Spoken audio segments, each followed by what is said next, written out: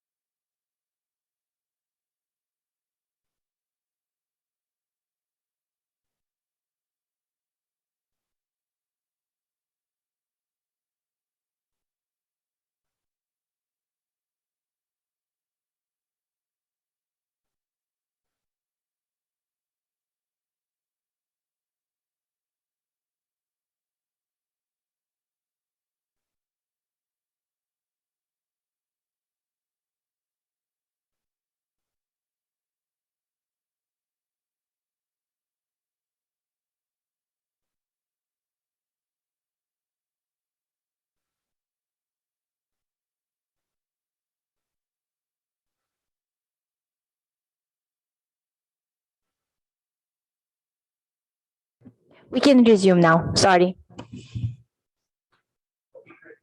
Okay, great. Thank you very much for that pause there for technical difficulties here in chambers. I think we're up and running, and we're going to just do a director's report.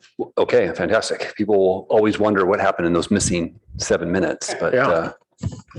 So welcome to our YouTube viewers who I think were not hearing audio at the time. Looks like we're back and ready to resume, and lucky for everyone else because we were just about to go over the director's reports with some important information that everybody should know. One is, as I was mentioning, a code enforcement officer has been hired by the city. This is a 100% increase from the one code enforcement officer we have now. So we now have two. And so we're very excited about that. We expect this person to begin next week. And of course, there'll be some time to onboard and do some training. And this individual will be helping us with our leaf blower enforcement, which I know is a matter of community concern. And so we're looking forward to advancing that as well. Last night, or 2 nights ago, Monday, the city council accepted a grant from MTC for $800,000 so that we could study a downtown housing plan, looking at opportunities for housing in the downtown PDA, priority development area. And so staff is currently working to identify a consultant to assist us with that process. And we anticipate going back to the city council in June with a recommendation to begin that process. We expect that it's going to take about 3 years to complete. On May 2nd, we are going back to the city council with an update on, or a request for an extension to the retail ordinance. This is a matter that the commission took up, I want to say 2 weeks ago. We're running into some timeline constraints, so we're going to ask for a 6-month extension, and we'll come back to the commission for that public hearing shortly. Okay. And let's see, your next meeting is April 27th, so next week. We have 2 items scheduled at the moment, actually 3. One is a parcel map at 1033 Amarillo. That is including a parcel map with exceptions, subdividing one large parcel into 3, I believe, 2 or 3 lots. And we're going to bring before the commission a discussion and recommendation regarding the downtown in lieu parking ban, which is also set to expire. So we'll be, and this is for office space above the first floor. And then you have your work plans that you're going to finalize and send on to city council next week as well. And that concludes the director's report. Questions from commissioners for Director Light?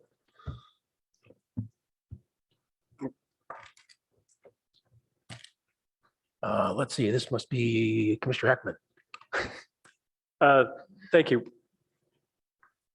Director Late, I don't know if you have seen it, but in one of the pieces of public correspondence that we received a couple days in advance of this meeting, there was a question about the possibility of establishing a so-called quiet zone at the Alma El Camino intersection, where the train, runs through there and apparently fairly regularly toots its horn. And I was just curious as I hadn't heard about that process before, and I was just curious, how does the city process a request like that? Does that first go to transportation for review? Yeah, great question. I know it's a topic that's come up before. I do know, just from my own personal experience, there's some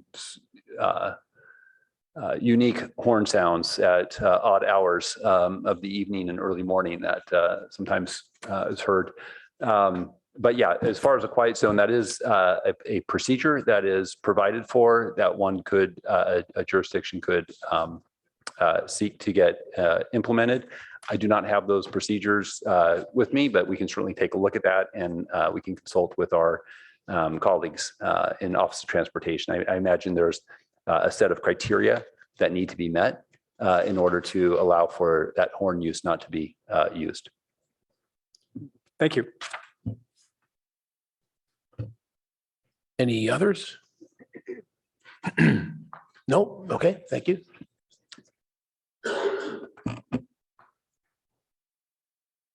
Okay, that's fine.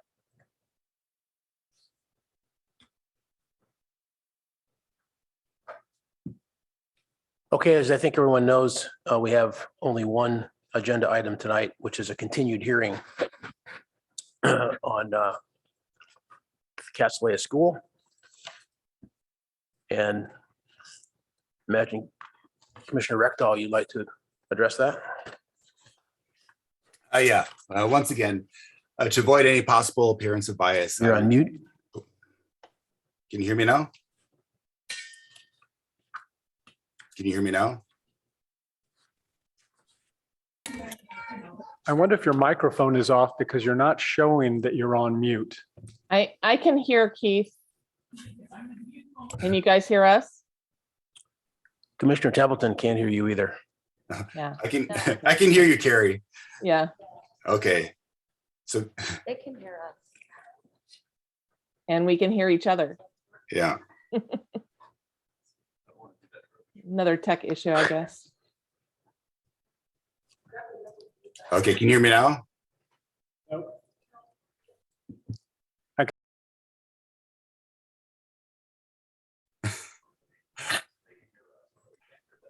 You can hear us, correct, commissioners that are online?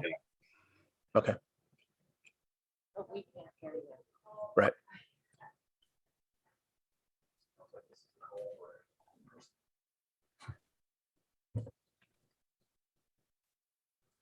So we're going to have to pause here because we have to get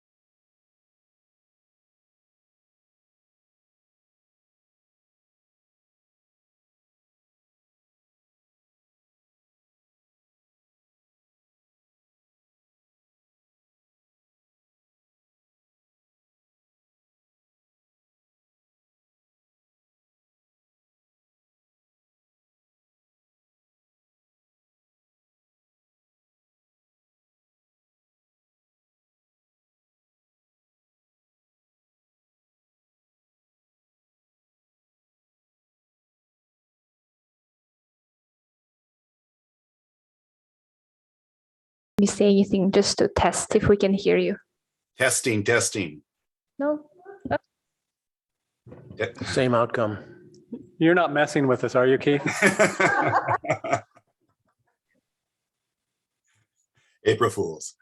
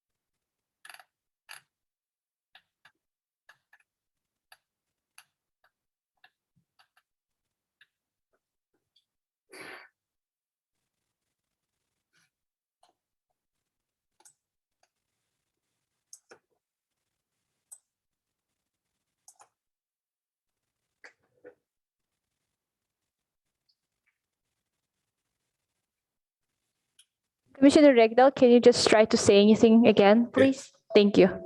Can you hear me now? Yep, Darren, no.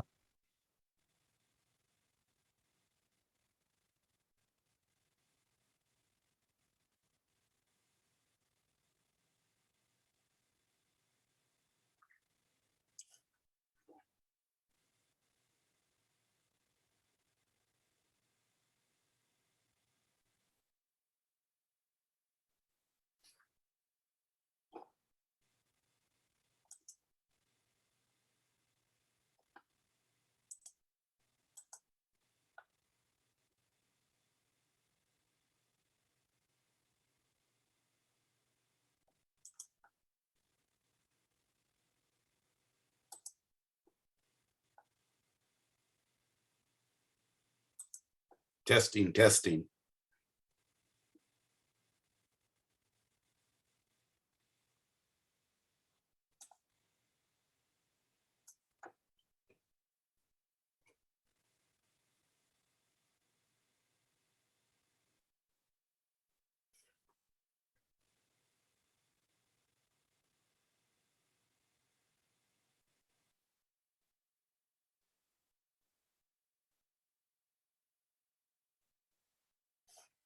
He is not. Yes, Commissioner Regdal, could you say something, please?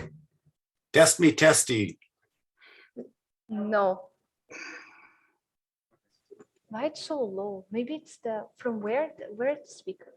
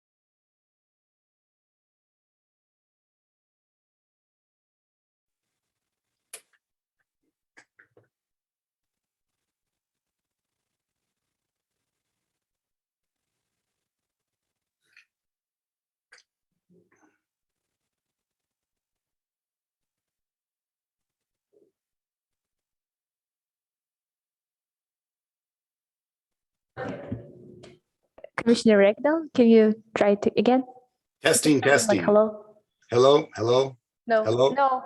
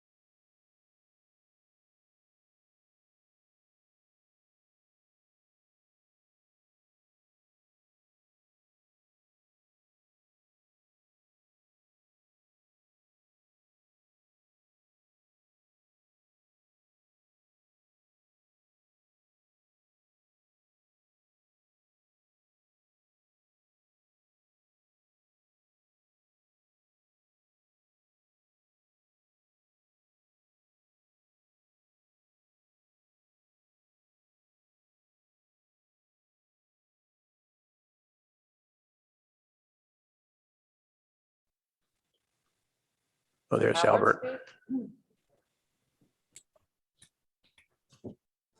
Testing. I can hear you, Albert. Yeah, it's obviously not an issue Albert's talking and we can't hear him. with us. Yeah, I agree, Albert.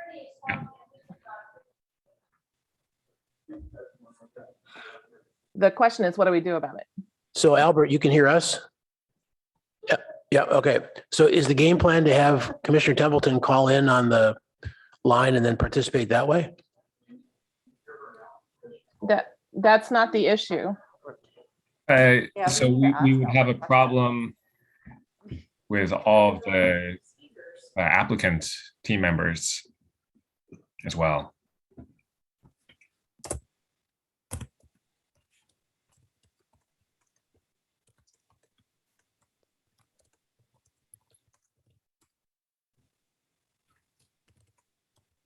This is Mindy Romanowski. Can you hear me? I can start my video. Yeah, everyone on Zoom can hear each other and the chambers. It's for some reason the chambers isn't able to hear us. So could the people in chambers just go and get on Zoom since it seems to be working for everybody else? They are on Zoom, and that's why we can see the video of the I chamber. mean individually rather than trying to use this big city system. So that this isn't working. This is Amy, and I've just turned on the volume on my laptop. The problem in the chambers is we can't have the volume on our laptop and have our microphones on, but if we could speak into the. Well, I mean, this is a tech issue, right? Like tech support should be helping. This is a regular occurrence now for 2 years, so.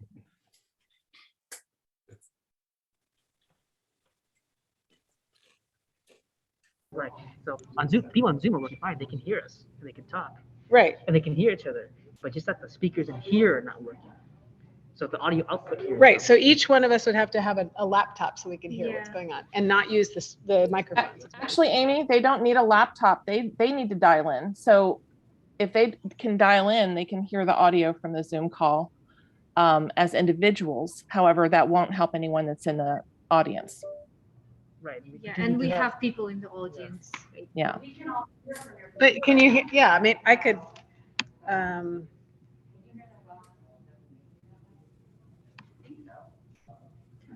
If we had other laptops that we could have each one of you have, and you could. And then if everyone talks and their mic will be on, it will be echo. Oh, no, they don't put the Right? mics on. Just use this instead. I'm not using a mic right now. I'm just using this. Yeah. And they can hear me. And just to set the bar, you don't need a laptop. All you need is a phone to All have you need is audio. Yeah. Yeah. We have to be holding the phone. So you could be watching it on the TV and then use your phone to speak through Zoom, right? But the thing is, if they're using the phone, they still can't hear unless they put the phone up to their ear, and they'll be holding the phone for like 4 hours. Unless we have a laptop.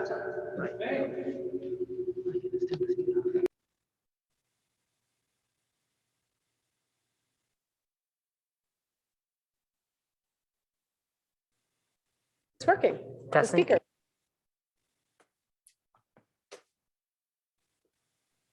Testing, testing. I have my. Oh, we hear her. Uh-oh. Indeed it was. Good, Commissioner Regdal, could you also say Whatever something? you did, Carrie, do it again. Testing, testing. Yeah. We can. What did they do? All right. Do it some more. We didn't do anything. That was your IT guy or gal. So thanks to them. Okay, so are we live now? We have been live all this time. I couldn't hear, sorry. Yeah, we're live now. Yeah. Okay, we think due to some mysterious divine intervention that we are now back up. Yeah, this is really going to mess with our ratings, but It will mess with our ratings. But let's proceed and hope that all the things are fixed and we can continue with this item. okay, if not, we have a plan B. If not, plan B is Okay. the four of us here go home and get on our computers, and 5 people in the audience are going to have to do the same thing, but hopefully it's fixed now. Okay, so I had announced, but I'll repeat that there's only one agenda item tonight. And this is a continued hearing from 3:30 on the Castellea School. Public hearing, quasi judicial, requested CUP variance, et cetera. And that's the only item. Private school in our R1 neighborhood, operating, of course, under an existing CUP. Just once again, I wanted to thank from the audience, all the public comment from last meeting.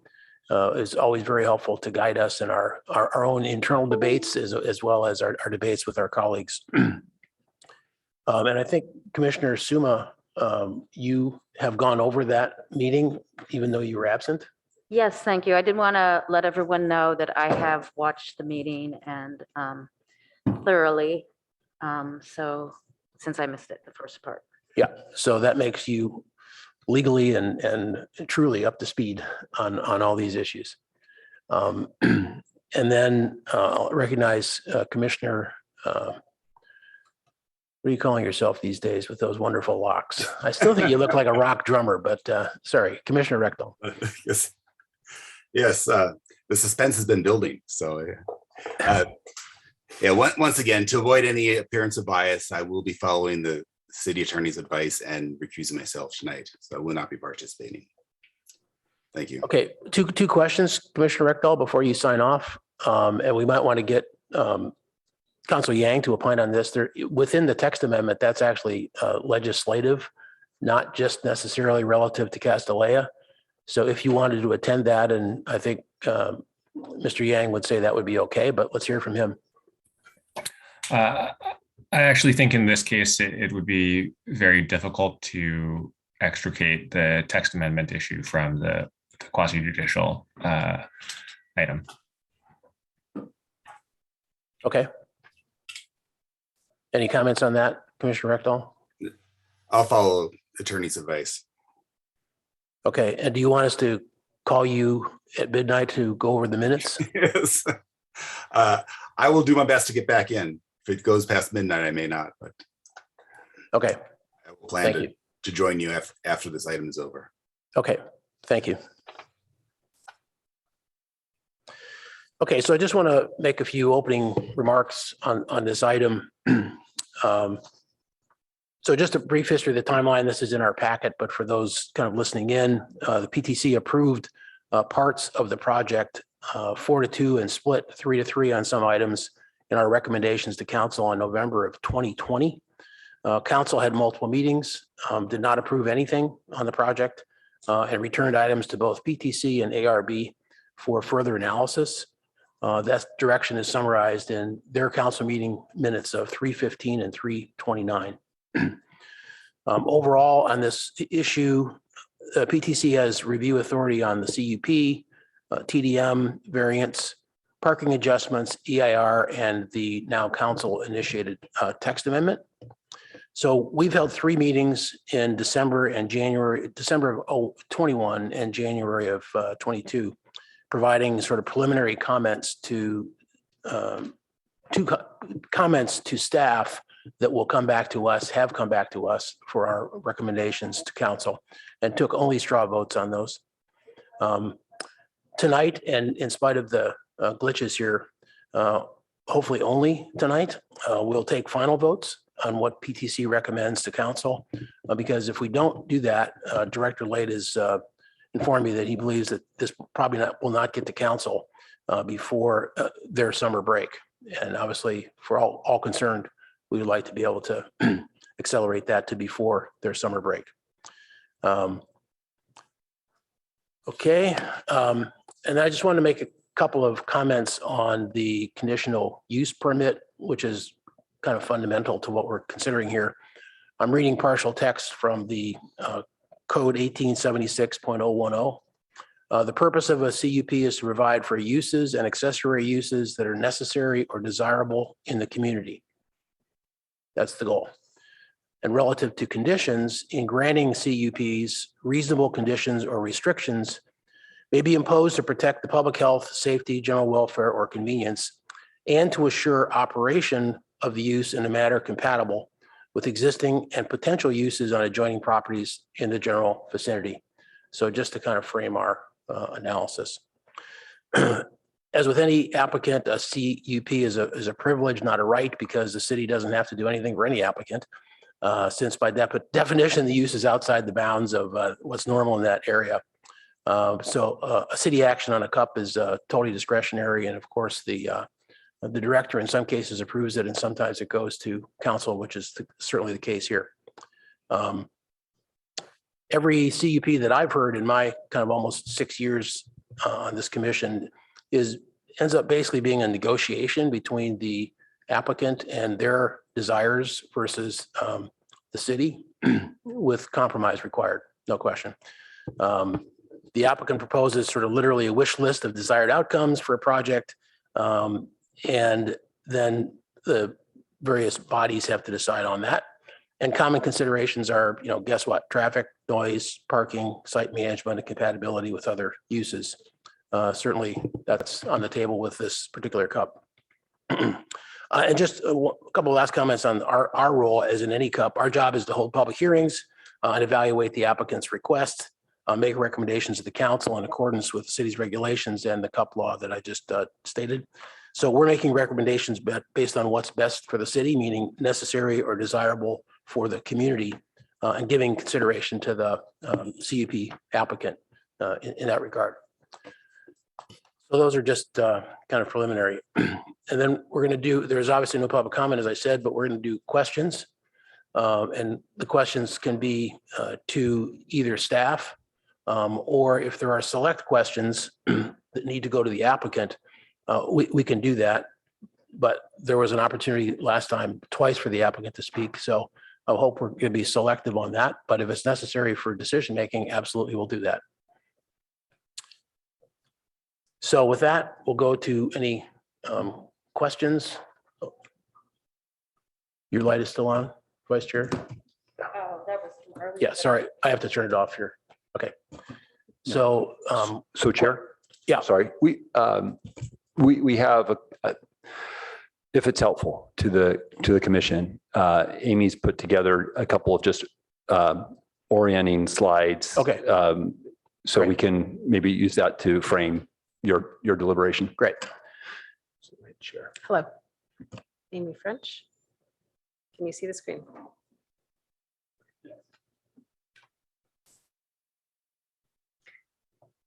So you've basically described what occurred back on March 30th, I believe, to talk about why we're here again on April 20th.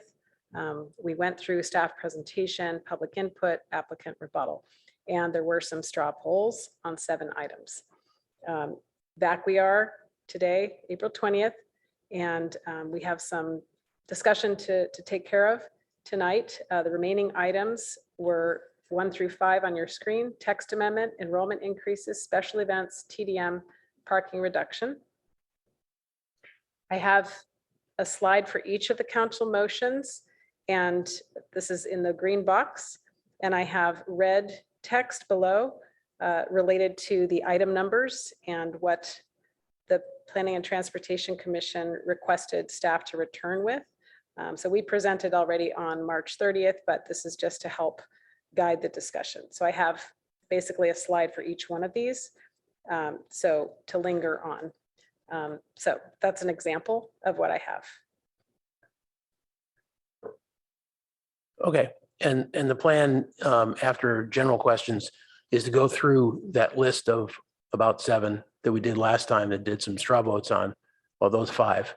And then at the end, we'll go back and sort of do some catch up on stuff that we, some of those small ones that we did either said, we don't want to address this, or we do 7-0 in 1 minute or stuff like that, because that should be in the formal recommendation to the council.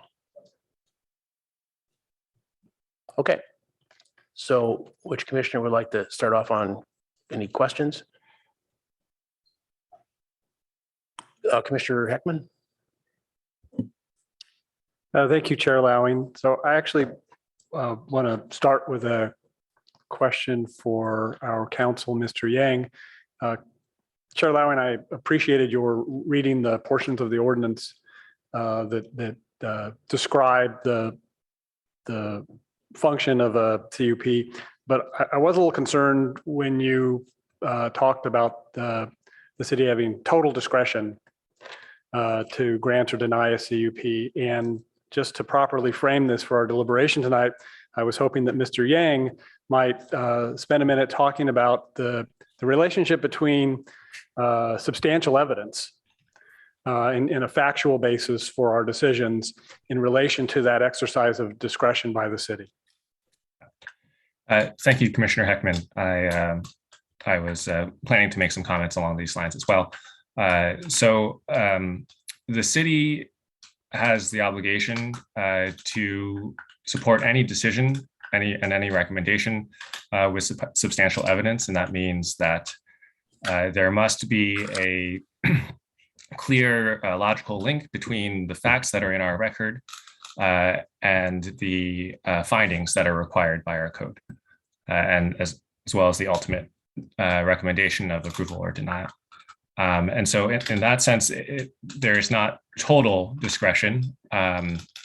We are still bound by what is in the record before the commission.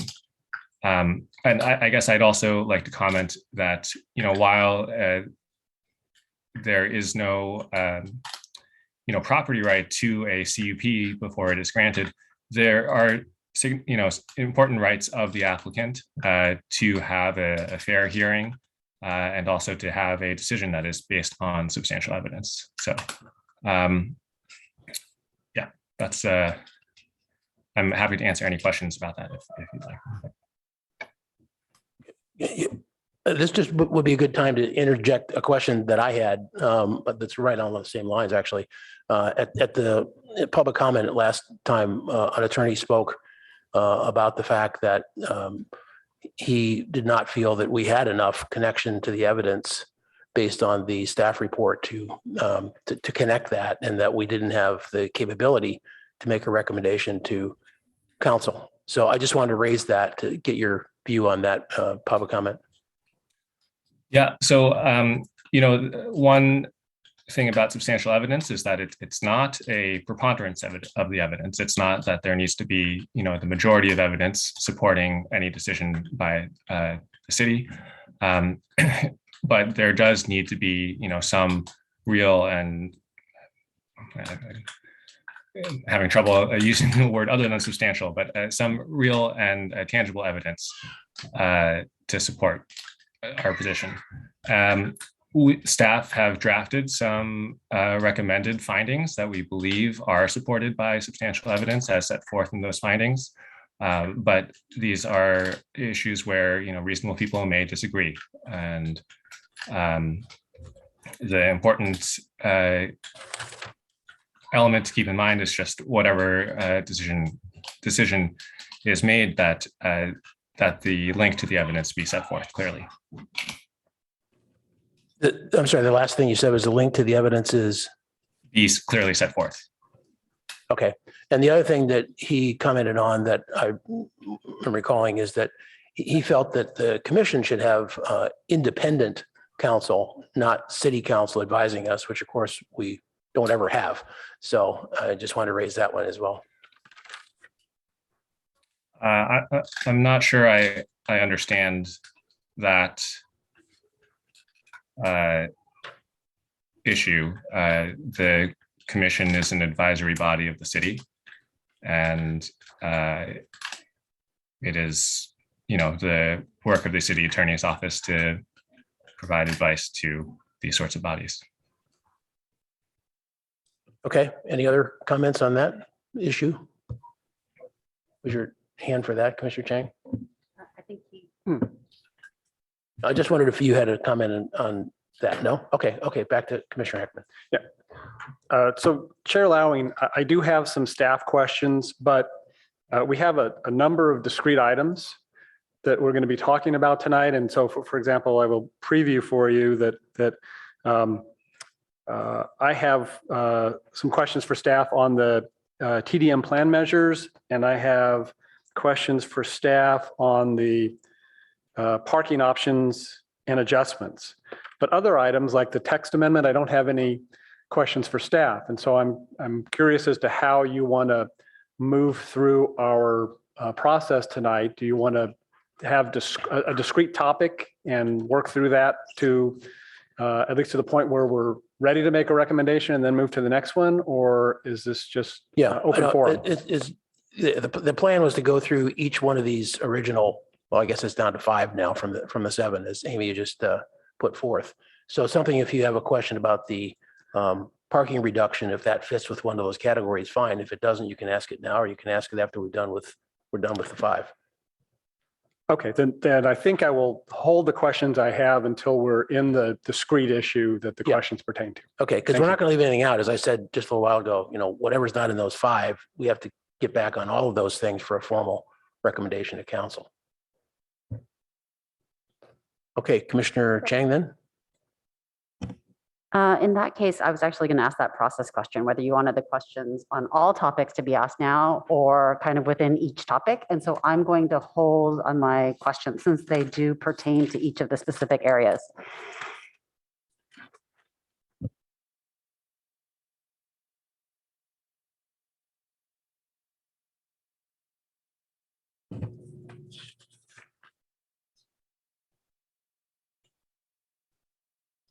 Okay, I have a couple more, but I can do that same thing. Any other general commissioner questions? Okay, so the first item, I believe, is the text amendment. Yes. Would it be helpful for me to show the screen? Probably, yeah.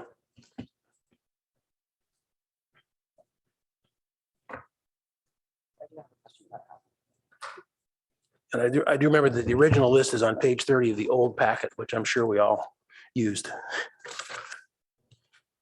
Yeah, Commissioner Chang?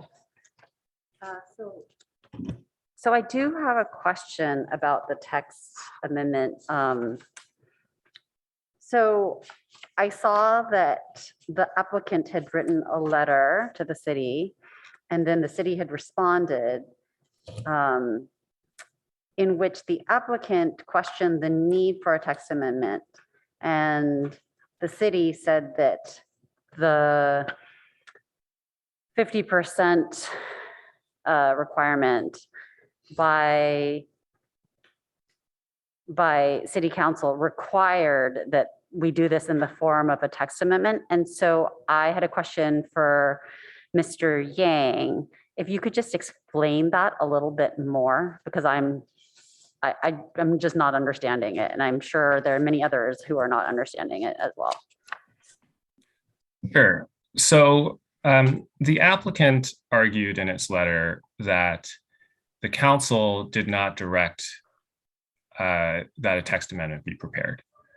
And their position is that our code allows, not only allows below grade parking, but it already exempts below grade parking from floor area, from gross floor area in the R1 zone. And staff believe that the council clearly rejected that position and that interpretation of our code in March 2021. Moreover, what the council directed was that floor area for a below grade parking facility could be exempt as long as no more than 50% of the on-site required parking was placed below grade. And one of the points that was made in the staff response to the applicant letter is that that concept there's no way to find that our current code as written, supports that concept, that the below grade parking should only be exempt if it's less than 50% of the required parking. That's a completely new idea.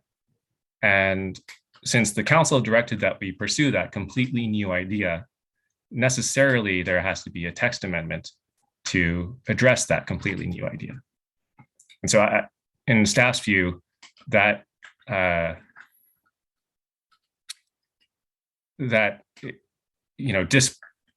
disproves the applicant's contention that the council didn't direct a text amendment here, because the council directed us to come up to, enact something that is new and has no basis in the existing code. Thank you, Mr. Yang.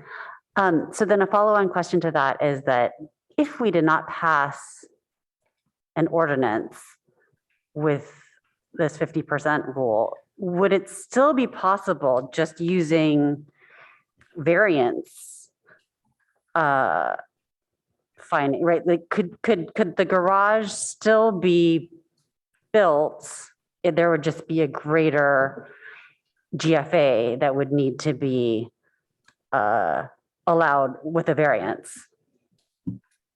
In theory, yes, that would be possible. And it's a question for the commission and the council whether they believe the findings could be made for a variance at that higher GFA, including the floor area of the garage. Understood. Thank you. Other commissioners on this point? Questions? We could just take it right through to a motion. If you want to do questions and motions on the same time, we'll just do it. Yeah, Commissioner Ekman.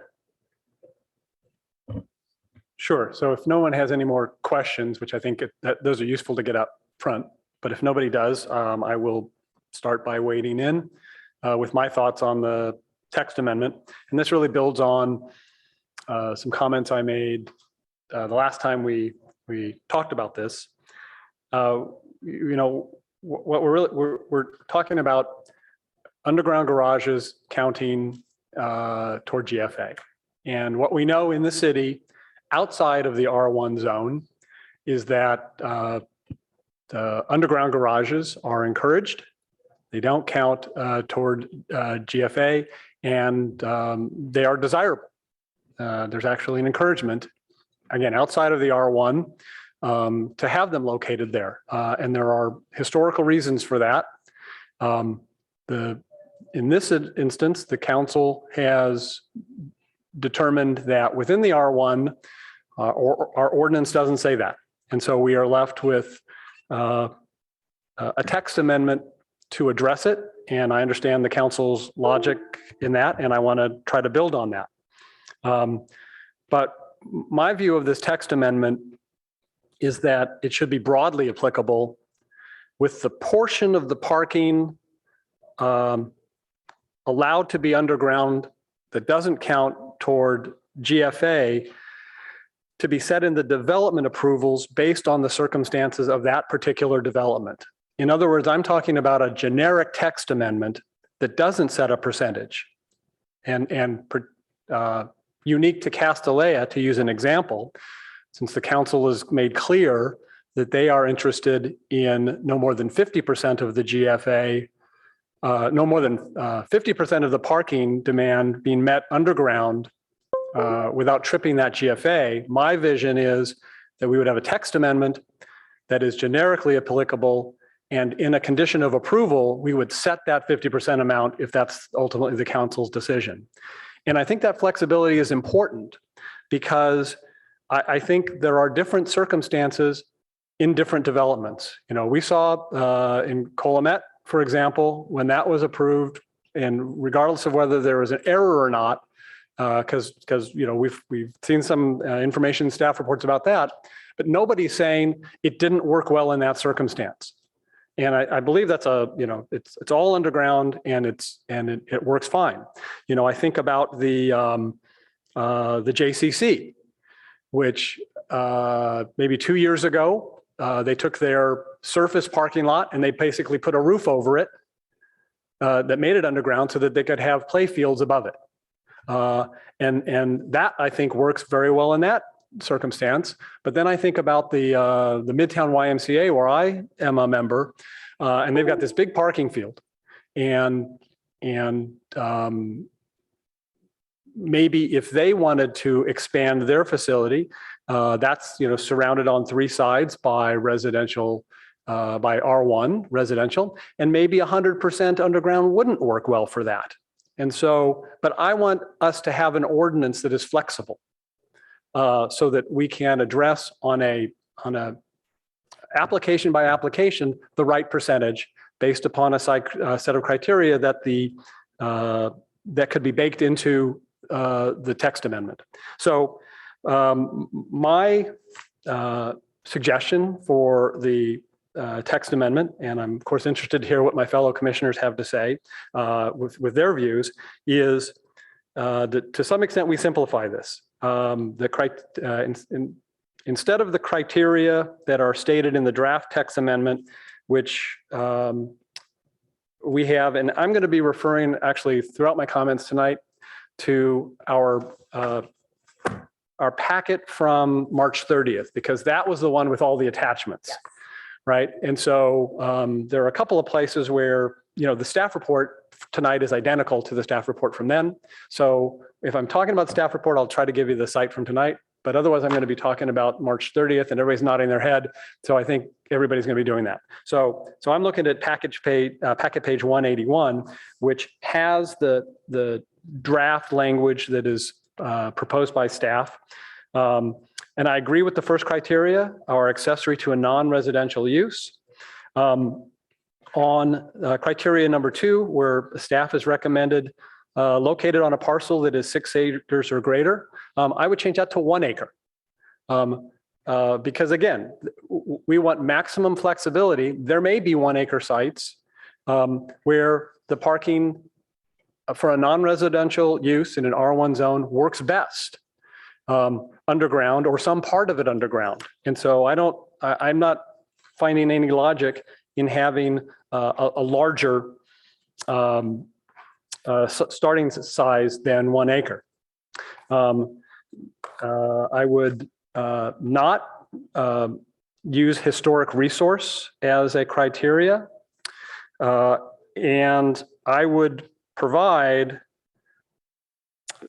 instead of a fixed percentage, like the 50% in the draft ordinance on page 181, that the percentage of allowed underground parking is the percentage set forth in the development agreement.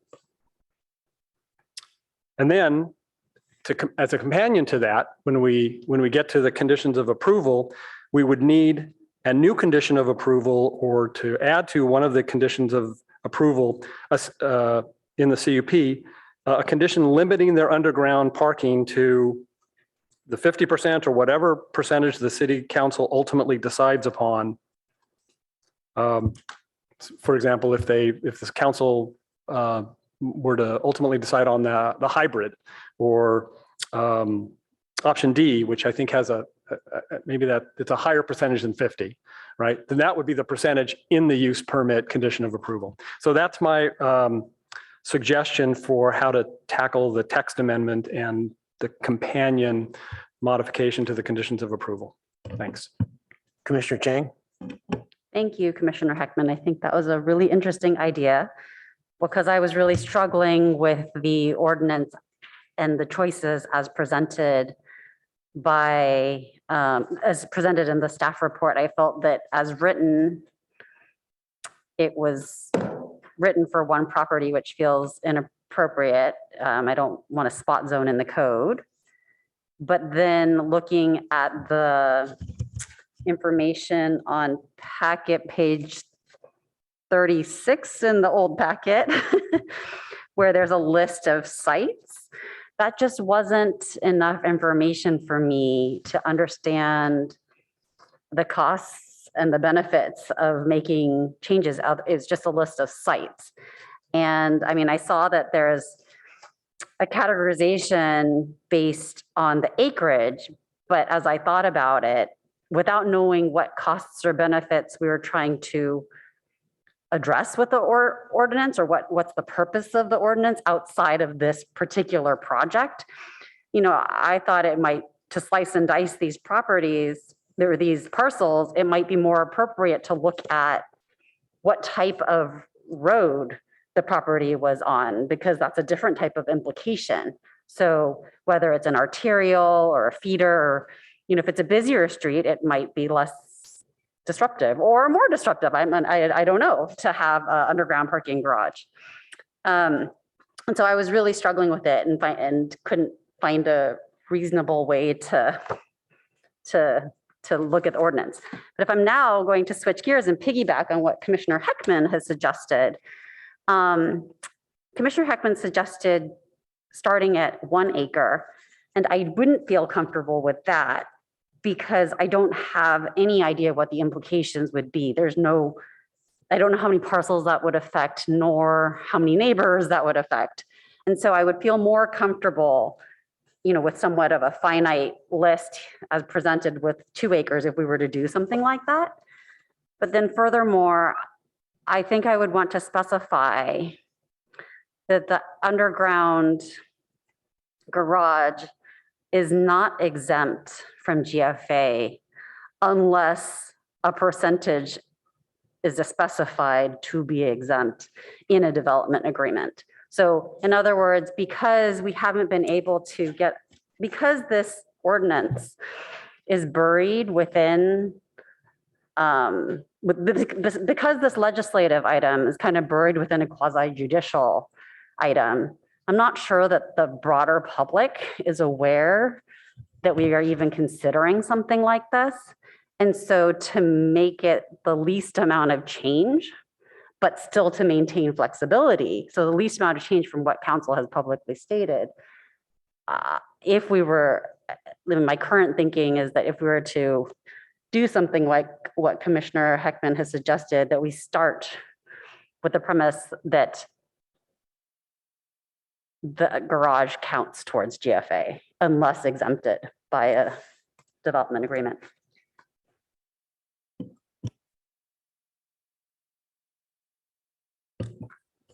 Did you want other comments first, Commissioner Heckman? Or? I just wanted a clarifying question of what Commissioner Chang just said, because you mentioned a couple of times development agreement, and I wondered if you meant condition of approval or if they were interchangeable. The GFA counts unless the parking percentage that counts is listed in a condition of approval. I think I would defer to Mr. Yang about something like that. I don't know what the appropriate vehicle is. I understand the gist of what Commissioner Heckman is suggesting, though, is to do these on a case-by-case basis. Yeah, so I'll weigh in from staff. So we do not do a lot of development agreements. So our preference would be through a CUP or that would be one way to do it. Another way, I think Commissioner Heckman said, through the development review, which could be any process application type that we have. But I think perhaps we use a CUP as the mechanism if this notion goes forward. Sure, a CUP definitely seems the most appropriate, and I believe all these uses in a R1 zone require a CUP anyway, correct? Yep. Yeah. Thank you. Commissioner Suma, Vice Chair Suma. Thank you. And I want to thank staff for responding to us by providing the list on packet page 36. And, but I agree with Commissioner Chang that just there wasn't enough information there to really understand the impacts, and nor do I think we would be able to pursue that as a citywide ordinance, because it would be a big change in a timeline that was agreeable to the Castellea applicants, because I think it would take quite some time to have a study session and, for staff to prepare it and go through the whole process.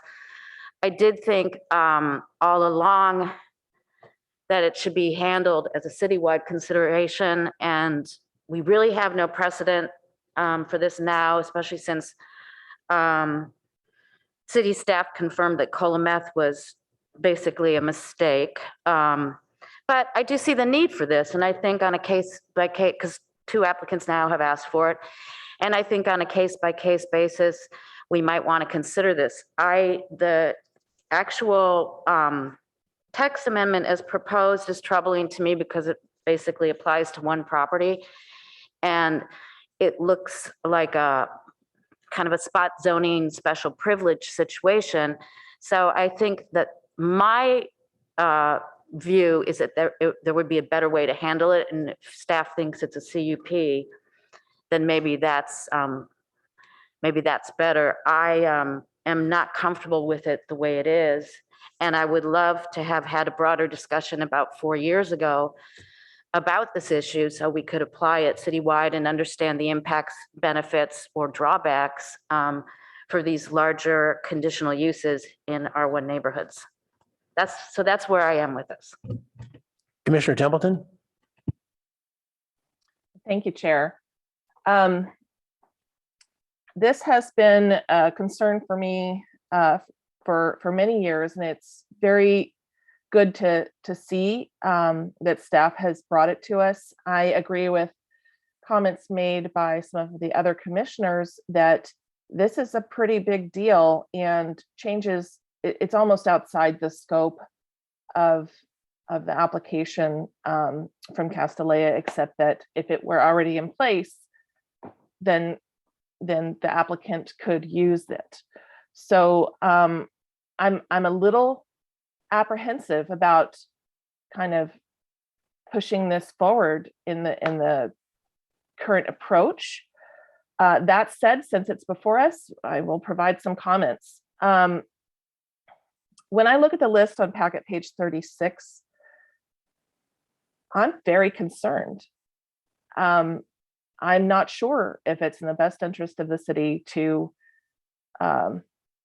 build underground garages or permit underground garages in all of these locations. They're, as I try and imagine it feels very different than what we have done. And the areas which these properties are located are different than the areas that have underground garages already. And so I have a serious pause when I read this list and try and understand how we want to apply.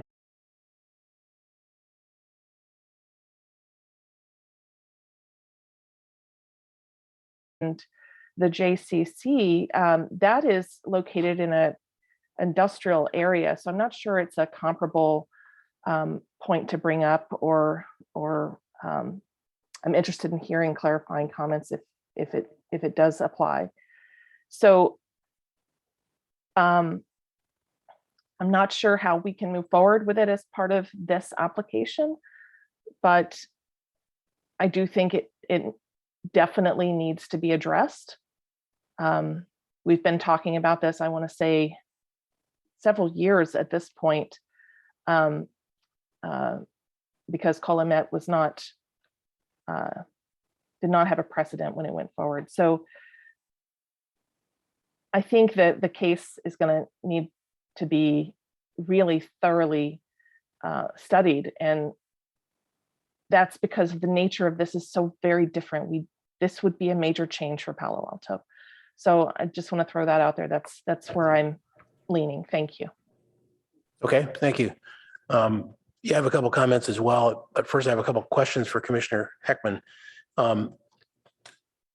Clarification questions. So is your intent to primarily have any of these flexible things be adjudicated on a case-by-case basis, you said, relative to what below ground parking is coded as FAR? Correct. Based upon if you want to look at packet page 36, if any of those uses applied for a redevelopment or a change that we were proposing an underground parking garage, then as a part of that approval process, the city would decide what percentage from 0 to 100% of an underground garage would be excluded from GFA. Right. And so I'm going to ask you a question, which I know is not the right legal wording. That's your department. But isn't that more or less doing spot zoning for every project? If somebody is deciding what percentage is going to count against FAR? Well, in the sense you're asking it, then every condition imposed on the use permit is a case of spot zoning. For example, the TDM we have in the present case, we've never seen a TDM like that with all of those requirements. So rather than use the term spot zoning. Okay, I'll rephrase. Yeah. Tailored. Aren't you, to make sure that this applies fairly to all, why wouldn't you determine one percentage and that's it, unless they get a variance? Well, in my view, because every piece of property is unique, and that's why we don't, for example, have one set of conditions of approval for every CUP. Every use is going to have its own unique attributes, and the struggle that we and the council, frankly, have gone through on this item is to figure out, faced with the particular Castellea issue that we have in front of us, what's the right percentage?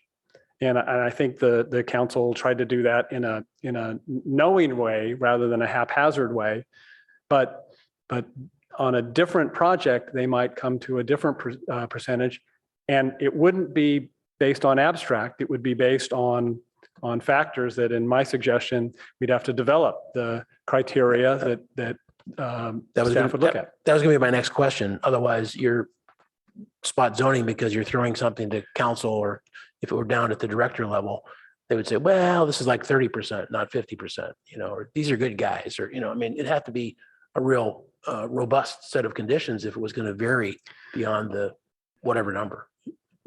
I agree. It would have to be a set of criteria that looked at impacts of the underground parking on the particular location of the property, which is what the exercise we've been going through here for 3 years. Yeah. So a lot of my other comments are identical to what the other three commissioners said relative to it's still, the way it's written right now is spot zoning. Probably looking at combining this with the variance that is being considered anyway for Castellea would be the way out. I want to say that staff did the first step of what we asked them to do in our feedback, which is to give us some samples of properties that would be affected if we spread it out, because we clearly all all of us present feel that there should be something applicable to the city if we're going to do it, not to just one property. But as two of my commissioners flanking me said, that doesn't really tell us the impacts on the area and so on. So I think that the creativity that Commissioner Heckman has come up with is good. I don't think we're there yet. I'm not sure that it's going to get us there on this item. That's tonight. Yeah, that's the problem I have with it. And the only way that I can think of, and this is just thinking off the cuff, is if we came up with some general process with consideration for Castellea that we hope is going to flow into the other process, but that's not the best way to make policy on something like this. This, from the direction of council, we've been directed to come back with some text amendment, and it seems like they are keen to get that, but are already putting the judgment on it with the direction that came in the text amendment, that they'd rather only have part or none of it apply to the FAR. So it seems like they could make that same individual judgment through the variance without even dealing with this at this point. Your hand up again? Okay. Commissioner Suma. Quick question for staff. Can you remind me, there's 52, can you remind me of the parking below grade that's being proposed and on site at grade? Yes, Amy French. 52 spaces, which is half of the 104, are proposed in option E. In option E. Excellent. 52 in the garage, and how many at grade? 37, which is the 26 surface spaces shown in project alternative 4, plus 11 spaces added in option E to the surface because of the pool adjust to save tree 155 and the removal of the ramp. And then there's also the 54 spaces in the public parking spaces on the 3 sides of Castellea that are being proposed. And the reason I'm bringing that up is because when we talk about I think that I'm not sure how we are proposing giving those to Castellea. Right now, it's an informal arrangement. And I bring it up now because it seems like the appropriate time, but if they also have 54, I believe it is, spaces that are public parking spots on their side, basically the street, I wonder if we're giving them 54 free spaces and 50% in the garage, if that makes sense. And I don't know how to count the 54, and I don't know how we are going to handle their use of that. And in my thinking about it, so we don't give away a public resource permanently. And I don't know if anyone has thought of this or the council really thought of it, but I was wondering if there would be something like an annual lease of those spots. If I could respond through the chair. Yes. Okay, thanks. This application does not state that they have a right to those spaces. It's a gentle person's agreement with the neighborhood that they are operating under, that the city has not sanctioned as part of any use permit. This is something that they are doing, that the neighborhood has come to some agreement about. Don't park on our side, we won't park on your side. It's not something the city is overseeing or giving away or anything related to conditions of approval. This is something that's right, but they're street parking for everybody. They're counting on it in their parking plan. They're counting on those spaces. I think they did. It's not necessarily a parking plan. We asked them to do a study of the demand. And so they were counting those street spaces in response to a request to understand what's happening in the neighborhood and the parking demand. So that's why we got that report that talked about so this. they were included in Castellea's parking demand. Okay, I understand they're not included in the project request. Correct. Or project application. But Castellea feels that they need them.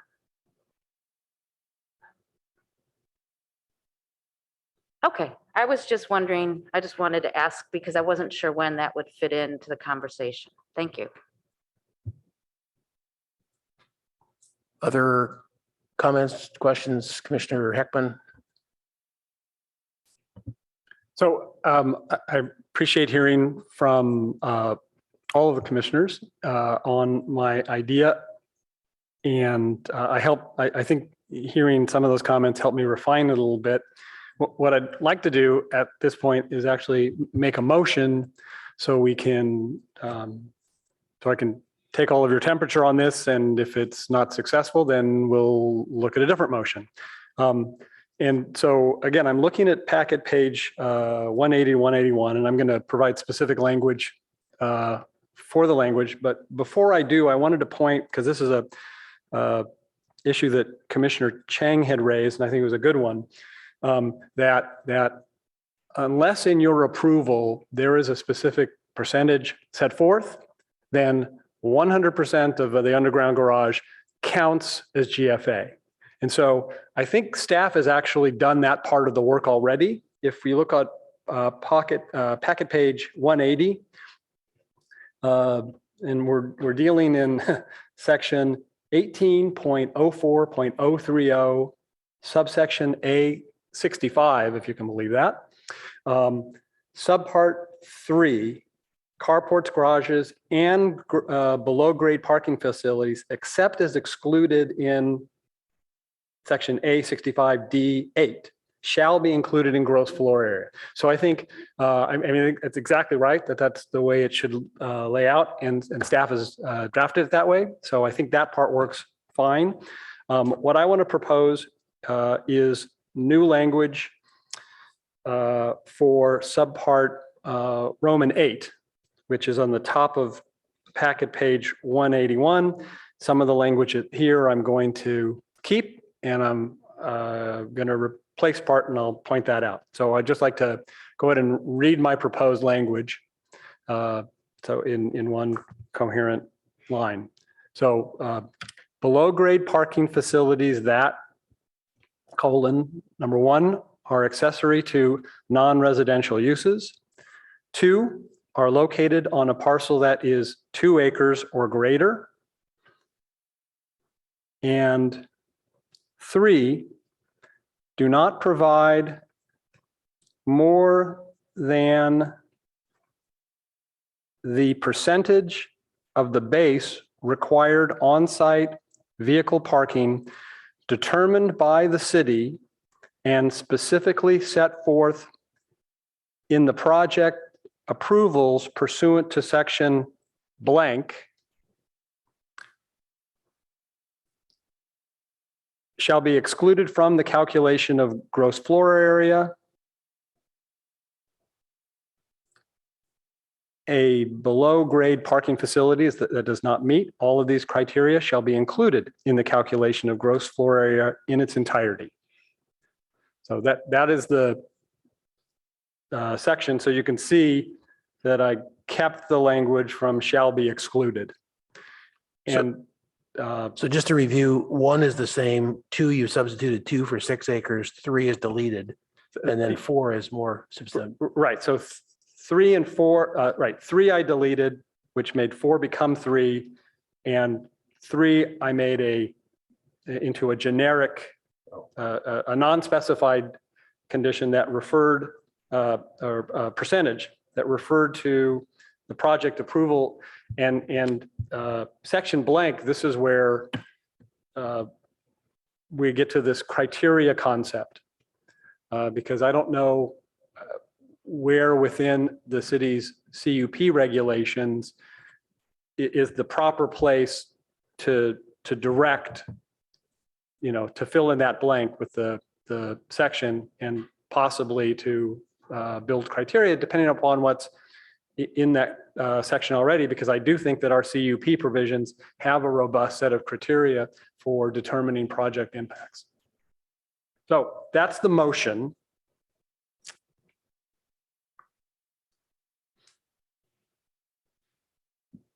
Comments? Commissioner Templeton? I'll second it. Okay, so now we can have discussion.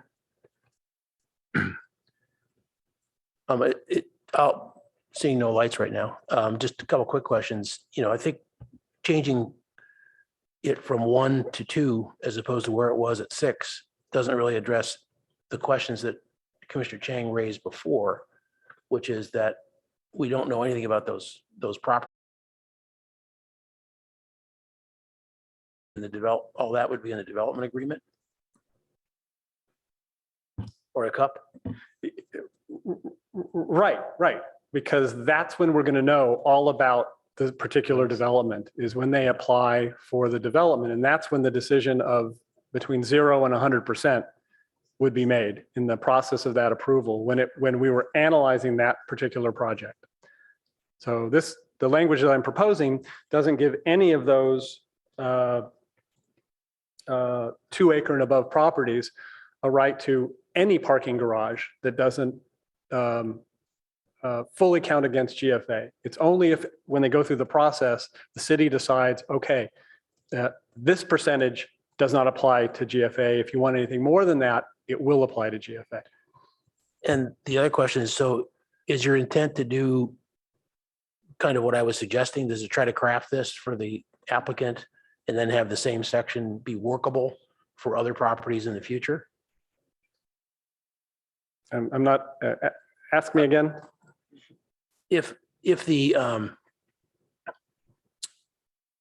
do you feel like the language there allows us to apply this to Castellea, and the same language allows future councils with some criteria that you discussed before to apply it to other properties? I do. And in fact, the nice aspect of doing it this way right now is, while in the long run, I think it would be useful to develop some specific criteria. We don't need that for Castellea because the council has already decided pretty much what that percentage is for Castellea. And so, and again, maybe they'll be persuaded to some slightly different number or not, but we don't really need the council didn't need the criteria that we haven't yet devised to come up with a number for Castellea. So they can just plug that number into the conditions of approval if it's 50%. And the text amendment that I've proposed works seamlessly with that. And then staff can get busy if in looking at our CUP ordinance, if we need some additional criteria, because again, from staff's perspective, this is a new concept because they had a different read on this ordinance historically. And so if they think we need to build in some new criteria, I think we have the luxury, a little bit of time before the next underground garage in an R1 by a non-residential use might present itself.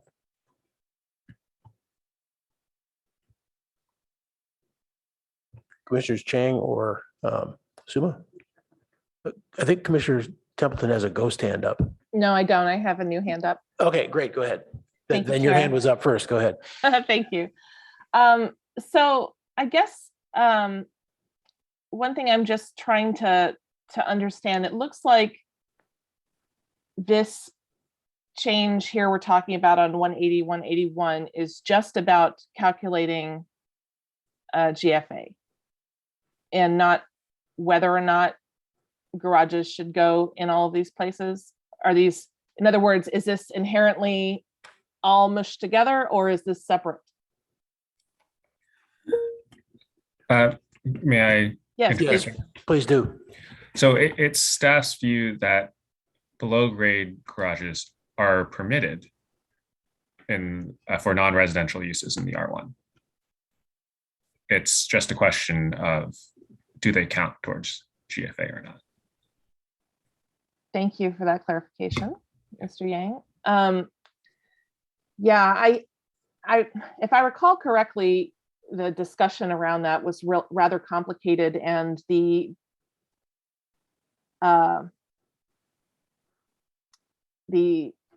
reason it was believed to be there is that it wasn't explicitly not there, and this is making it more explicitly there, if that makes any sense. And so, you know, I don't have a problem at all with the calculation portion of the program.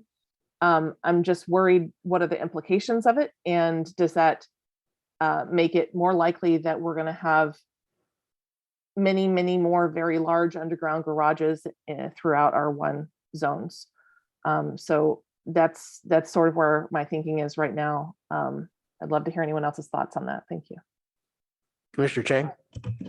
I echo Commissioner Templeton's concerns. And while I think this is a good solution for Castellea, given the conundrum that we're facing, where I'm most concerned now about the proposal on the table is sort of how, I don't know that we've received kind of adequate public comment on this, because this new idea is very different from what was proposed. And I think, like I said earlier, kind of buried under the heading of Castellea. And so I worry about those larger implications. On the other hand, what gives me a little bit of comfort is that we've talked about the actual number determination. I mean, in my view, based on what City Council has said, it is legal for there to be an underground garage in R1.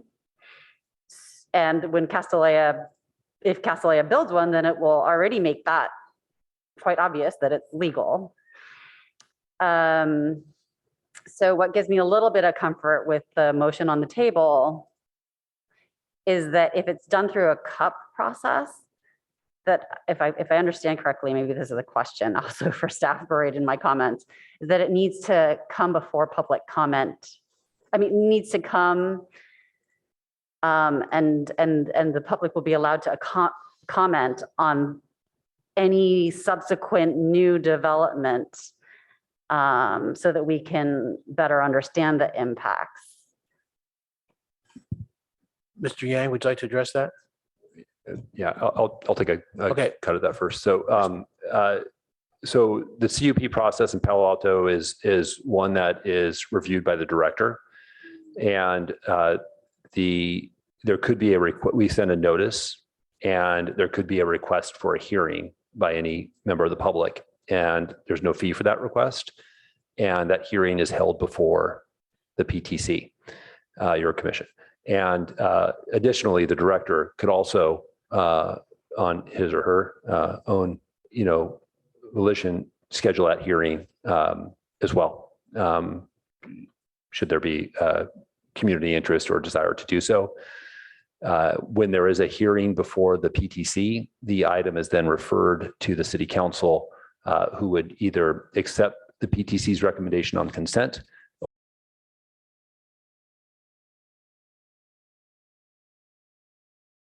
I'm still not quite sure. It's a new idea, so I'm not entirely sure how this sits with me, but I don't think I could vote for the motion unless it were clear that an underground garage GFA exemption could not happen without a public hearing.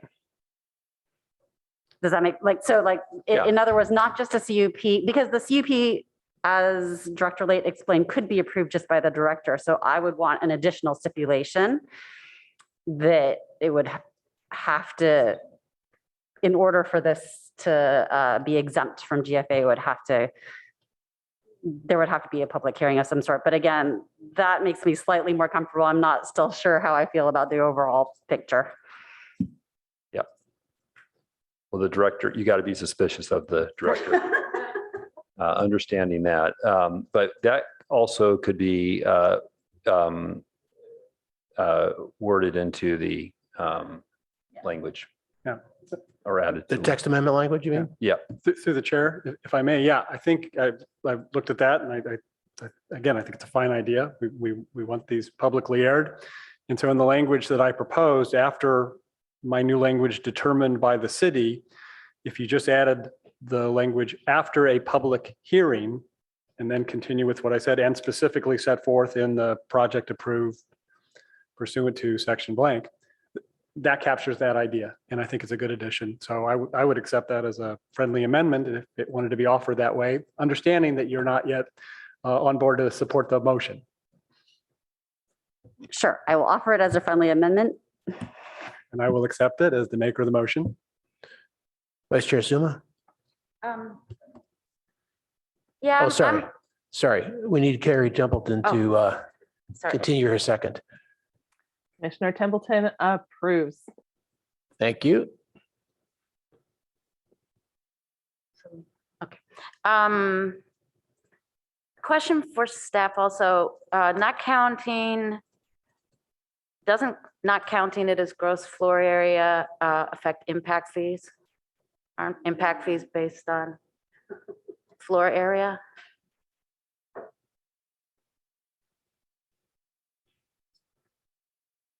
Yeah, give me 1 minute, please. Yes, that's correct. Oh, okay, thank you. So I'm not, I mean, I understand that this is something the council wanted to do in this case for this applicant in this location. And I'm just not convinced it makes sense in, I don't know how many, 15 or 16 of the other locations that staff offered, which would fit in at 2 or more, 2 acres or more. I'm not sure, since we haven't considered, as Commissioner Chang said, this is a new notion and we haven't really considered it. I don't feel comfortable making that decision this evening. I think if the council still wants to do this for this applicant in this location, they should do it through the CUP or whatever vehicle staff thinks is the best. So I'm still not 100% on board with this.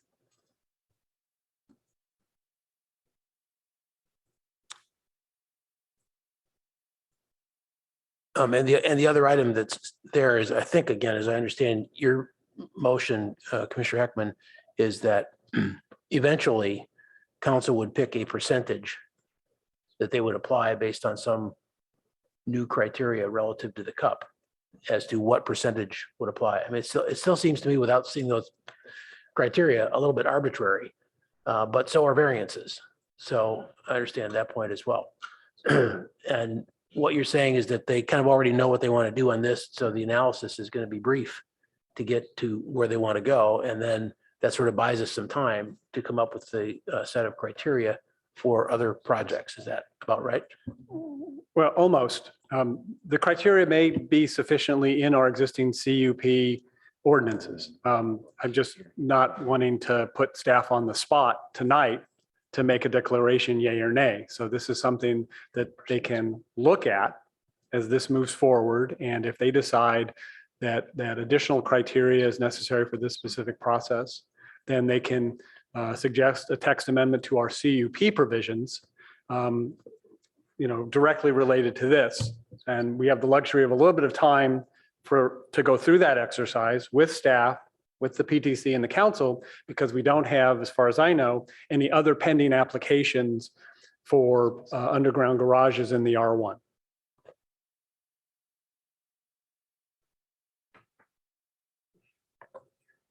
Vice Chair Suma? Yes, I also had a look at our Bible, the comp plan, and policy policy L-3.5, avoid negative impacts of basement construction for single-family homes on adjacent properties, public resources, and the natural environment. And I note that we are, as a community, we have a sustainability goal that is based on reducing greenhouse gas emissions, and that underground basements use a tremendous amount of resources and they displace groundwater and aren't very desirable. So once again, I think that the council has made very clear what they want to do for this applicant in this location, but I think it's going kind of the wrong direction to encourage more folks to do this for environmental reasons. So I just thought I'd add that. Thank you. Commissioner Chang? Commissioner Suma's comments, both about the environmental impacts as well as about the impact fees, I think have convinced me that I don't know enough about the implications of the motion on the table at this time to be able to vote for it. Thanks. So it seemed the only, I guess I'm asking Mr. Yang this, but the only alternative to addressing this is just to basically go back to council and say, we think you should add this to any decisions you want on the variance, because it needs to, in our judgment, it needs to apply more broadly. And we don't have enough data to make that motion tonight. So I'm just kind of fishing for, where can we go to meet the council's request here? So I guess in staff's view, council's request was for a text amendment that would apply this, and staff proposed that it apply very narrowly. And I guess what I'm understanding your question to be is, can they apply it narrowly in a way other than the text amendment? And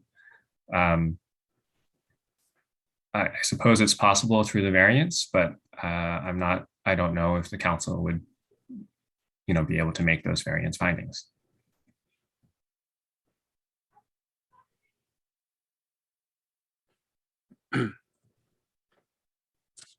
Okay. But it does seem that that's the only other recommendation that we could make, is that since it's, more or less spot zoning, they can handle it through a variance instead of do the spot zone, or try to establish this method that Commissioner Ekman has creatively come up with. Well, I guess I would suggest that the ordinance, that the narrowly tailored ordinance is the best vehicle to accomplish this. You mean the text that you have here? Right. All right. Yeah, Commissioner Ekman? Just to point out this, my view is that a variance is not a workable procedure for this issue. And in fact, the Castellea is not applying, the variance they're applying for is not an exclusion of underground garage gross floor area. The variance findings, which we're familiar with from Castellea, are there has to be some unique circumstance justifying a departure from the generally applicable rules. And so when you're thinking about any of the properties here on this list that are 2 acres or more, it's hard for me to envision a situation where the only way they could have parking is with an underground garage. Otherwise, they can't have parking on their site. Well, that's not going to be realistic, because you're just going to need to revise your development. And so I don't have any optimism that a variance is an alternative solution here. I think it would leave us with no solution. Just and it sounds to me like at least a couple of the commissioners, what they really don't like is the fact that even if we do nothing under the council's current interpretation, our ordinance allows underground garages in an R1. They just count as GFA, and all of the impacts, environmental impacts that we're concerned about occur. They just count as GFA, and apparently we collect impact fees, but those don't ameliorate the environmental impacts. Those impacts are still real. And so if that's the issue that some of the commissioners have, then I think that's a message that should go to the council. But it's not the direction they gave us for tonight.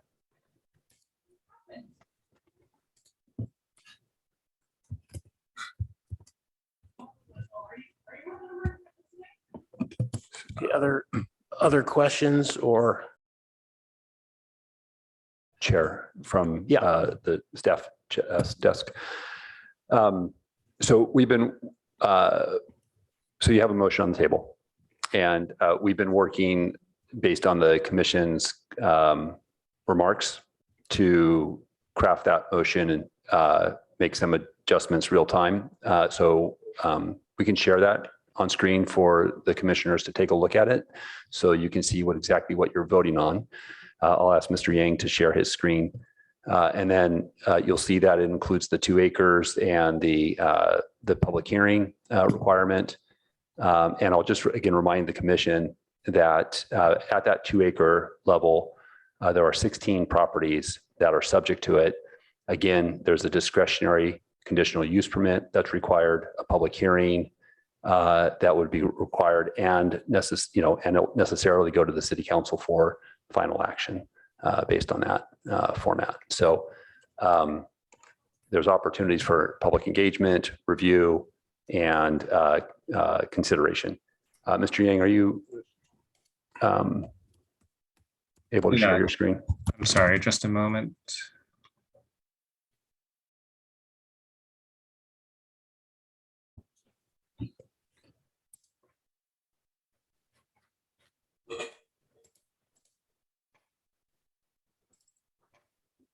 Okay.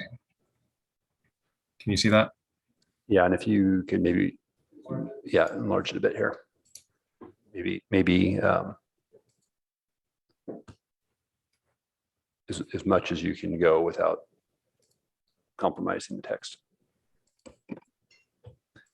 So this picks up after that provision that Chair Heckman noted, where we're already saying before this, it counts as floor area. So I guess two things to clarify. One, this is staff's suggestion on how to sort of save some words in the way that compared to Commissioner Heckman's motion. And I just want to clarify that the language earlier that states that it counts as floor area unless it's excluded here, that is staff's understanding of the current effect of our code. So that language is added above for clarification, but we don't believe that's a substantive change from what the council's directed is the interpretation of this code.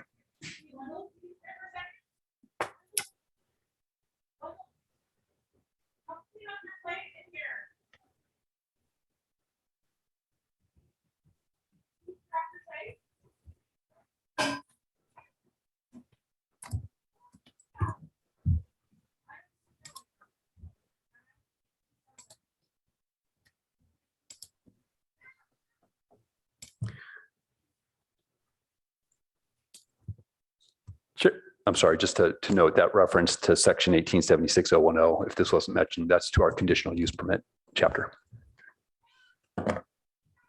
Commissioner Heckman? So a question of staff on the rewrite.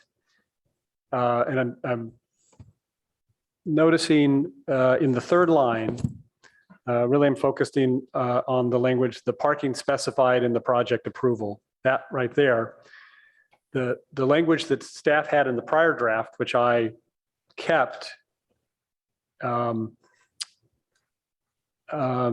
was the percentage of the base required on-site vehicle parking. And that's been replaced in this draft with the parking specified, which maybe I'm comfortable with that, but hearing some of the comments of my fellow commissioners who wanted maybe more precision, I'm wondering if staff, what staff's reasoning for not using its former language of the percentage of the base required on-site vehicle parking instead of just parking. Sure. I guess we're really just talking about a certain number of parking spaces, right, that we're comfortable with being excluded from gross floor area. And so whether that number is expressed as a percentage of another number, or it's just a number on its own, we're really just talking about that number. Does that make sense?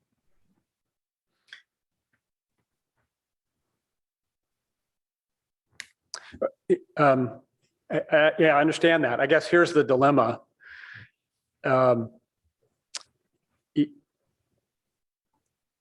When one of these comes to the city, if the city, and I'm just going to use an example, 100 parking spaces are required, and the city decides that 60 count and 40 don't, then the 60 and the 40 are both parking specified in the project approval. And so, so maybe, again, I did like staff's original language based on the percentage. I agree with you, Mr. Yang, that in the future decisions, they might be described in terms of a percentage, or they might be described in terms of spaces. And so maybe we can find a way to allow that flexibility while still providing this clarity. Yeah, no concerns from staff. We can add that percentage language back in. We were just trying to streamline it, but Understood. But that's great. That's fine.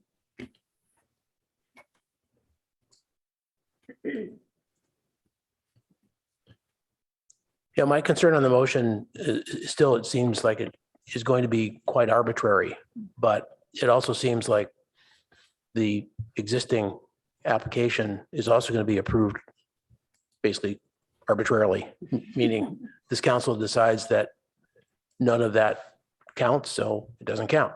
And in the next project, they could decide that 100% of it counts, and I don't get how they make that decision. So that's a concern, and we can't create that tonight. So we're kind of in a pickle because it seems to me that we either, pass this one, pass another one with different language, or vote that we're not going to pass one and ask for a variance, and then we haven't addressed their direction really.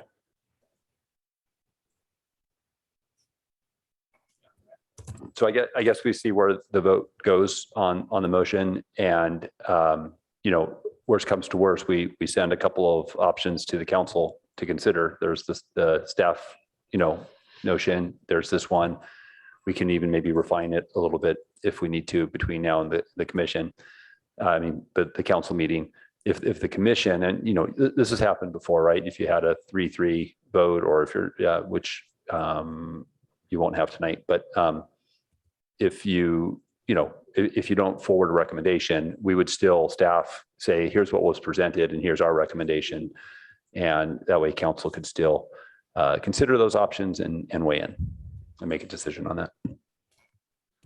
Yeah, and unfortunately, not on the table for us is our opining on what percentage of this should be counted or not. So that's a hands tied kind of situation because they've already decided that. Looks like the motion's been updated. I'm sorry? It looks like the motion on your screen has been updated to retain the percentage language.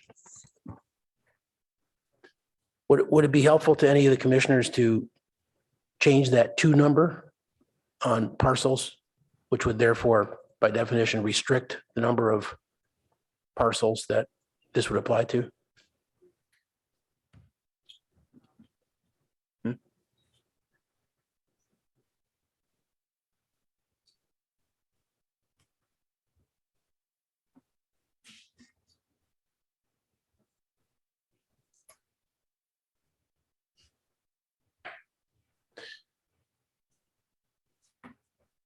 And so packet page 36 again has those breakdowns of properties that would be affected at different acreages and of the March 30th report.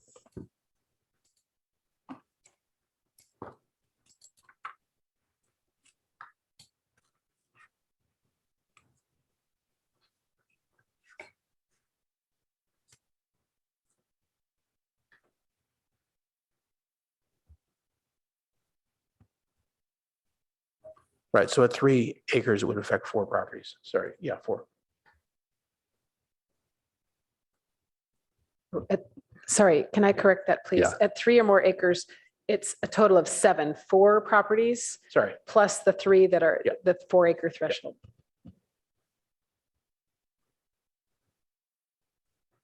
So does any commissioner want to change that number or not?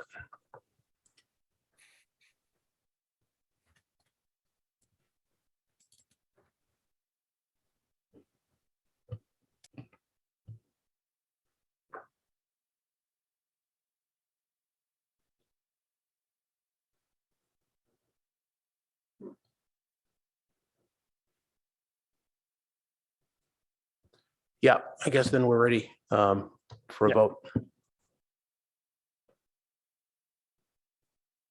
Could you please call the roll?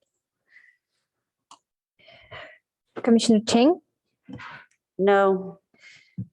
Commissioner Heckman, Yes.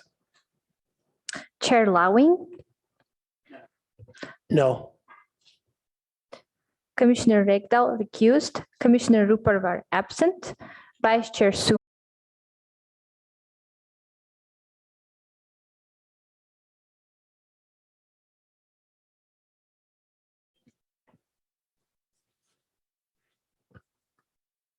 Starting a line of people who would like to speak to the no votes. I will actually start that line. I understand the direction here. I understand what was trying to be accomplished. I really value Commissioner Heckman's creativity on this. I think that without the criteria, it's hard to make this a blanket resolution as we were trying to get to. And also without the criteria, it kind of makes it just for this property, which the council can and apparently has done already. So I think it should be either they decide to go ahead with this text amendment, which they certainly can do, or put it into their discussion about any sort of FAR variance.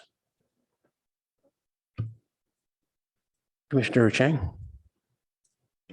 I voted no for the reasons I stated earlier, which is I think there are broader implications that we just don't know about probably, since this is a relatively new idea.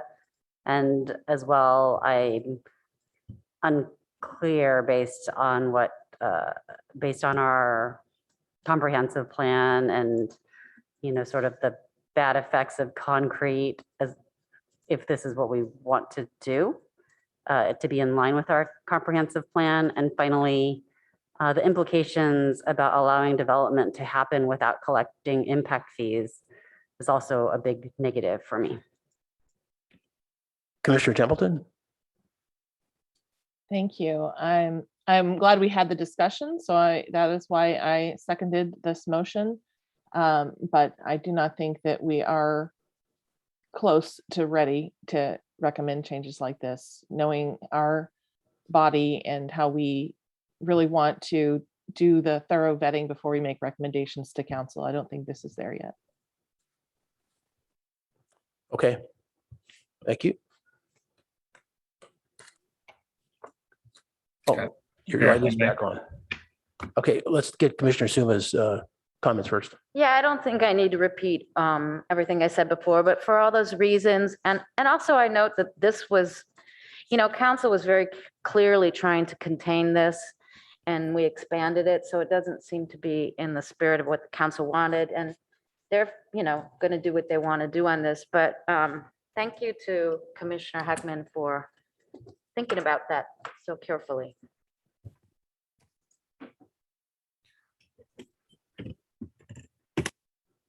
So, Mr. Yang?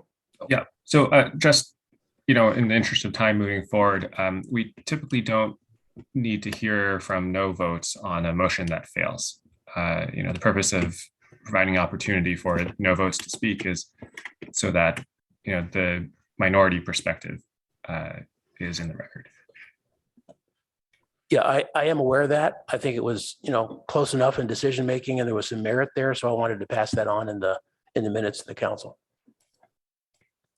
Okay, so Director Light? just a question then, as far as what the commission would like to do then with this ordinance. Is it, we can move on to the next item, but is the commission saying that you need more time to consider the ordinance, or are you just going to move forward, no recommendation on the ordinance?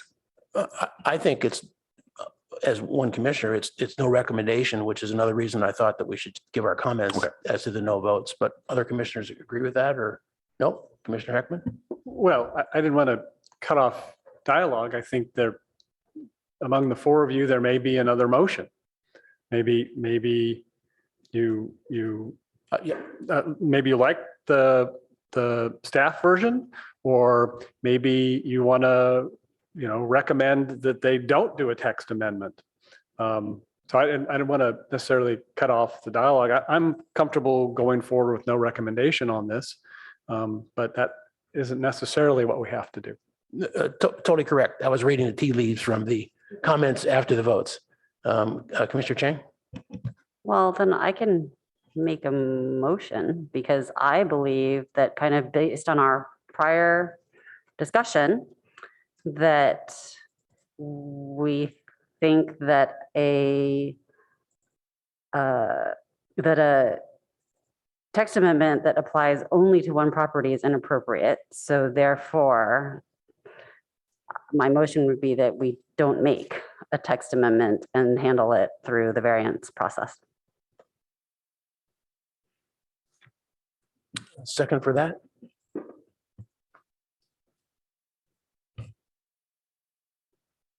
No second. Oh, I thought you seconded. I'll second. No. Okay. Commissioner Suma, okay. Other discussion on that? On the motion, yes. Go ahead. So I won't be supporting the motion for two reasons. First, the council on March 15th specifically directed that there be a text amendment. So this is inconsistent with their direction. And second, as I mentioned before, this is not an issue that realistically can be handled through a variance consistent with state law because in almost every circumstance, the findings for a variance, well, I don't know for every circumstance, but in most circumstances I can think of, you won't be able to make the findings for a variance for an underground garage on a new build. Other comments?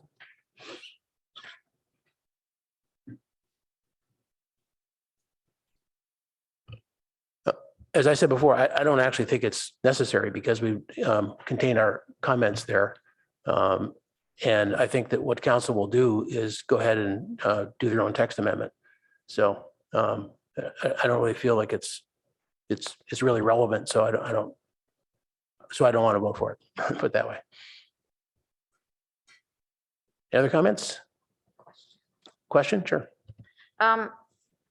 Correct me if I'm wrong, Director Lay, didn't you say this would be better handled as a part in the cup condition rather than a variance that could be handled in the cup? I don't recall expressing an opinion about that, but I think I was making a distinction relative to the development agreement or CUP and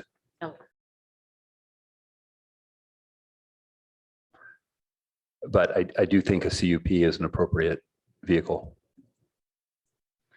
So maybe the maker would change it from variance to CUP. Sure, I'd be happy to change it to CUP instead of variance. I'm sorry, I'm not sure that our current code would allow this to be handled through a CUP.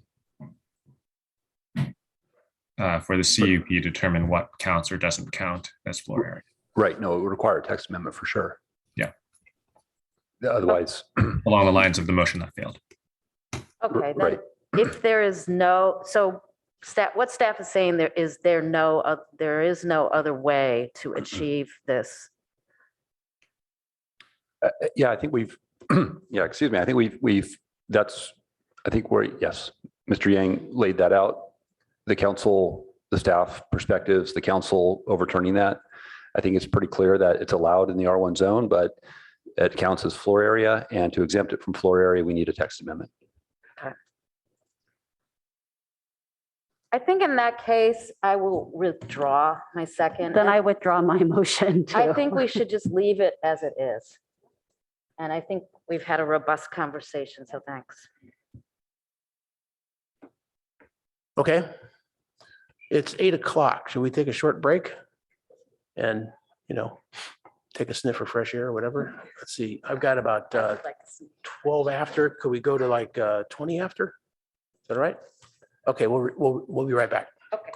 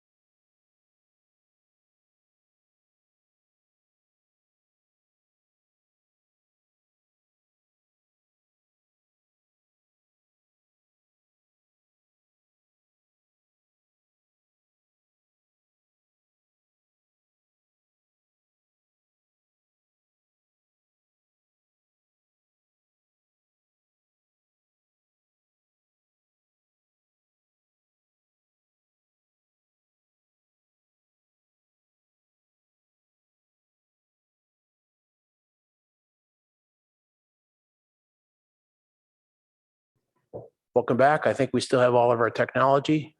Always a good thing. So we finished that item and then we're moving right down the list. And so the next one is enrollment. So I'd like to start discussion on enrollment, commissioners.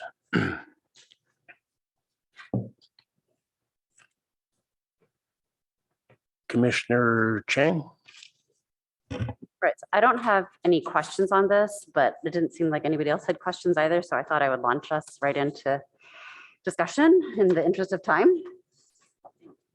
Okay, so since the December 15th PTC meeting, I don't believe the PTC has received any new information that would cause me to change my thinking on enrollment. However, since that meeting, I did also carefully reread the Fares and Peers parking study, which is dated July 23rd, 2021. And I looked at the study in the context of parking garage option E, which seems to be the parking option that we've been circling around.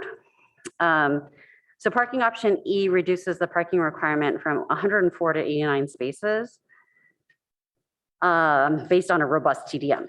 And that's a big reduction. But with that reduction, note that based on the Fares and Peers study, somewhere between an enrollment of 450 and 460, it's a little difficult for me to see from their charts. Peak demand will already exceed both the on-site parking of 89 spaces and the street parking that Castellet was using in their study. So to reiterate, somewhere between an enrollment of 450 and 460, Castellet will run out of parking. And that includes the gentleman's agreement parking. So it's like a more, there's more parking spaces included in that calculation. So that study is information that the city council did not have at the time. It suggested the PTC discuss how and when enrollment should increase starting from 450 with this cup. And so given neighborhood concerns about enrollment and given the disruption that will occur during construction with additional trips made by construction vehicles, I really don't think it wise or appropriate to increase enrollment beyond 450 in the manner of this table was suggesting, because there's been new information. Further, there's other concerns that I've mentioned that have been mentioned in public comment, including the density of students on Castellet's site already relative to other schools. And precisely because of Castellet's small site surrounded on all sides by residential neighborhoods and residential neighbors in close proximity. And in that way, Castellet does seem unique based on the schools that were shown in a table in this packet, that it's the only high school on such a small site with neighbors on all sides. Because of that uniqueness, I feel like we really have to make sure the neighborhood concerns are addressed. And trust has been severely eroded over the last.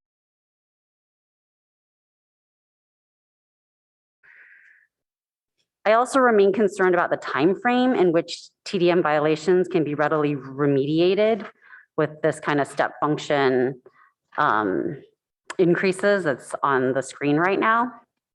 And so the table for increases is really aggressive in an environment when trust between the school and the neighbors is probably at the lowest it's ever been.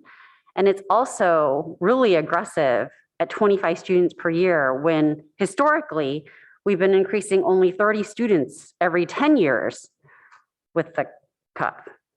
So 450 is a number that everybody agrees on. The city council agrees, the neighbors agree. And there have been some comments, public comments that I wanted to address, that it would be ridiculous to ask the applicant to go through the CUP process again in order to get a future increase. And I agree this process has been really lengthy, yet we are where we are because of the complexity of this CUP, right? Because it's not only an enrollment increase, it combines a major construction project with a large GFA variance, with also an enrollment increase that's more aggressive than any that has been asked of the city in the past.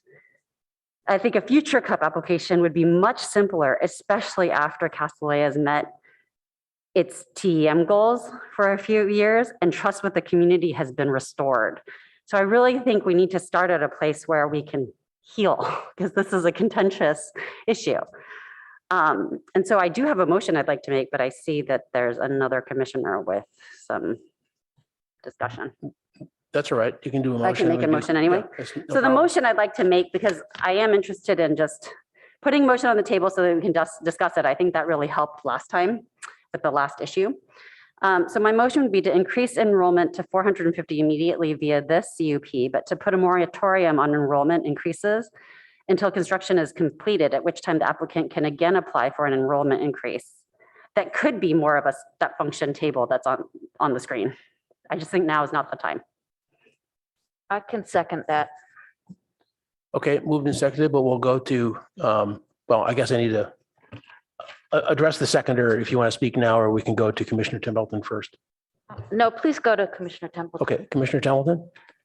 Thank you so much, Chair. I'm surprised that you encouraged the maker to go forward without discussion, given that we did have discussion and we have a history of having discussion before we have one round of discussions before we have motions. However, given the circumstances, it is what it is. I'm concerned about the verbiage that we've heard tonight.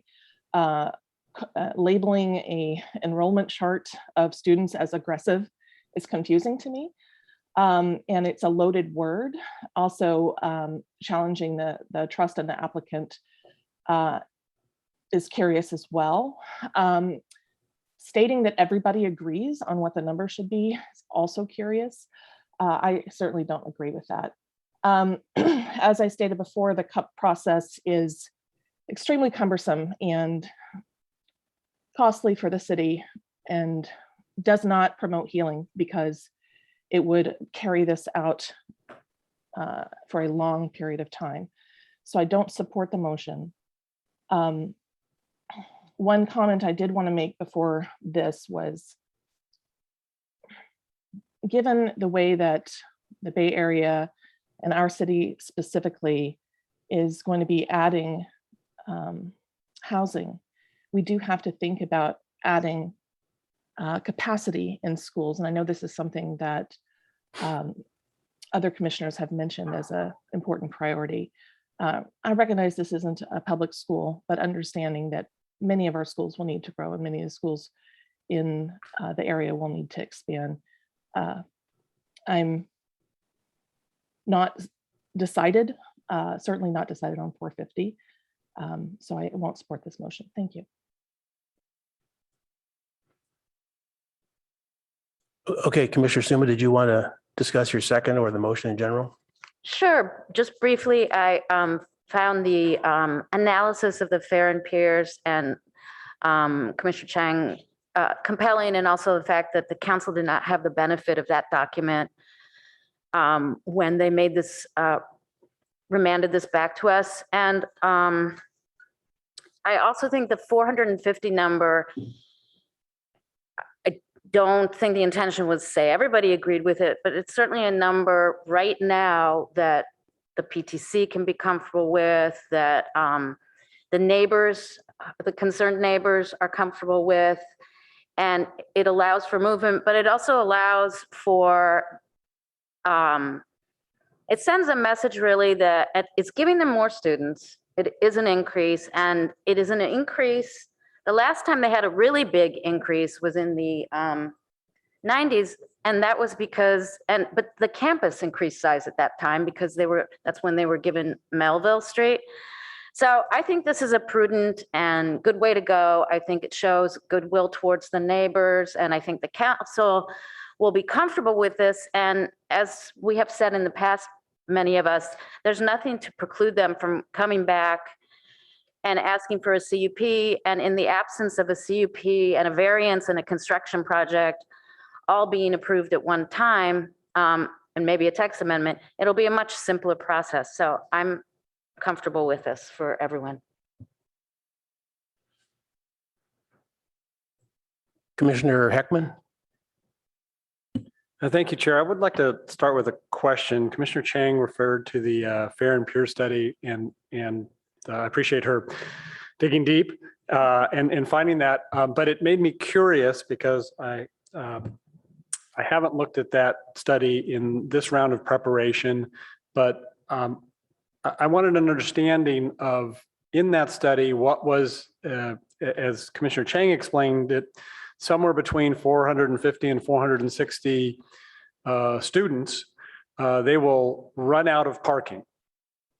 And that includes the street side parking. And so is there a member of staff who can tell me what, if anything, Fair and Peers predicted would happen when they reached that point? Because my belief is Fair and Peers was looking at the possibility of an enrollment of 540 because that was the application amount. So the parking study logically would run to 540. So for example, was there a statement in the Fair and Peers that once you got past 460, people were going to park in the neighborhood?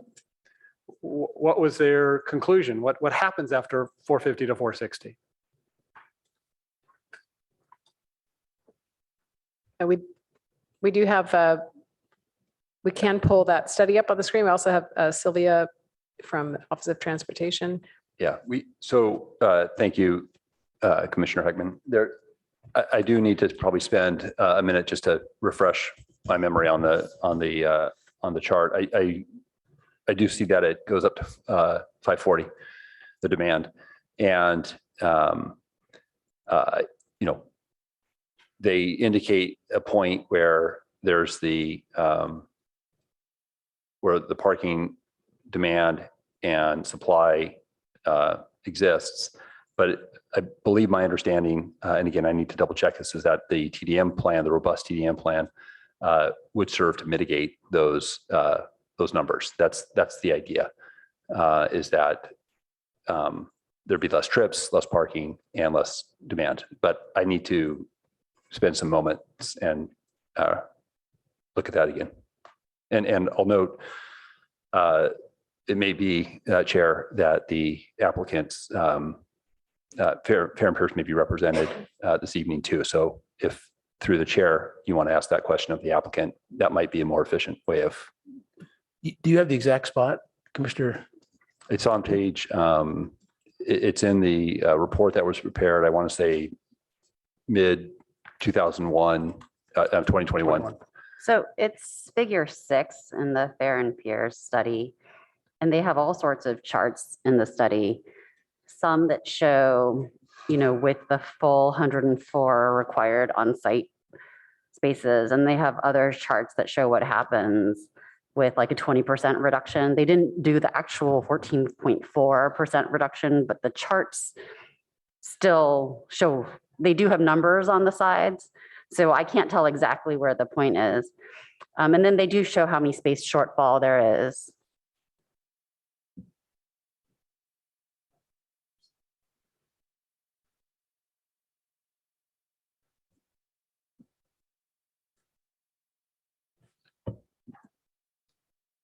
All right, let me just ask a follow-up question then. In the either the mitigation measures or the conditions of approval,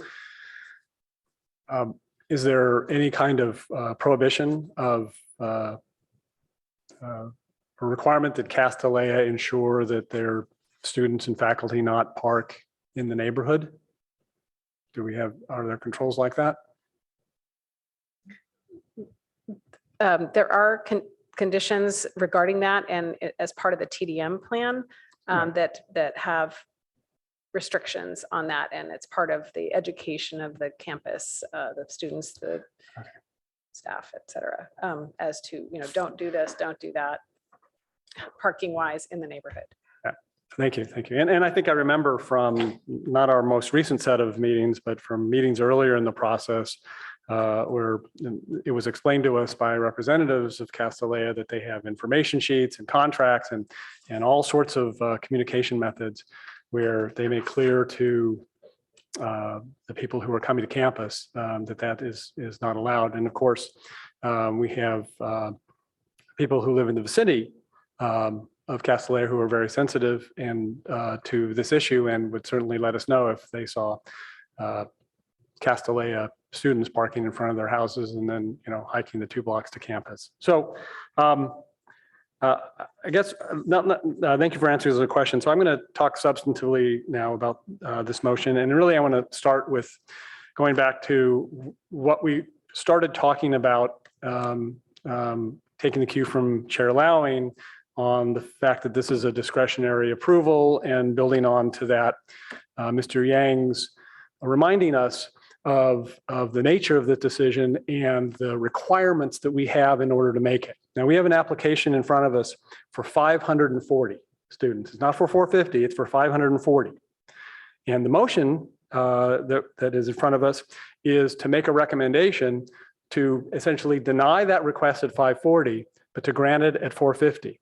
And so to support that motion, we need to be thinking about what evidence do we have in the record that shows a justification for not allowing 540, but instead limiting it to 450. So let me just run through some of them. Do we have a justification in traffic? No, because we have a mitigation measure requiring a TDM that provides for no new net trips. That's true at 450 and it's true at 540. And in fact, we've got this elaborate set of requirements for the 3-time-a-year testing until 2 years after construction, and then 2-time-a-year testing after that to ensure that they don't exceed the current net trips. And anytime they do, that stifles the growth. And so it can't be a traffic impact that justifies pushing us down from 540 to 450. All right, what about noise? Nope, we don't have information that shows any kind of appreciable noise difference between 450 students and 540. How about construction impacts? No, the motion does not include some sort of shrinking of the campus. So all of in fact, it premises the future application on construction being completed. And so all of the impacts of the construction for this campus that can house 540 people are still going to be impacted. We're just going to limit enrollment, the capacity on site, to 450. Parking, again, I think that is, first of all, it's a minor impact to require a 90 student limitation, but our TDM provides that that's not going to be an issue. And again, if any of these, if that becomes an issue going forward as we go to 450 and 475 and so forth, what happens is the city retains all of its powers to say, hey, that TDM isn't working, and we're going to bring you in for a modification or revocation hearing. So that is built into this process. I don't think that, again, we were thinking about this idea of 25 students per year being too aggressive.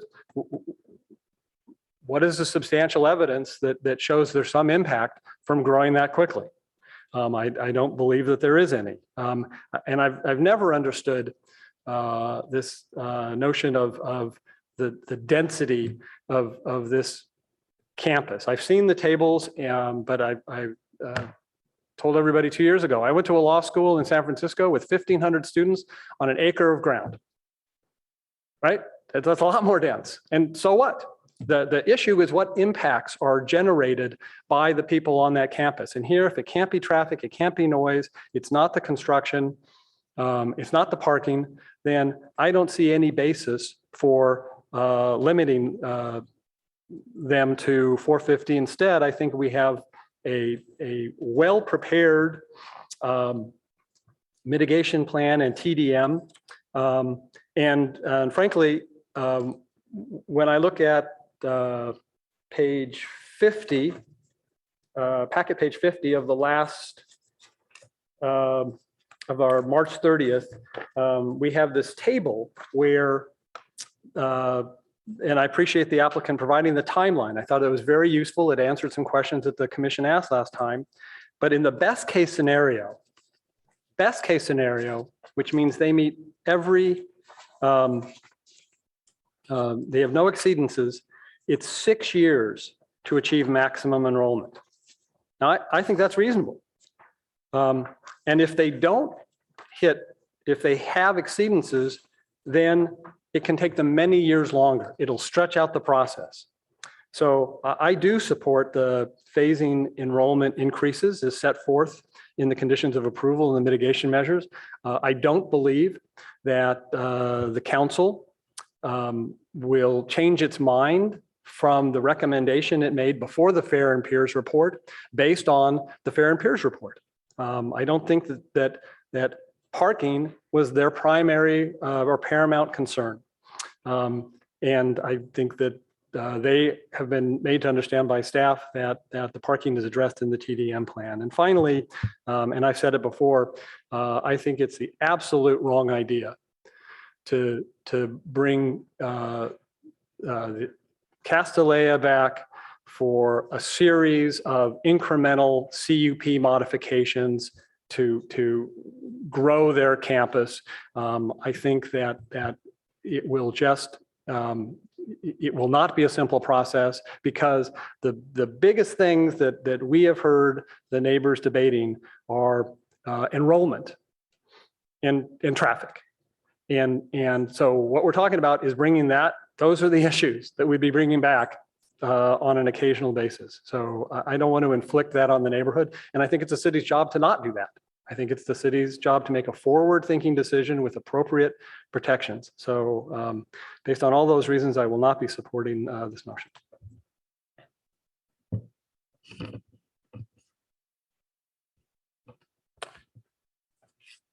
Okay, I have a number of comments on this, and enrollment is, the biggest issue of concern in the CUP, I think, for everybody, because it drives the most future risk to the community. And that's one of our primary responsibilities as PTC to consider.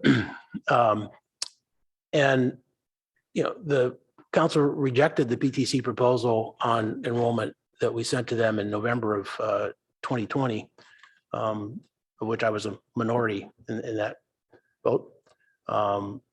Their directive to us indicates their support for 450 students. And among other things, no net new trips, which we instigated and was not in the plan until we did instigate that in November of 20.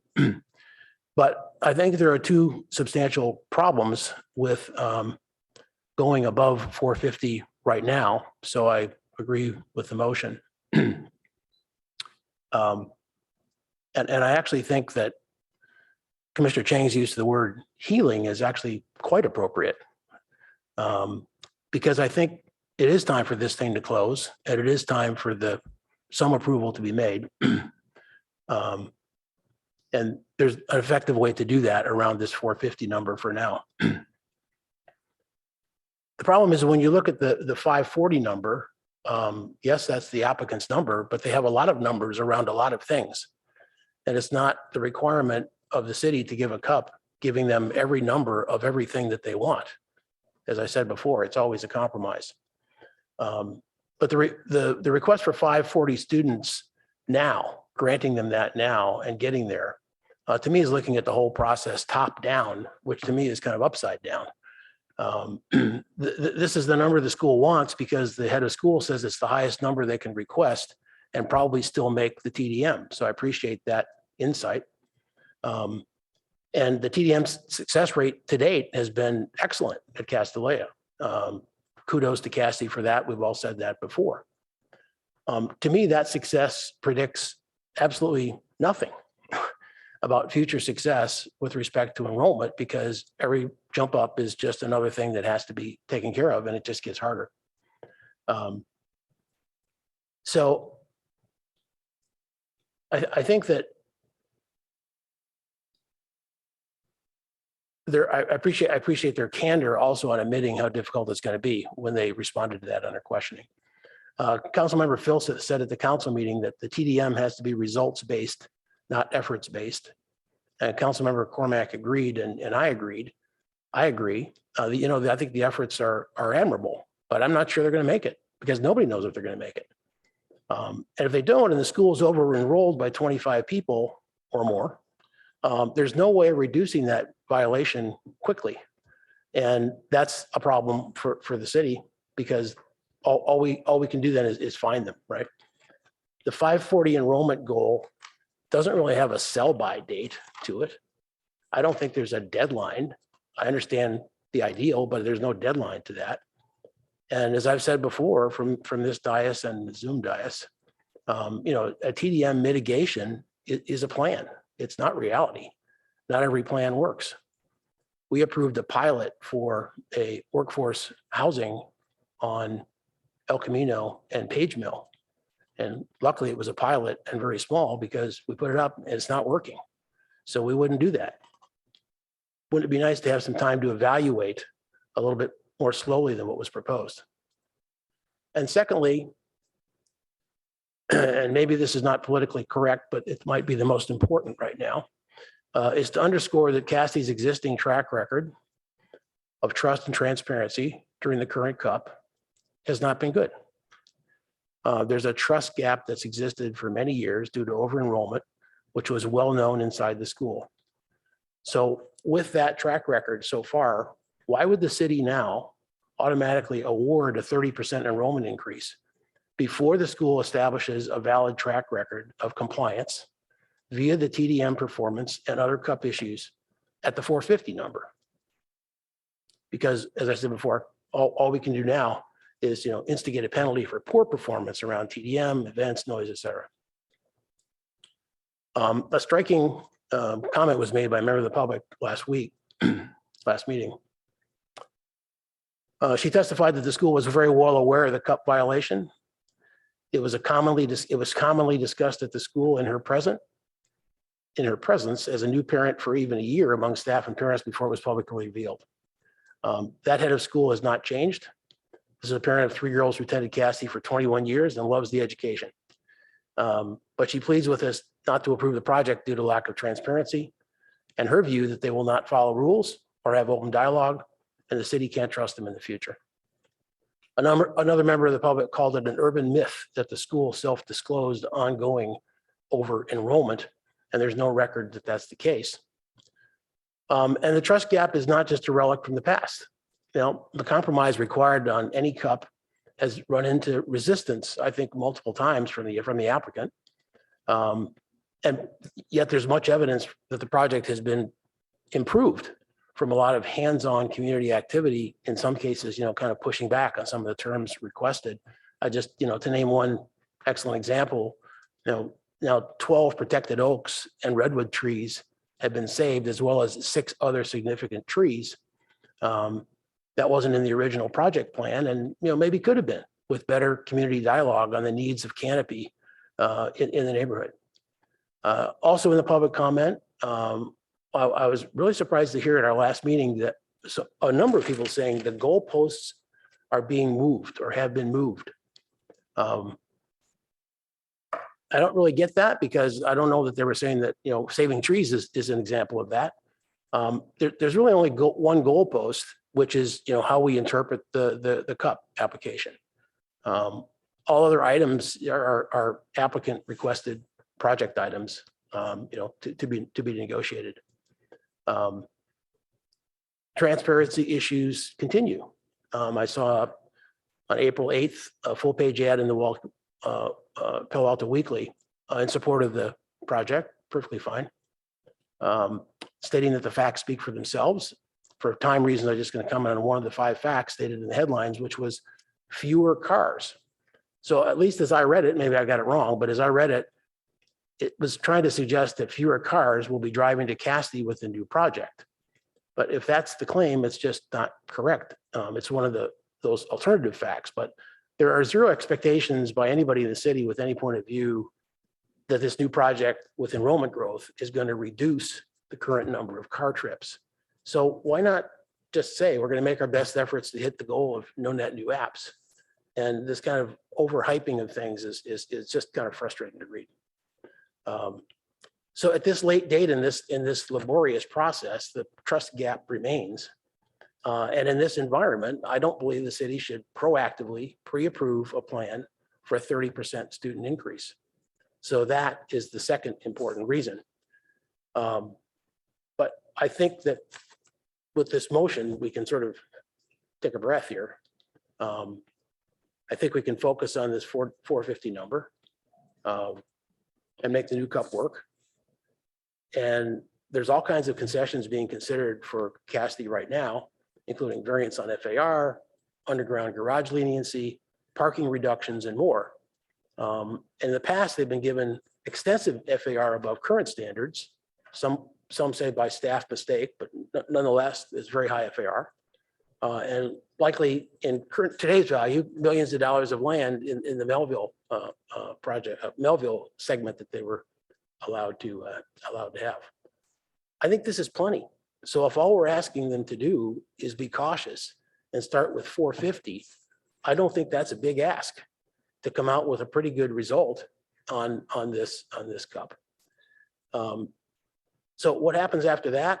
I really don't know where this supercharged notion entered the fray that a new cup would be required going forward for each 25 new students, which I think is what Commissioner Heckman was addressing. I reviewed every set of minutes that had any reference to any of this, and it's just not there. No commissioner has made that statement. My own proposal at the 119 meeting was to monitor results for 2 years after hitting 450, just to have time to make things work, because things don't always work. And with a good track record, ask for a cup revision. With trust repaired with the city, the school can request any enrollment they want. It doesn't have to be in increments. And it's a one-time request for, if they want 600 and that's what they want to prove that they can do, then that's what they ask for. No variance, no ARB, no modeling, no reconstruction. It might even be able to go to the director of planning. So I just feel that granting a very high enrollment right now under the conditions that I just outlined, regardless of any contingencies attached, is just not a necessary risk or a good policy for council to take right now. And I mean, our obligation is to make recommendations to council, which are in the best interest of the city. And for this cup, I think the enrollment number works for the parties and reduces the highest risk in the project, allows them to expand now, and gives the city just a bit of time to evaluate compliance and transparency. So I'm happy to support that motion and ask for continued comments. Commissioner Templeton? Thank you so much. Chair, just a clarification. I thought that the coming back for modifications to the cup was part of this motion. I'm sorry to hear you. I thought that the cup coming back to change the cup and having hearings all over again was part of this motion. But you just said it was not. Can the maker please clarify? And then I have other comments. You're right. Yes, my motion is that this cup specifies an enrollment of 450. And then that subsequent enrollment increases could be addressed in another cup, but it didn't say that every enrollment increase had to be addressed in a new cup. The next time, maybe that's when we would approve a more step function increase based on kind of ministerial increase based on meeting certain requirements. So yes, does that answer your question? Yes, I just want to, the chair contradicted that. So I just want to make sure it's clear that everybody knows what's in the motion. Thank you. I'll let the chair speak for himself, but I don't think that he was contradicting it. I think he also said that you could come back for a cup amendment. Oh, thank you. I thought he said that specifically, I never heard anyone say that we had to change the cup or come back for a new cup process. Anyway, I'll continue with my remarks. I appreciate what the chair was saying about the timeline. And if the timeline, that as I understand being proposed here by the applicant has a baked in review process where currently they're on a 1 year at a time review process, but the reporting compliance periods are actually 3 times a year, but that they would increase on a per year basis. If that's too fast, we could always change the number of years between enrollment changes or propose that. But I don't think it's productive or healing or helpful to have to revisit the number of students every year. I'm very concerned about that approach. So I'd be open to other kinds of changes, such as putting more distance between the enrollment increases and things like that. Thank you. Oh, Yes, one more no- thing. Mindy Romanovsky had her hand up for about half an hour. Yeah. So yes, now the chair will speak for himself. The specific thing that I said is that nowhere in the minutes has anyone on this commission said that it has to come back every year for a cup for 25 units. And that was never my intention, given the text that I read. It was recorded in the minutes where I suggested 2 years and then kind of a waiting period. And then they could come back for any kind of cup that they want on any issues. But if it's just enrollment based on a good track plan, a good track record, instead of a highly questionable one, I don't see that it would be controversial or long whatsoever. So again, I guess I have to underscore it. I don't understand where this 25 students per year has come in. Probably just got picked up from the proposal that actually was rejected by council. But that's not what I'm saying at all. I'm saying we need a waiting period to make sure not just that 1 year after 450 it works, but 2 years. And that is not an onerous condition for the school. And it's really a risk reduction for us so that we don't have to deal with potential overages if the TDM doesn't work. Hope that clarifies for all listeners.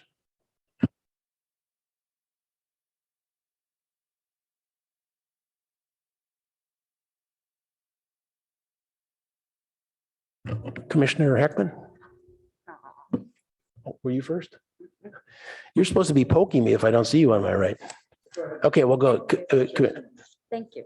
I did want to point out, I know this project did not have to do VMT study for CEQA. It missed the dates that was started, but there was a traffic impact study done for the expansion, and that study, I think is per page 37, showed that the enrollment increase would cause a 23% increase in VMT, vehicle miles traveled. So I was wondering how that fits in with no net Newton trips, and how we can think about that. And I did want to point out that there are impacts shown from the enrollment expansion, and that's one of them. And I don't quite understand that. So maybe staff can explain how, I mean, if every project in the city increased VMT by 23%, we'd be in a pretty bad situation with regards to greenhouse gas reductions. And it's not even clear how trip, it's not clear to me anyway, how trip is defined and how we would even capture some of what I would consider a trip, like a drop off that didn't trigger a hose count going onto the school's property, a drop off a couple blocks away or something, how that would even be counted. So I did want to bring that up as one of the impacts. And maybe, I know there was a little discussion about this in your last meeting, but it didn't seem to answer those questions for me. And I also think I wanted to say that I appreciate the chair's thoughtfulness on this issue, and to reiterate that the school can come back and ask for any number of students they want. And if there's no impacts, I don't see why anyone would care how many students there were there, except potentially the parents sending their kids to that school. So I don't know if staff can help me understand that. Yeah, I guess we can certainly ask our consultant to come forward and talk more about the environmental analysis that was done and the traffic studies. I think, that may take a moment to pull that together if it's relevant and necessary for your discussion related to enrollment. I do think there's been a lot of further discussion on the TDM plan, which is before you tonight as well. And to that extent, I don't know how much of that's been incorporated into that earlier VMT analysis. But we do have Catherine Waugh, I think, on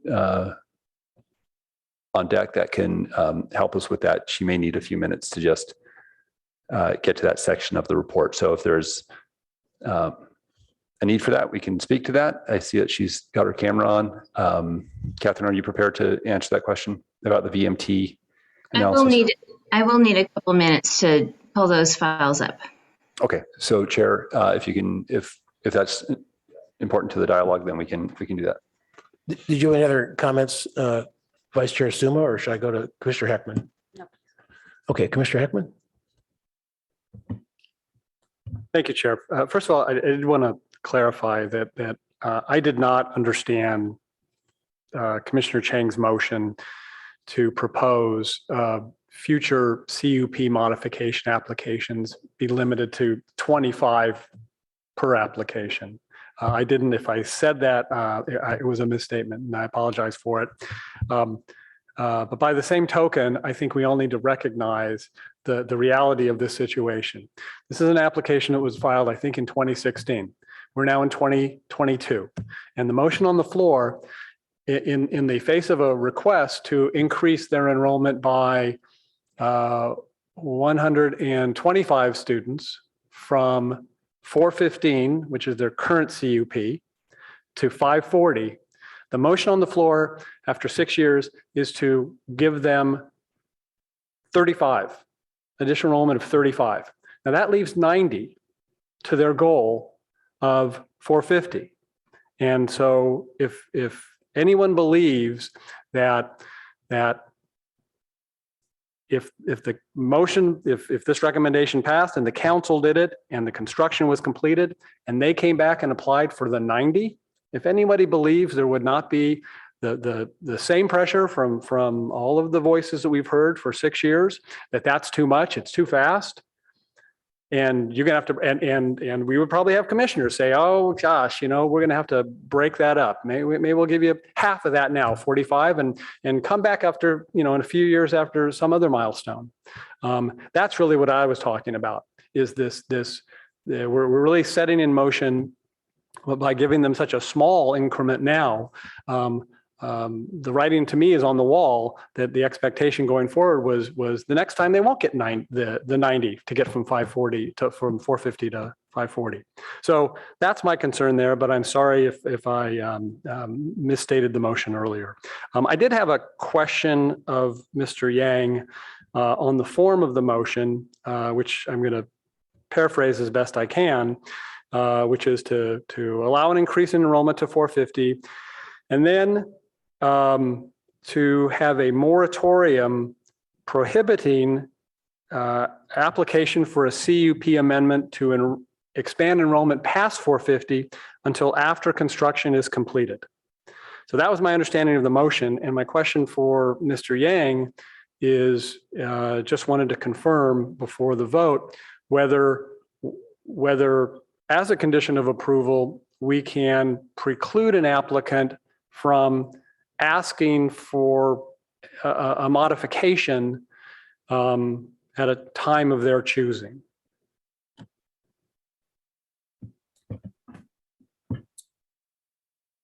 That's something I'll have to look into. Yeah, I'm sorry. I'm not able to provide a definitive answer on that right now.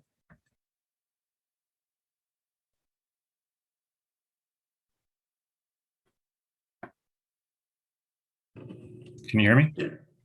Yeah. Did you have other questions, Commissioner Heckman? No, that's it for this round. Is Ms. Wow ready or no?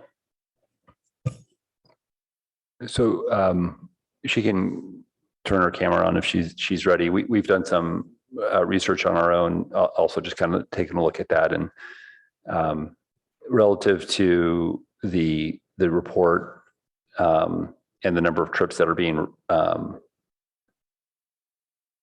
represented, it's that analysis was done in a way that is not how we would do that VMT analysis today under SB 743. So it's, as you noted, that requirement predated the VMT analysis. And since that requirement has come into play, we've refined our analysis of how we would do that. And specifically, that 23% increase does not take into account TDM measures that could be reduced, serve to reduce that number. So it's not a fair representation of what the number would be today if we were to do that VMT analysis for the project. So that date of that analysis was done before the TDM was created? No, it was, so as you noted, the law that requires VMT analysis instead of the LOS analysis came into effect after the project had started, and this project was not analyzed, under the way that we would do it today with implementation of that state law. But we did an analysis of VMT, which showed this increase, which I don't think is insubstantial. And I understand we're hoping that the TDM will take care of it, but we still are going to consider that impact, aren't we? Well, I think that's what is before the commission. I mean, we've done the environmental analysis and we've concluded that there's no unmitigable impacts. And so you've seen that environmental document. You still have your CUP findings that you're analyzing. And so to the extent that, well, it may not rise to the level of environmental impact, you may have your CUP findings that you need to consider relative to the project. I'm sorry, I couldn't quite hear you. Your CUP findings? Is that what you said? You made a statement, I believe, that there are impacts associated with the proposed project. And what I was saying is the environmental analysis concluded that there are no unmitigable impacts. Oh. Okay. So from a CEQA standpoint, we believe the project is not environmentally detrimental. So you have your CEQA finding, your CUP findings, where you may need to, where you are analyzing the project relative to those findings. And even though it may not rise to the level of a CEQA impact, you may have some concerns as you're expressing from a CUP perspective. That's all. Oh, okay. Thank you for that answer.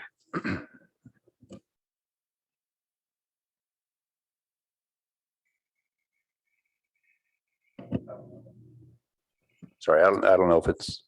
Her camera's on. Yeah, I see. So if you want to Thank get a you. professional response to that, then you have that option as well. Thank you. I'll do my best. Good evening. I'm Catherine Waugh with JUDEC. Excuse me, we're the city's environmental consultant.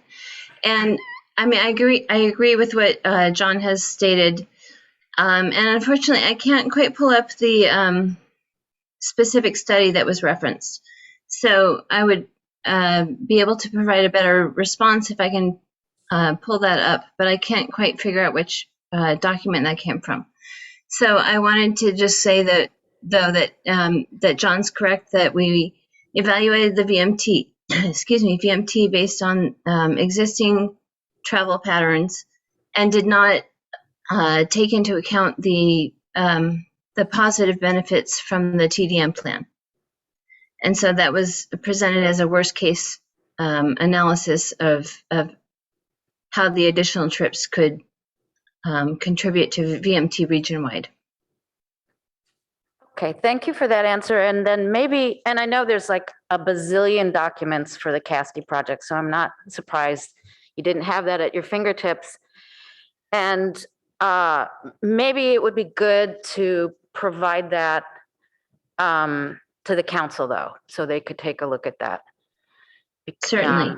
Yeah, and that, instead of putting you on the spot right now. So thank you for that. Thank you.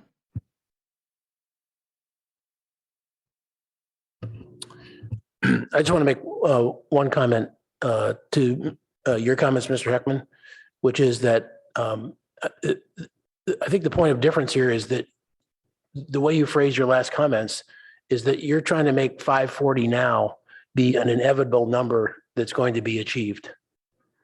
And that's not where I am. Where I am is to say that, there have been some problems in the last numbers of years. So come up with a track record that shows that you're successful with this new increase, and then we can plan from there. So I think that's a substantive difference between our perspective here. And as I said before, that wish, as opposed to 440 or 480 or whatever other number, is on a long list of stuff with a lot of things that we are probably, listening to council, going to grant them. And this is one that I think we need to hold back on. And it's not injurious in the context of the entire project with all the concessions they're going to get. So that's my position on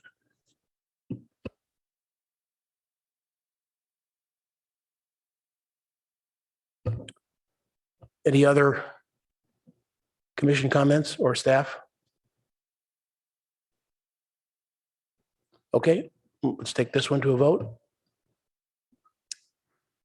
Commissioner Chang, Could you please restate the motion? Thank you.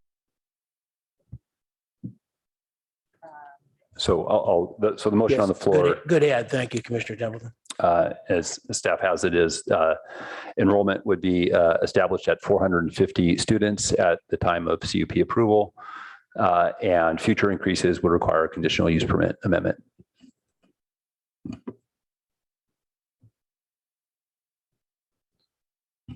Excuse me, Chair, that was not the totality of the motion because it didn't reference this The 2-year. moratorium. Actually, it wasn't a 2-year in the motion. I heard you mention 2-year, but the motion was a moratorium prohibiting application for a CUP amendment to expand beyond 450 until after construction was complete. And Commissioner Chang, of course, you can tell me if I misstated that, but that's what I wrote down. That's correct. And I'm open, if at the time, if we find out that that is not a legal motion, I'm happy to change it to what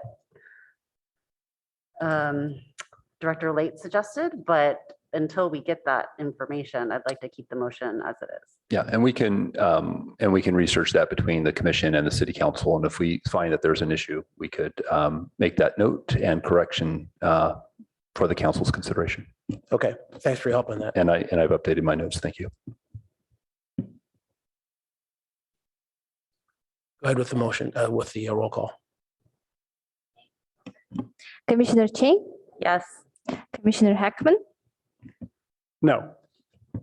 Chair Lawing, Yes. Commissioner Rekdal recused, Commissioner Rupert were absent, Vice Chair Suma, Yes. Commissioner Templeton, No. motion carries 3-2. Okay, thank you.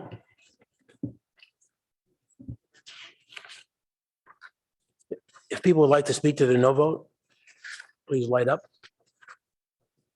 Commissioner Heckman? Just briefly, I tried to tee this issue up right after the motion was made, and then I listened carefully through all the dialogue, and what I didn't hear was references to evidence of the impacts that are generated beyond 450 based on our administrative record that are not present at 450. So that was part of the reason for ultimately my vote no after listening to the comments of my fellow commissioners. Thanks. Commissioner Templeton?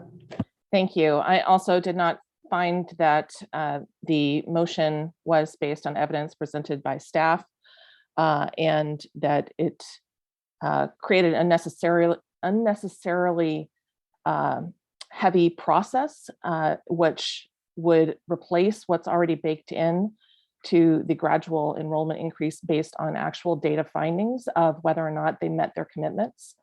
That was brought up as a concern, but that was already baked into the original proposal. So I did not find that this was necessary, nor did it have any grounds. Thank you. Thank you. So the next item is the TDM.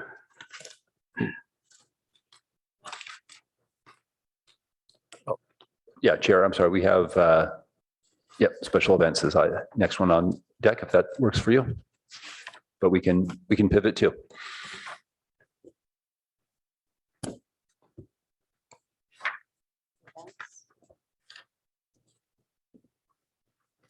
Okay.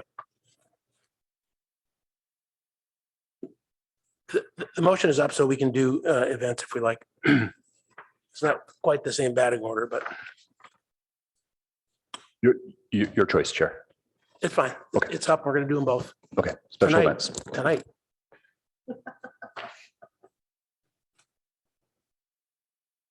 Okay, so we see the direction, direct staff and PTs to evaluate 5 major events and between 50 and 70 special events without Sunday events. And there's detail on the slide. If I can explain, the Yep. red shows what the Planning and Transportation Commission had requested. Staff come back with this detail, and the detail is below.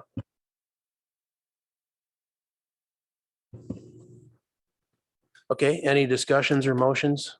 Either one?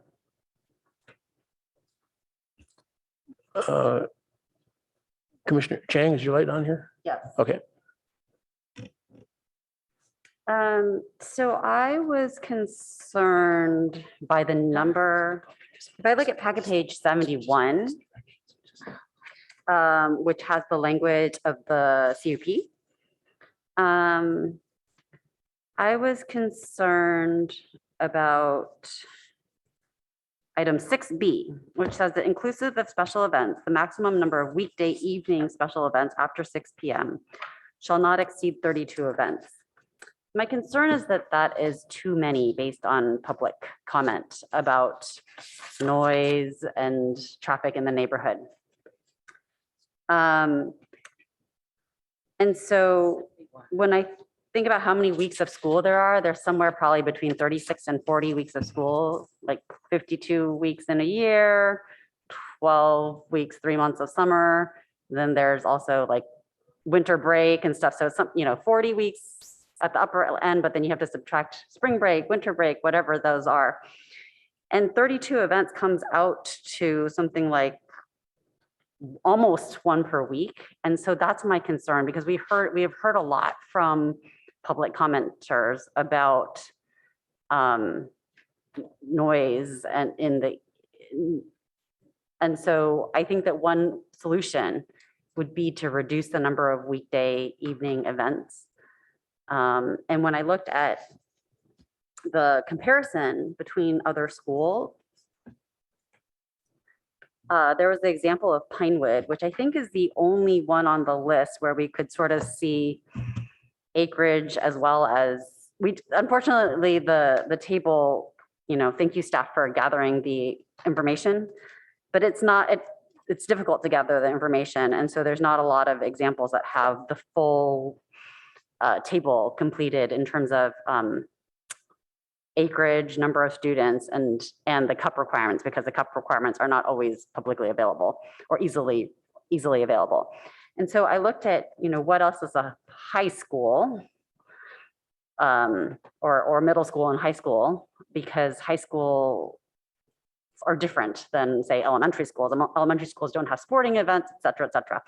So I looked at high schools and I looked at Pinewood, which is in a residential neighborhood on a relatively small acreage, because for a school with large acreage, if they're holding an event in the middle of the acreage, the noise and the impact of that doesn't really quite spill out the same way. And Pinewood has many fewer events. I think it was only 12 a year, if I remember correctly. So I would suggest that we try and, rather than 70 events as proposed in the current staff packet, page 71, that we reduce that number primarily in the form of these weekday evening events, because that's where the impact is to the neighbors. So I mean, I'm not going to make it a motion yet, but my thought was maybe 50 events and half the number of weekday evening events. So 16 instead of 32, because that is where the pain point is for the neighbors. Thank you. Commissioner Heckman?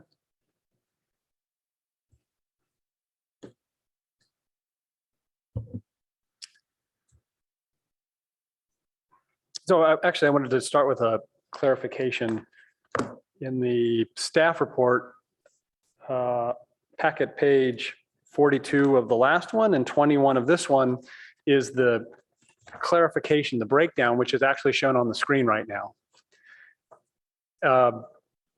You know, with the 5 and the 14, 68, and the 10. And I just want, and I appreciate staff sort of categorizing the information, but it was a little confusing to me because it makes it look like there are more than 75 events, right? Because you could add them up. And so I just wanted to clarify with staff that in this table, there's a fair amount of overlap, right? And you've just categorized as we requested, but there's a lot of overlap and it still only adds up to 75. Correct. Okay, good. 70. 70 plus 5. Yeah. Right. 5 major plus 70 not major. Okay. So I studied the comprehensive analysis staff put together regarding what other Bay Area schools did. That's attachment G to the March 30th staff report. And while I appreciate that people on either side of this issue can cherry pick a school here or there that supports their position, what I drew from these tables is that most schools don't appear to have limits on special events, and that apparently that's not a significant problem in the neighborhoods where nearly all of these schools are located. I think the applicant's initial request was for 96 events plus 5. We have pushed that down to 70 plus 5, and they've explained to us what those 70 plus 5 are and why they are important. And I'm frankly comfortable with that 70 plus 5. You know, we use this term events, but I think that it's a way to label it. But these are opportunities. These are teaching moments. These are important aspects of some of them are important aspects of the school's operation in order to educate their students, and others are important aspects of the education that these students are receiving. And I don't know from our record that these nighttime activities involve a lot of noise. I think a lot of them are taking place inside and they don't have a lot of noise. I don't know from other than anecdotal contentions that the traffic is somehow overwhelming the neighborhood when these evening events occur. And again, having put the kids through schools here in Palo Alto from preschool through high school, and I've attended plenty of nighttime events, Saturday events, and all of those schools bordered residential, because that's what our public school, that's where they're all located. They're all in R1 neighborhoods. And so while I appreciate and I'm not discounting the concerns of the neighbors, I think here is a particularly situation where we have to balance the importance of the educational experience to the student with the impact that happens when you live in the vicinity of a high school, of a school that includes a high school. So I would support the 70 plus 5. Commissioner Templeton? Thank you so much, Chair. I am also comfortable with the 70 plus 5 number, and some of the concerns that I've heard are kind of along the lines of what we learned in some business training called FUD, fear, uncertainty, and doubt. And we can't know everything, but that doesn't, we can't let ourselves have that fear deprive these students of these opportunities to compete, to celebrate, to study, to choose the school or not choose the school. If you read the list here on packet page 71 from the March 30th packet, these events are all kinds of things: student performances, showcase social events, parent group meetings, admission, orientation, alumni and donor events, athletic competitions, celebrations. Like, it's really shocking that we would want to limit these for a school in Palo Alto. Our community celebrates these kinds of things. It is unthinkable that we would restrict these to such a minimal level. So I would encourage us to accept that the lower number of 70 is acceptable as a compromise, because it has already been significantly reduced from the previous number of events. So thank you. Vice Chair Suma? Thank you. Well, their current CUP allows them 8 events, as I read it, because there are 5 major foundational events, which of course they should have, and it says several others. So jumping from 8 to 70 or 75, 70 plus the 5 events would be an increase of like 940%. And I think that's correct because I didn't do the math. So it's a tremendous increase. And I think that, sure, you can call it cherry picking, but to look at comparable schools kind of helps to understand it. Some schools, regardless of how many students are there, a lot of schools have a lot of space around them and a buffer zone. This school, is going to have a swimming pool that's 20 feet from the sidewalk. And I think nobody wants to limit the events that students need for their education, such as athletic events and plays or concerts, those kinds of things. These are all, this wouldn't eliminate any kind of small groups getting together or parent-teacher conferences or anything like that. But I wonder, and Casalea has so many more events than most schools, and I wonder if that's because, and I don't know the answer to this, but there are some events that don't need to happen at the school, and those would be alumni events. And you could have smaller groups of alumni that wouldn't even trigger event things come to the school, because they seem like very loyal alumni, but you don't have to have big fundraising events at the school. A lot of schools do that at venues such as hotels, banquet rooms and things. So, I mean, I am definitely not in support of 70 plus 5. It's another case where the school just recklessly sort of pursued such an extreme number of events over what their CUP allowed, and maybe 8 was too few. So I think they surely need more than that, but I think 50 is still a huge jump, and I could support it, but I probably would have been interested in even more limitations myself because of looking at types of events that don't involve students and their families directly, which could take place elsewhere. And then there's this shared use of CASTI. It's on packet page 72, item 7.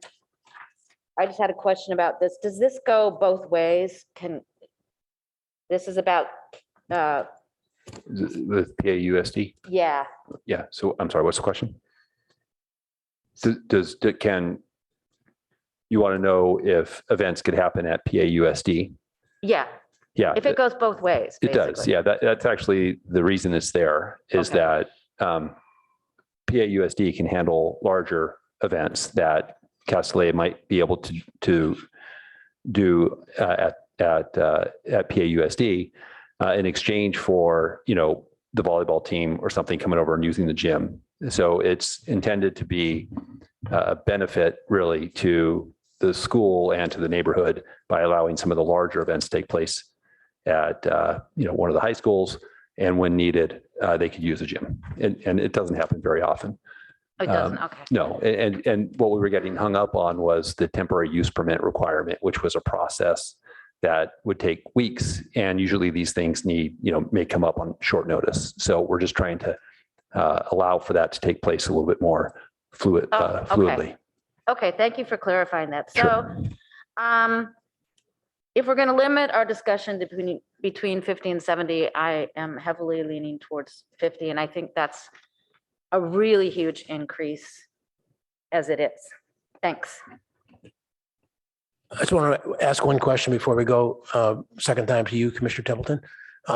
Is there any sort of, I don't know what the formal term is, but I'm directing this to Ms. French. Is there any sort of sync up period, a year into this where some group sits down and say, hey, this part's working pretty well, but, there's no noise problems, but, there's some noise occasionally from all the events, or how does that work once the cup is granted? Well, conditional use permits work, and this one in particular has this requirement for meetings with the neighborhood. We have, conditions of approval that are about enforcement. Yeah. It's a conditional use permit, just so by its very nature, Right. Well, I'm actually talking about friendly discussion, not you're in violation. Just sit down, or the school, we pick 30 events to pick a number, and they say, no, we need 70. And 6 months into this, they go, we really need 70. We were right the first time, and here's why. And, it would have to either be a change of the cup or some outside agreement. And it seems like there should be somehow that should be in there. I guess depends what the council does with your 450, 450, I don't know how that works with the events. So. No, I'm just saying if there's any sort of negotiating room on anything after the cup is out, but on some of these things like events, it'd be pretty easy to change the events.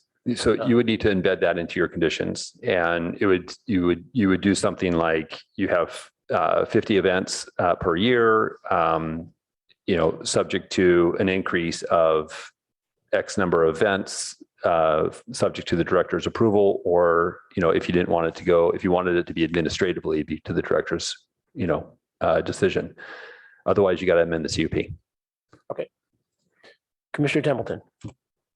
Thank you. I was just hoping for clarification, because we seem to be and having different information, and I just wanted to find out what kind of 8 events do they have, and are all of the things listed in number 6 that I just listed off included in those 8 events?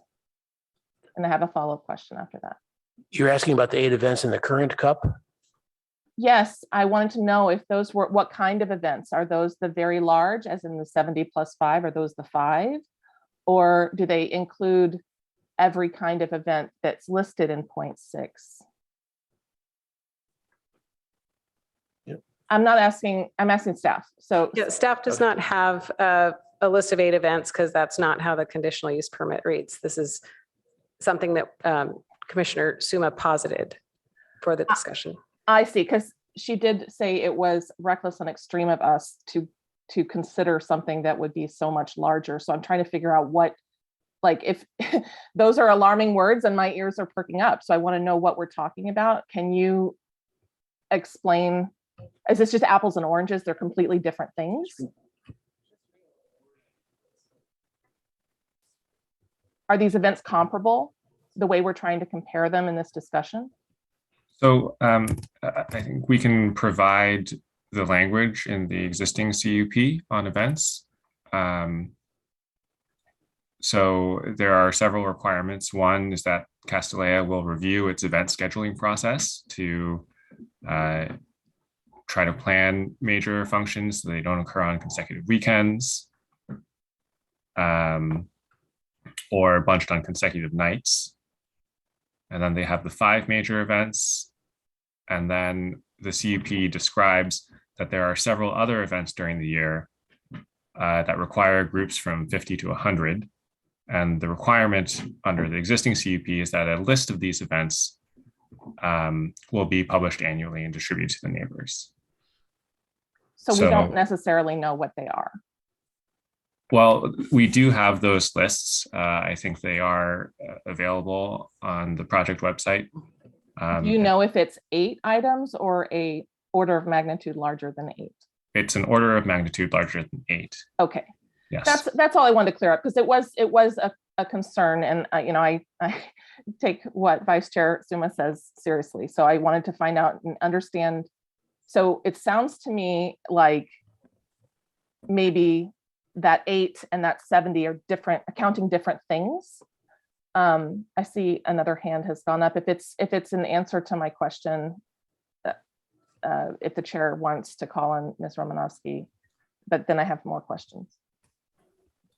I think the 8 is an estimate, because my recollection of what the CUP said in the basic one is it's, 5 regular and several others or something like that. And there was no definition of several. I'm looking at their calendar right now, Chair, and there's something relatively every day, every other day. I know, but the point is that the CUP was not defined very narrowly. And so they didn't do 5 plus several, they did something every day. Did you want to call on Ms. Romanowski and come back to me, or should I continue? Does the staff not have information on this? On what specifically, Chair? I'm sorry. On the current events allowed in the current CUP. Well, so I think we're going back several staff reports now, but even before the council weighed in on this, the language in the current CUP, and I'm doing this all from memory, but it sounds like Mr. Yang may have it in front of him. It is, this is an area where the city and the applicant have a disagreement as to how many events are allowed by the CUP. And we were hoping that the new CUP would clarify that. So depending on whose, sort of view you, want to follow on that, it's constrained or unlimited to some degree. So I think what we're trying to understand, or what we come to understand through this process, is that Castellia relies on a number of events, operational, social, you've seen the list. And they've articulated that 96 or whatever it was before was their desire. The commission, before you had considered this last time, before it went to the council, asked them to reduce it to the bare minimum that they thought they could handle. They had suggested 70 with the 5, which is the recommendation that the commission sent forward to the council. And the council said, can you look at somewhere between 50 and 70? So that's kind of where we are. Thank you. I think in terms of the question, which was, do they only have 8 events and don't have any sporting events, plays, et cetera? They clearly are having those now. So it's not such a significant change as the old CUP might imply. Is that a good summary? It seemed to me like the math says that the math that they were sort of allowed last time versus the math that they would be allowed this time, that's a big increase. But I think what you're saying is that they're already having those events anyway, so it's not a big increase. I think that might be the difference. So. Well, partly, I think that what they were counting as an event was different in the previous CUP versus now. And so, yes, in a net perspective, it's not going to be a significant change or a multifold increase. And that's good to get clarity on. The other question then that was just brought up, and I just want clarification from staff on, what are these 20 events that we're talking about I heard a comment that, well, it wouldn't be reducing chess tournaments and sports athletic competitions and school plays, things like that. Are those in the 20 that we're talking about or not? Thank you, Commissioner Templeton, for that. We did ask the applicant to provide us with the list of events that would be reduced, and we have that posted on our website. We can look for that and we can share our screen when we have that.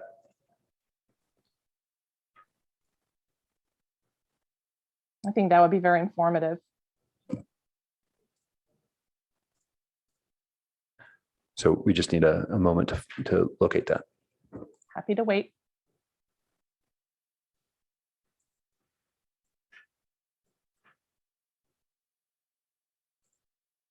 And Chair, I don't know if you want to call on Mindy while we wait.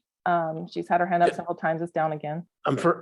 First, Vice Chair Suma had a clarification, I think.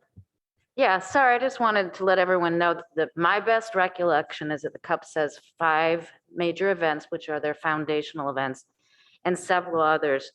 I take the plain English meaning of several to be 3 approximately, and that's why I said 8. And I also clearly stated I didn't think that was enough, and they were having way more. But I just wanted to clarify that. I wasn't trying to mislead anybody. I believe that's what the current CUP says.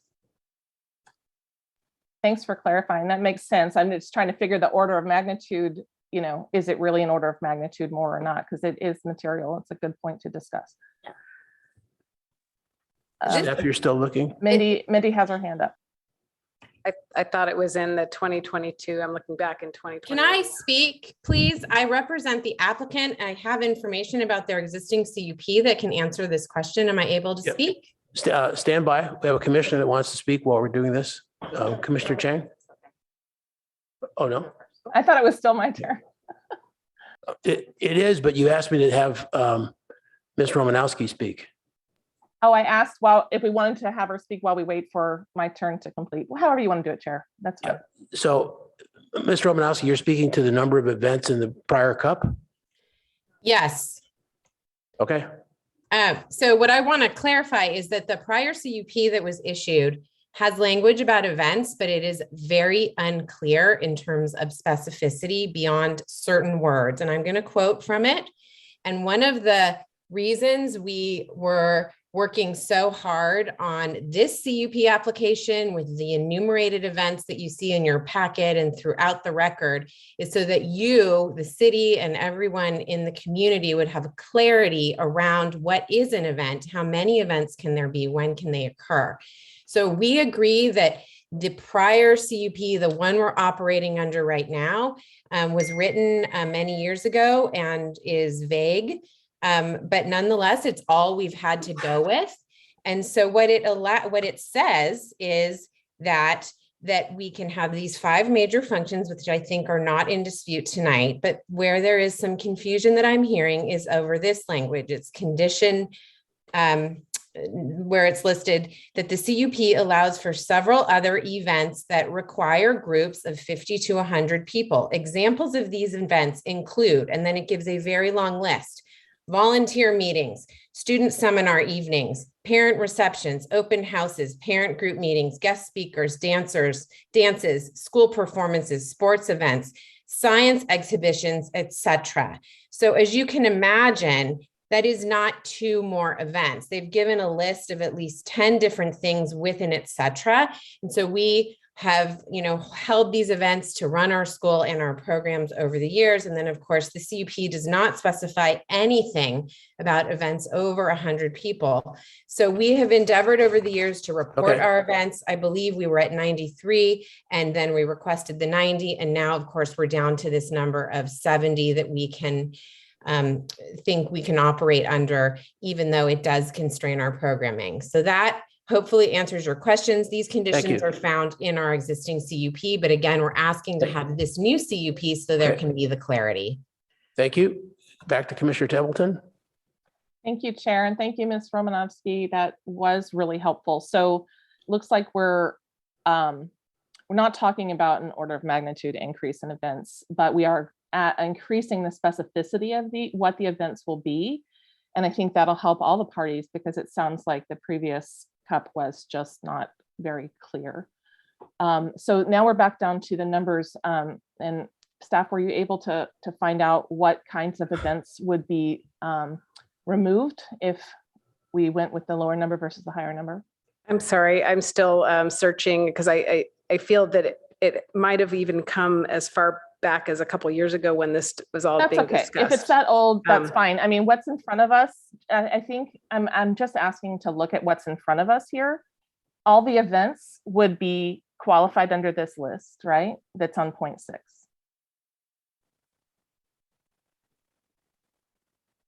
On page 71, packet page 71. Okay. Because that's all that's allowed. So they have to be removed from that list. Is that Yes, correct? that's right. Okay. If it were 50, we'd have to remove 20 from this list. And my recollection is the applicant sent in a document in this year, the last year, or the year before, saying how they would get it down to 50, because this was a conversation the Planning and Transportation Commission had before it even went to council. So that's the trouble, is to go back that far. That's okay. I think we get the idea. So the things that would be cut would be sporting events, student performances, social events like dances, parent group meetings, admission orientation, alum and donor events, athletic competitions, celebrations, and other activities where students are together on campus. So looking at that and thinking about all the different types of events that are offered to the different types of students that might be enrolled with different interests, I think it would be very harmful to the student community to take away 2/7 of their opportunities for social interaction. If we've learned nothing else in the COVID year of students having limited ability to interact in person in social situations, to gather for dances, for athletic competitions and things like that, that's my number one takeaway, is how hard that was on the students that I'm the parents of, and I've heard that from many other parents. So I'd be very, very cautious about reducing that number. It's already been reduced. And my sense would be to go for the larger number, and happy to make a motion to that effect if there's not more discussion. Commissioner Chang? Thank you. So in response to what Commissioner Templeton is mentioning, the 70, I looked at the project website at the current list of 70 or 75 events, and it's not all student events. There's alumni events, there's parent information sessions.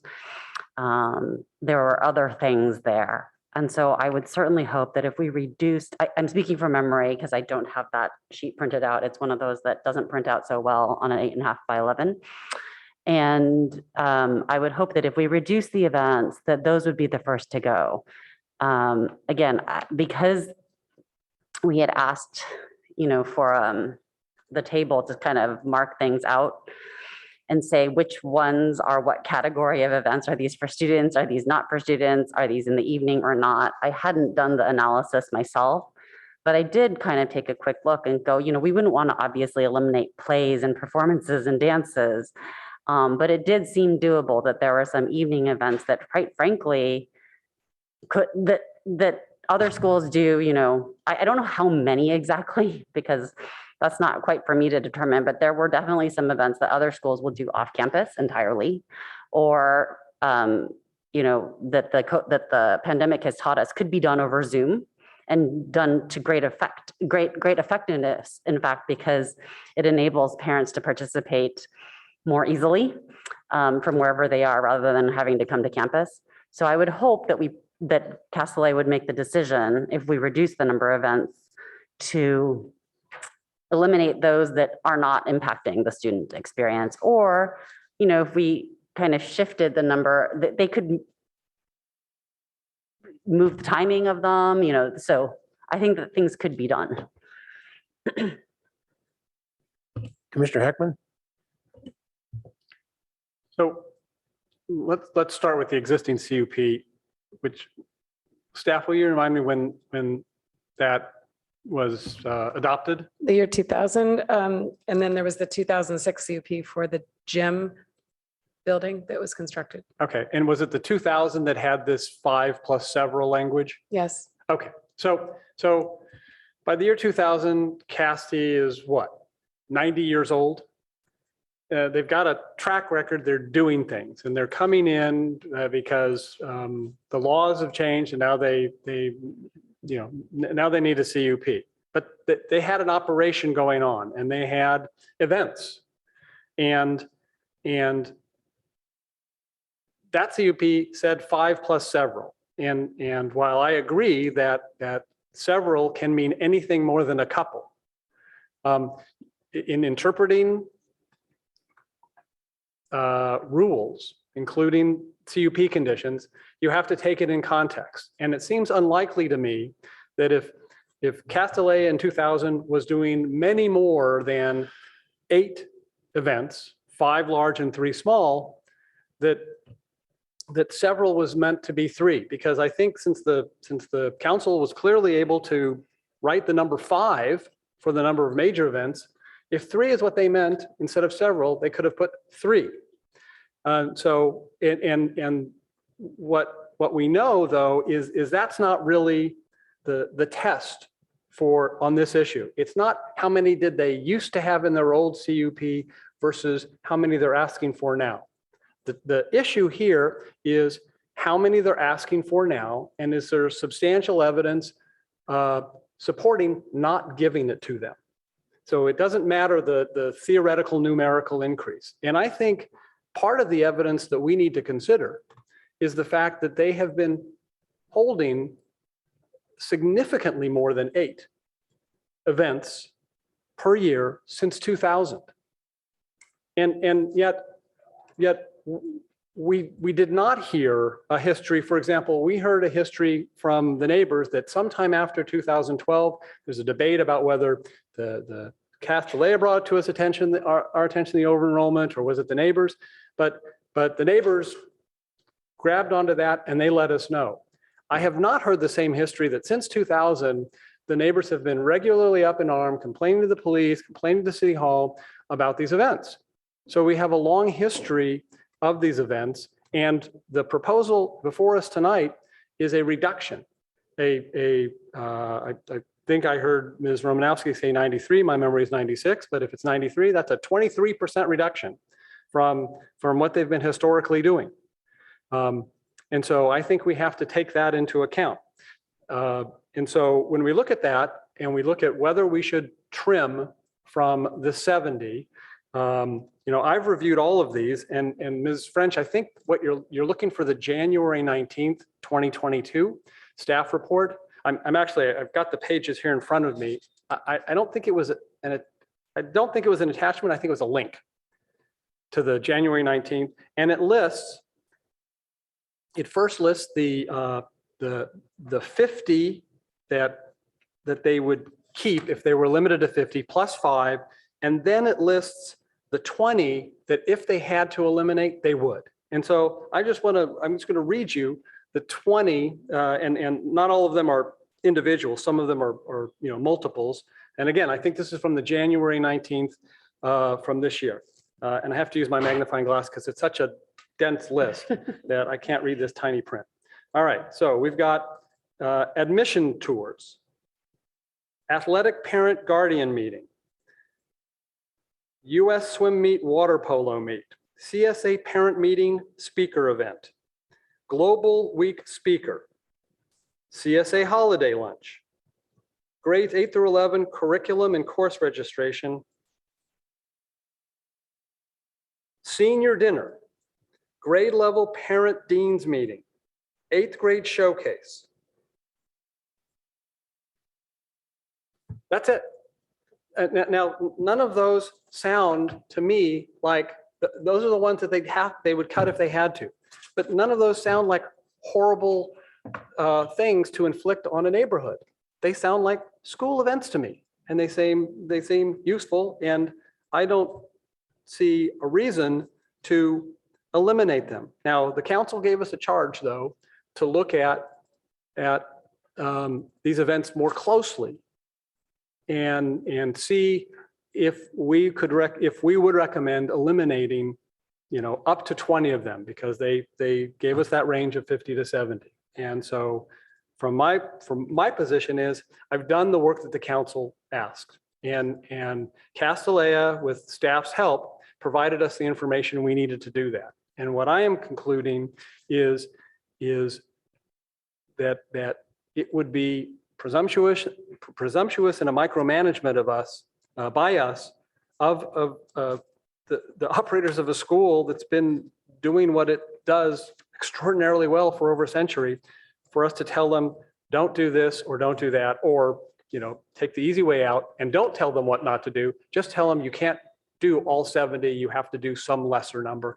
You pick the things to sacrifice. So I'm hoping that my fellow commissioners will support the 70 plus 5. Mr. Chang? So I just wanted to respond to some of the comments that Commissioner Heckman made, because I know how important events are to every school. But again, we're not talking about reducing to 8. We're talking about thinking about 50 to 70. And I do clearly remember a number of public comments talking about the impact of events, which were something to the effect of, now I don't have them up in front of me, but I'll paraphrase, something to the effect of, we've got doors slamming at all hours, like even in the evening, every night of the week, and voices as kids are walking out from their events, into the neighborhood to their cars. And I remember hearing that in public comments or reading it in public comments. I can't remember exactly where. So, excuse me, that's the impact of some of these events, particularly the evening events after 6 p.m. that were the ones that really caught my eye, because it's, approaching one a week. And so at this point, and then also you read off of a list of things. And while Castellea certainly cannot eliminate admissions tours, those were eliminated in COVID, right? And I think that right now, the definition of events, special events in the cup, is 50 to 100. As long as they keep the number of people going on a tour at one time to less than 50, they're fine. So I think that, some of these things like open houses and admission tours, there may be ways to, for example, another one that you listed, course registration. That's a prime example of something that's actually really well executed over Zoom. That's something that we didn't miss out on at all during COVID. In fact, allows greater participation, where all the parents can join in too, and they don't have to go to campus. Same thing with the parent deans meetings, where I've heard over and over again that this is anecdotal evidence, but and we've seen it here in the PTC, that more people participate and are able to come because it can be done over Zoom. So I do think that there's ways that some of these events are not critical to the student experience and to student learning. And there may be ways to modify. And so after all this discussion, because it is late, I would like to make a motion and suggest that, the city council asked us to look at between 50 and 70 special events. So I would suggest this modification to the language, where the first line of the events text in the CUP on packet page 71, so condition number 6, where instead it could say that my motion would change that language to read, the school may schedule up to a maximum of 5 major events and 50 additional special events.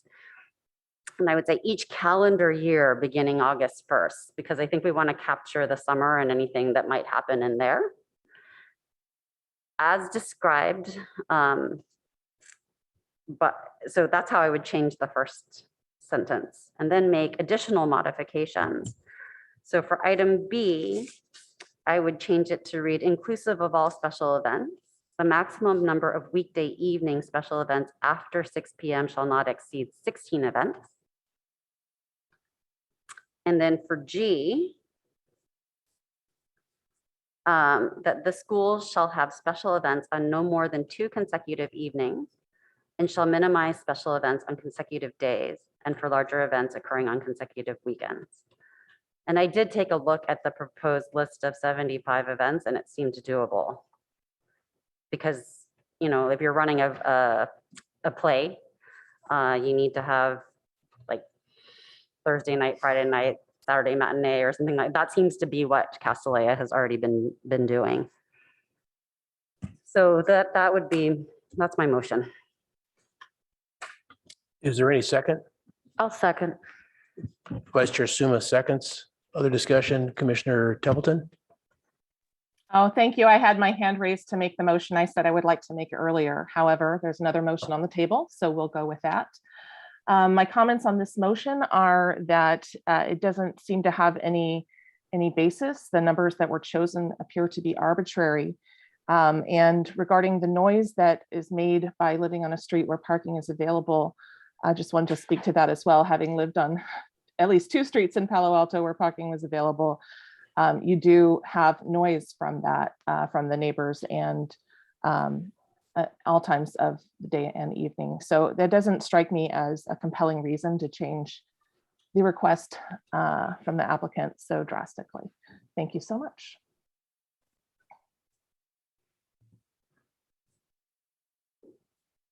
I don't see any other immediate comment. Oh, Commissioner Heckman?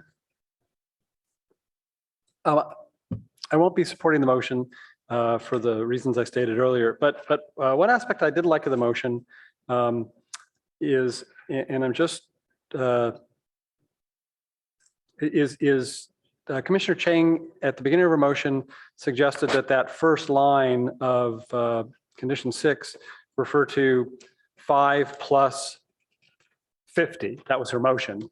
Right now, it doesn't refer to the 5. The 5 is provided a little bit lower where it's called a major special event. It's not as clear in the existing 6 that the 5 is in addition to the 70 rather than it makes it look like it's a part of it. So while I won't support the motion, I do appreciate that effort to clarify the distinction. Yeah, and that was intentional because as it says right now, it's 70 events. And the 5, as I read it, are included. There's special events is anything more than 50. If it has 500, it's definitely more than 50. And so I'm proposing a reduction of 15 from the current language, not 20.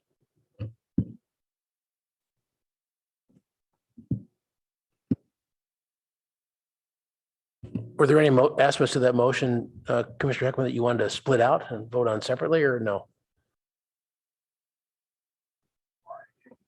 I think let's take the motion as proposed and see if it passes, then that thing that I liked is going to be part of it. I see. Okay. And so let's try it that way. Okay. So Chair, Yes. so Staff.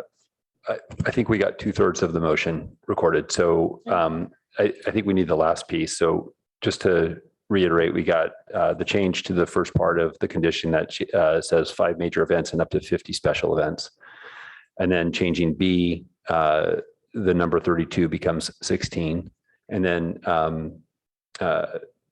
Commissioner Chang, can you just tell us the third? Sure. For G, there's an addition of a few words. So the school shall, and then this is the addition, have special events on no more than 2 consecutive evenings.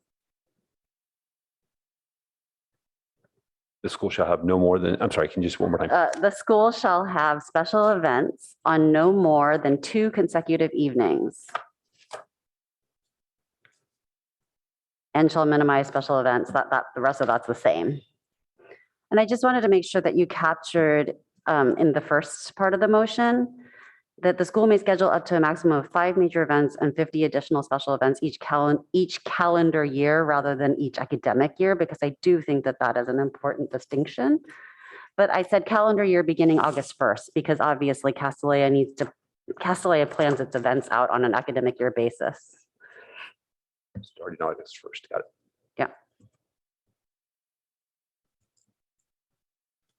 Have you got it now? Yeah, and just on that last G item, you said 2 consecutive days or evenings? Evenings. I'll read what I have on my piece of paper here. The school shall have special events on no more than 2 consecutive evenings and shall minimize special events on consecutive days and for larger events occurring on consecutive weekends. Thank you.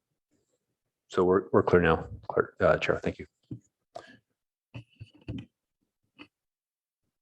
I'm still interested in this idea of, we're putting together, I can't remember what we called it last time, but some sort of a group to talk over things. What do we call that? You know, it was going to be some members of the school and some neighbors and things like that. In the last meeting, we talked about putting together that type of thing. I think that was specific to the TDM Oversight Committee. If you're talking about TDM Oversight Committee, Okay. that's in the slides. And Okay, so since we're already In the doing something like conditions. that, I was wondering if we could roll into it, this, which is obviously part of the cup. And the concept is whatever that's going to be, if 6 people sit down and say, oh yeah, we no problem, we want 10 more. If it's sort of like, you know, the unanimous approval of the TDM and events committee, we want to change it in one direction or the other, then just send a note to the director and you modify the cup. I don't know. I'm just trying to conceptualize a way that if this cup sits there for 5 years, that we're not stuck with this number forever if it's proven with enough data from either side of the negotiation that we want to make a shift. Or we can just suggest that as an idea to council as part of the motion, or we can skip it. Any thoughts from commissioners? I mean, if people think it's valid, if you think it's not valid, then let's just shoot it down. But we're just trying to have a little bit of escape valve for new data that comes up in the next, 2 to 5 years. I'd be open to an amendment if you want to try and restate that somehow. I'll try, and it would be something like, create a committee mechanism of community members and school members that meet periodically to evaluate events and make recommendations to the planning director for changes. Feels super out of scope, though. I mean, Sorry? it feels out of scope to do that for this and not for anything else in the cup. Like it should be broad reaching if we're going to do something like that. Well, what they said is we are doing that for the TDM, so I'm just trying to roll it into the TDM committee. that was direction from the council to explore the TDM Oversight Committee. So that's why we brought that back. Yeah, I think probably for the same reason that if, something new comes up, that's good, and then or if something bad comes up, that's good. And we talk about it and figure out where to go. So again, commission to deliberate on this and make any recommendation you want. I am wary of another committee. We've got the TDM committee, we've got the community I meetings. roll it into that. I Okay. make that part of their deal. Okay, so I don't know. I'm fine. I'm just trying to find a way to not chip this in stone for 10 years because I think things can change in the event world one way or the other. And, with some cooperation, which we're trying to get anyway in the new cup. Yep. And no reason it couldn't be part of when they come back with a CUP amendment for their academic enrollment increase, they could ask for an increase in. Yeah, I was just trying to do it faster because if we come up with a number and everybody agrees that, hey, we came up with the wrong number, then why should they be stuck with it either way? Well, there was another alternative because I'm sensitive to what staff is saying about managing committees. I think Director Late had suggested something about we could leave it up to the director's discretion. But we could make it, write that into the cup.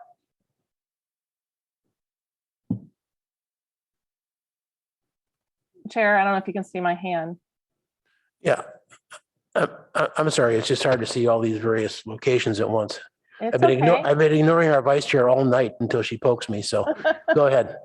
Yeah, so I guess why I was saying that the scope seems out of whack because we have several numbers that you have shown an interest in getting collaborative decision-making on, and I don't know why it should just be TDM. Why not also events? Why not also enrollment? So if you're going to do this, I would suggest making the scope appropriate and have all the things that we've been kind of trying to narrow down on the right quantity and have that escape valve for all of these numbers. Yeah, I think I'm going to pull the idea because there's not enough enthusiasm. Just a quick answer to you is that because I think that we're going to have data pretty fast on meetings and the decision can be made pretty fast on and off. That's wholly different than a TDM program. So that's why. But I'll just withdraw that and we'll go to the motion. But let me just comment before we go to the motion because I haven't actually spoken to that yet. I think the 50 to 70 is the right range, and probably council could have picked it. I think it is hard. I mean, I do agree with Mr. Heckman that it's kind of hard for us to sit here and do that. But both all commissioners have looked at the numbers, and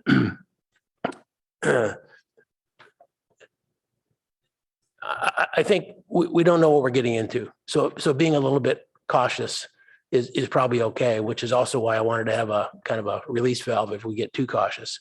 So I'll leave it at that and we'll call the roll. Commissioner Ching, Yes. Commissioner Heckman, No.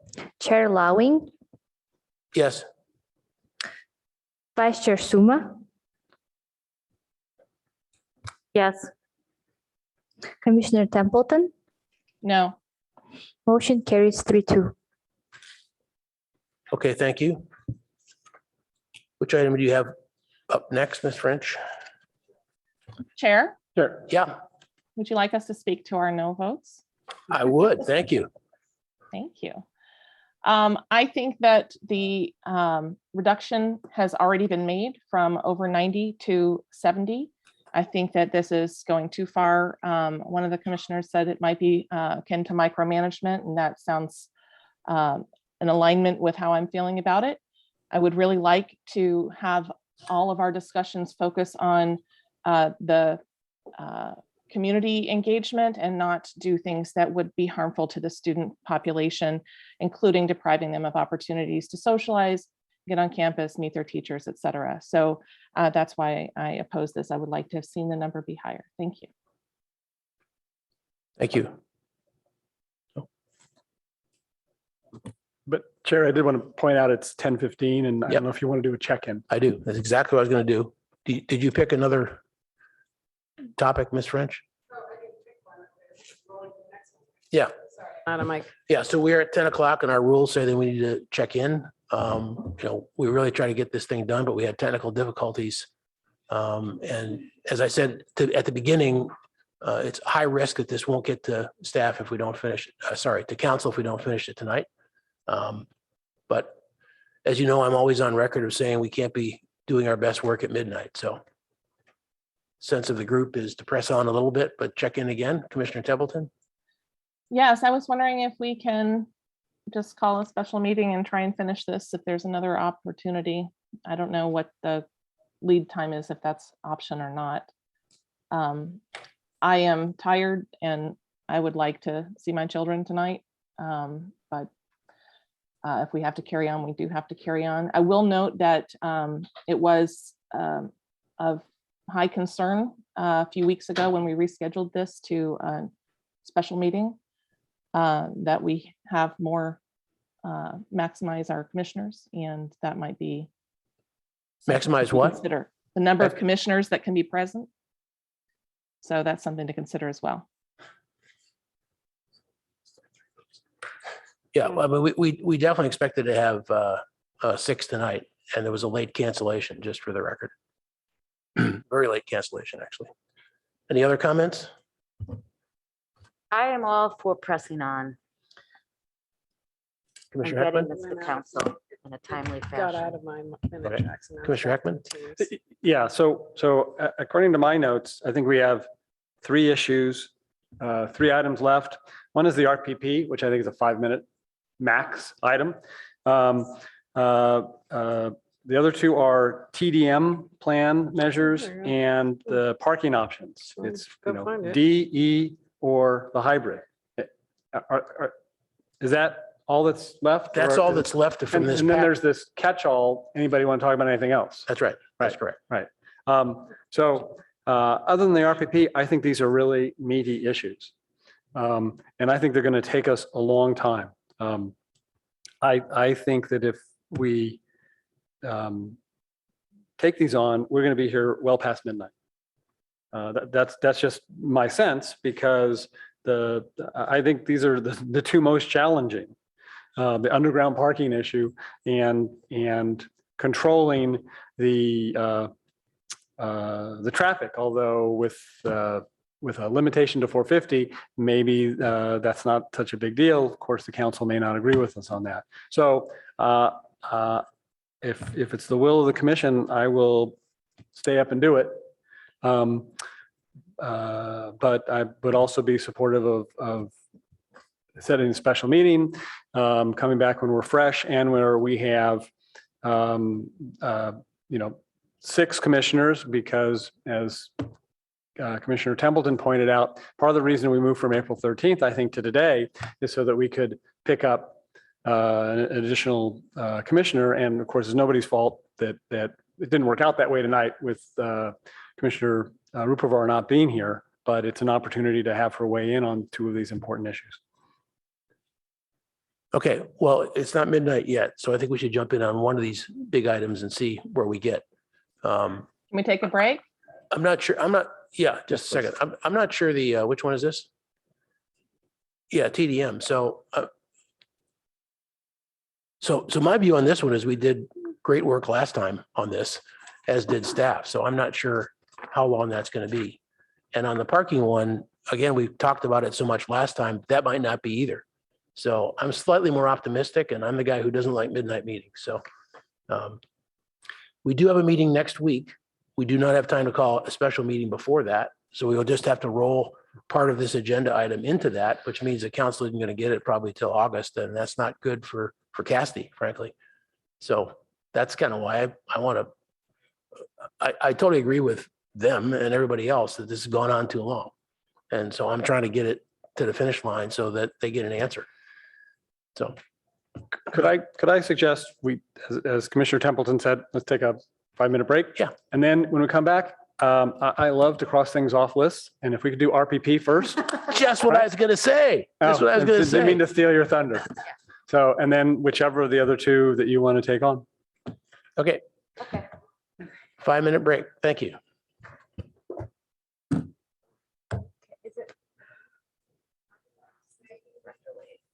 Can we really not? If we don't get it done today, is it really true that we won't get it all? That's what he told me yesterday.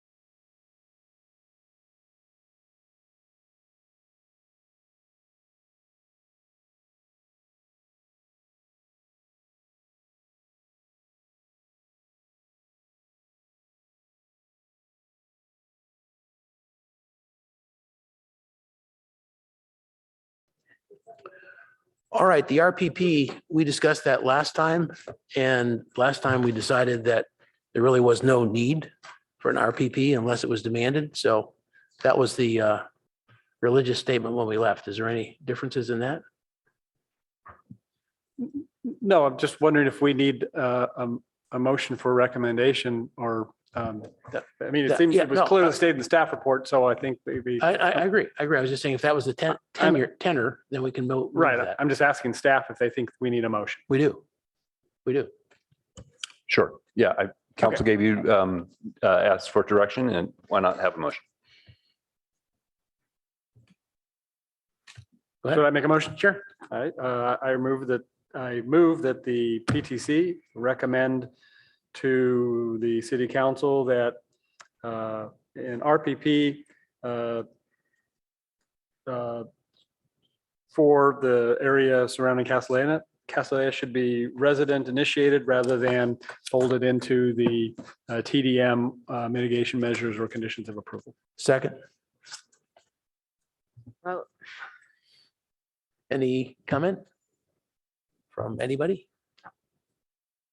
Okay, let's call the roll on that. Commissioner Chang, yes. Commissioner Heckman, Yes. Chair Lawing, Yes. Vice Chair Suma, Yes. Commissioner Templeton, Yes. motion carries 5-0. Thank you. Okay, maybe the parking options next.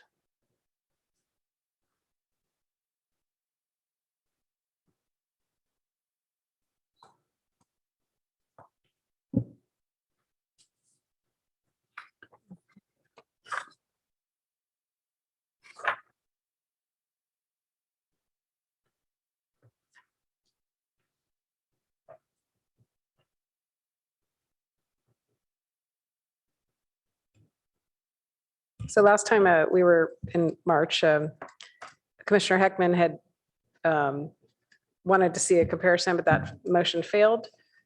Yet we brought back a CEQA document regarding that. That's attachment H. So if anyone wanted to I'm comment. sorry, on what did that. you say failed? The motion that Commissioner Heckman said he would like staff to come back with a comparison. And so it failed, but we did it anyways because we're like that. We're thorough with our CEQA documentation. Yep. So, but you didn't want to see it, but it's here anyways.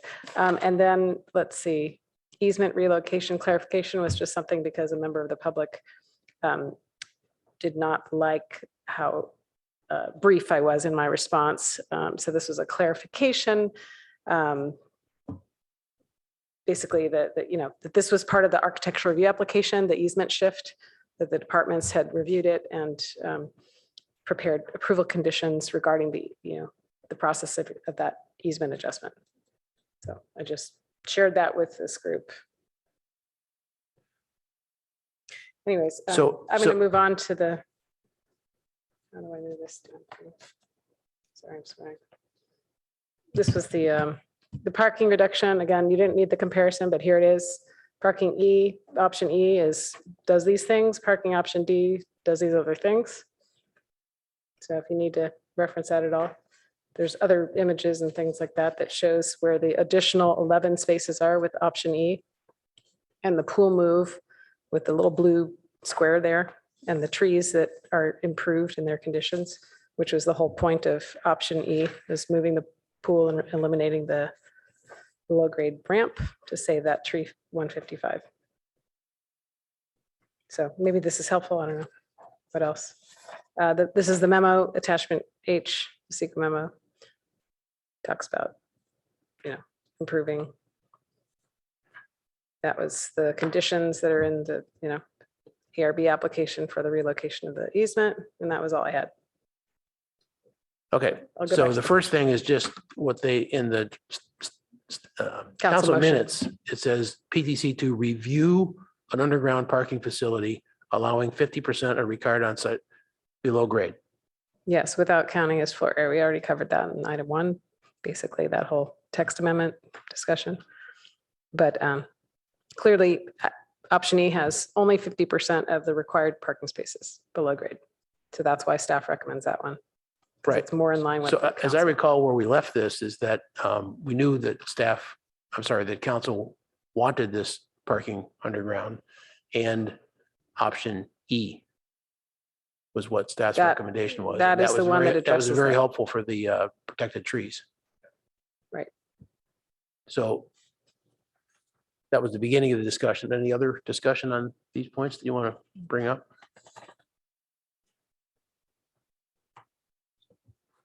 So she's got the first part of it up right here, which is to, review that parking facility. This parking option E is the one that staff recommended as more in line with council's motion. This is what parking option E does in words. With a 14.4 parking adjustment, parking reduction of 15 spaces from on-site parking. So I know staff wants to comment, but I don't read review as tell them not to put in a garage. So No, it just says review that option, and it's not too specific. so we've reviewed it. Right. Okay. So I mean, I don't know that. We're ready for. Commissioner Heckman, did you have a comment? I'm trying to understand your line of questions of staff here. Are you, Well, it just I went- mean, just went away.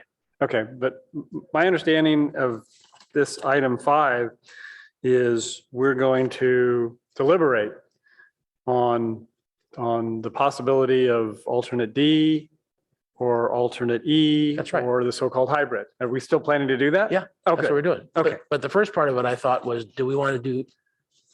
They've already decided they want to do an underground garage. What I'm saying is, I don't think it's on the table here to debate whether or not we agree with that. I agree. Okay. I agree. So yeah, I think on both parts of this, I'm open to discussion. Did you want to take the floor? Actually, I would like to start with some questions. Sure. And then let somebody else see if there are other questions or if somebody else wants to start with discussion. Oh, Carrie has her hand up too.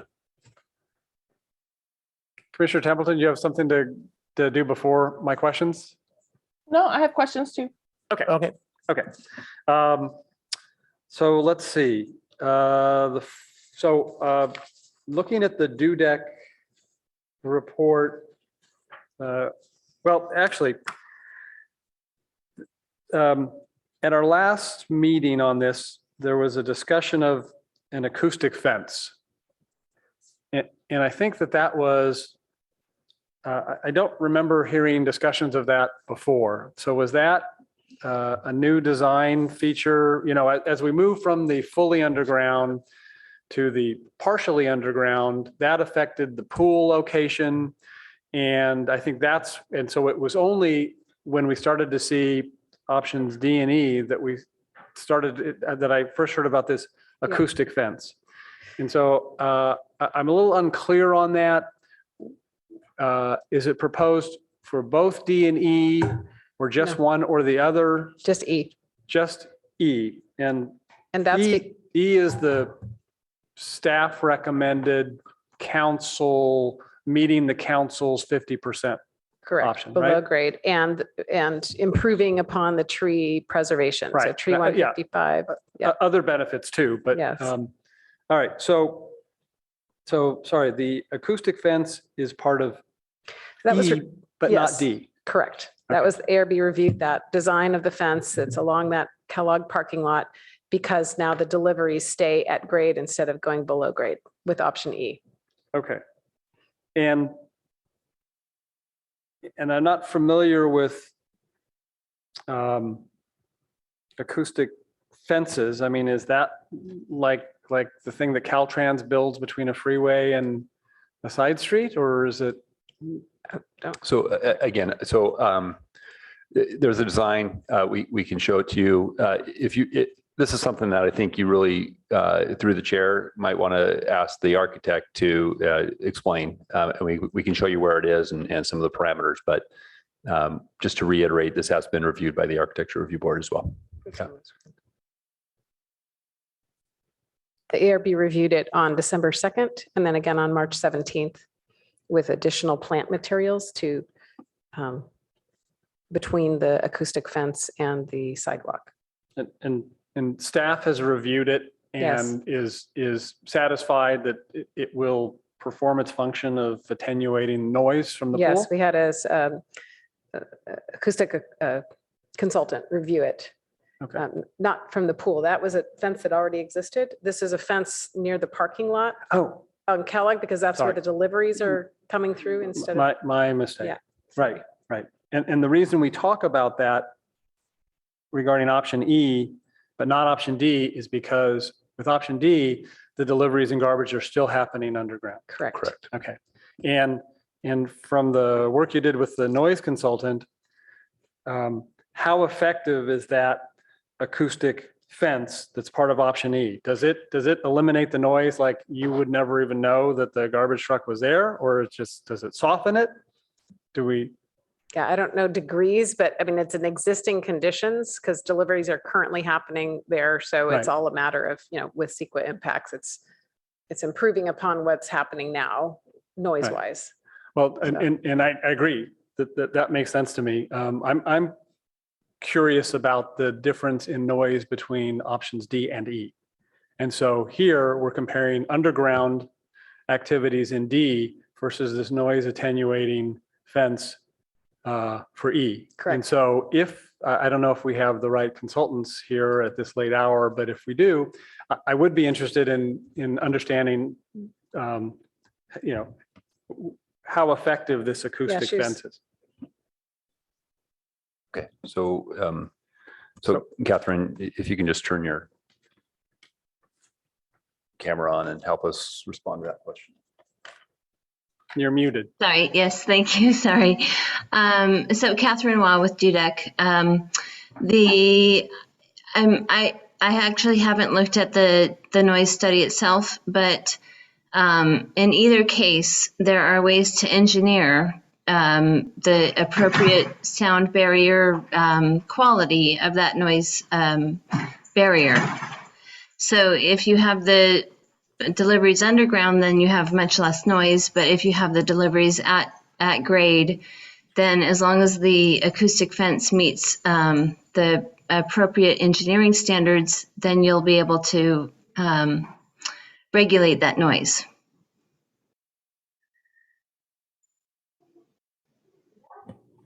I'm trying to get a sense in regulating that noise.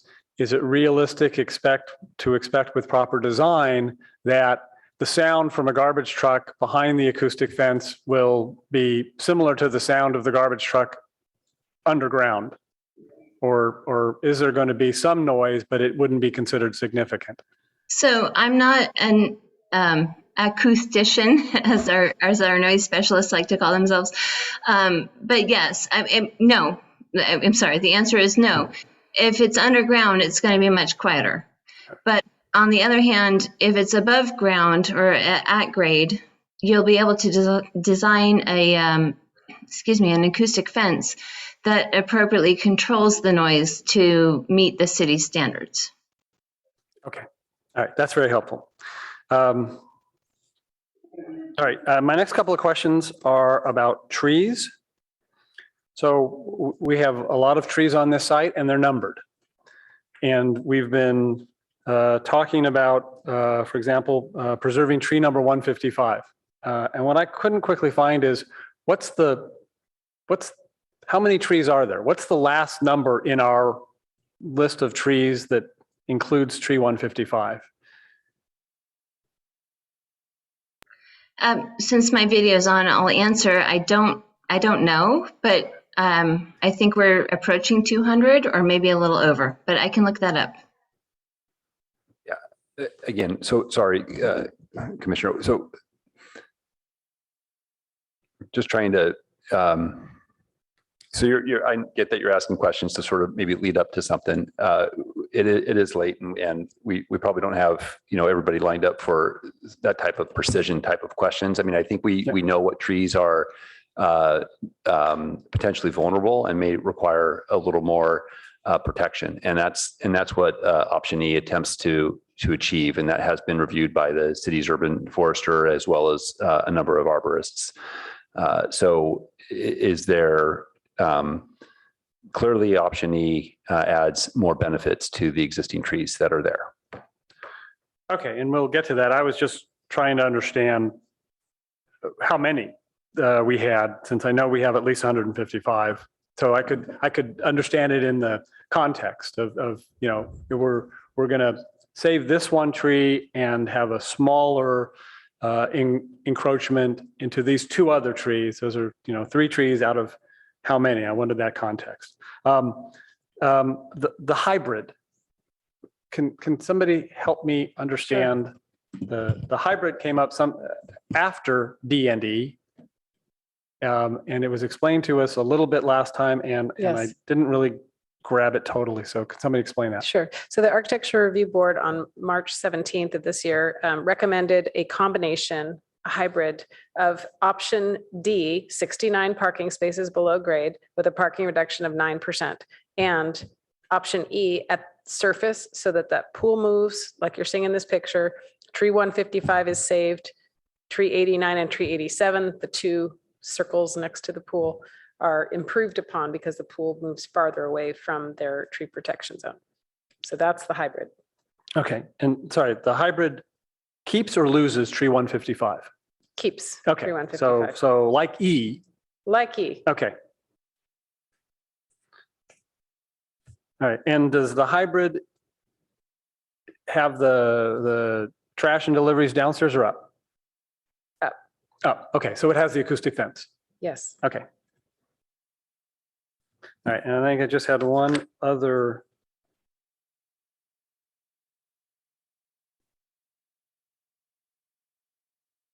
No, those are okay. Those are my questions. Thanks. So Commissioner Templeton? Thank you. I was just wondering, and I apologize if this isn't the documents, I can't find them. So if somebody knows the answer, that will be satisfactory to me. Does this smaller pool still have a competitive lane length? So 25 yards or 50 meters or whatever? My understanding is yes, the pool size hasn't changed. It's the pool location. It's been adjusted over towards Kellogg, away from Embarcadero. So if you're seeing that blue on the screen, that's a shift from where it was before that was closer to tree 89. That is the green circle near Embarcadero. Okay, so it still has the same utility as it would in the other yes, other design. Great, that's what I wanted to know. Thank you. Other questions or motions? Yep, Commissioner Chang. I just wanted to address a question that was asked in written public comments that I also had. What is the exit treatment for the parking garage going to be? Because the public commenter mentioned something about lights and noises, to warn folks on Bryant. And so I'd just like clarification on what the treatment will be to understand how we'll make it safe for pedestrians, cyclists, and cars, and to understand any disruptions for the neighbors living right across the street. And also, is there any difference in parking treatment, that exit treatment, D versus E versus hybrid? Okay, so I'll take the last one first. The exiting of the below grade garage to Emerson is the same with E and D. The noise and whatever, the beeping is happening below grade at the start of the ramp where the garage is. So it's not happening right on the street. It's happening below grade. That's my understanding.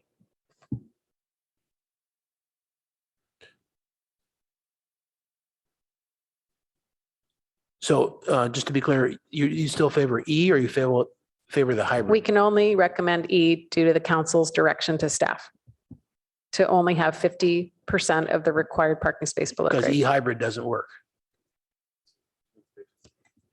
It's too many spaces Okay. below grade. Okay, got it. We only can recommend 54, Okay. 52, sorry. Yeah, we feel to be responsive to the council's direction that option E is that. Great. Okay. But Vice Chair Suma? If my colleagues are done with their questions, I can make a motion. Go ahead. We can still ask questions in the motion too. Yeah. Unless you had a question, Commissioner Heckman. I don't, but I'm appreciating the comment Commissioner Templeton made before, that it's nice to get a round of comments out Okay. before a motion. I've held my comments. I just wanted to get the questions out first. So that would be my preference, is to have a round of comments and then make a motion. Okay. Somebody make a She's motion. on hold. Go ahead. What? She said that's okay. Go ahead. Oh, you want to make my comments? Yeah. Okay. Let's see. So I did review the DUDEC memorandum, attachment H to the March 30th, pages 191 to 199. And I actually thought it was very informative, and I really appreciate that staff took the extra step of having it done, because I think it's important and useful information that really is a necessary part of the environmental evaluation of the project. So, and what that does is it compares both scheme D, which is the 69, and E, which is the 52 spaces underground, are both compared to alternate 4, which is the 83 space that the environmental document had already found would cause less than significant impacts measured, across all of the environmental measurements. And what this additional memorandum shows is that both D and E reduce the impacts in virtually every category compared to the fully underground 83 spot garage, except regarding noise, where as our consultant just discussed in answer to a question, D,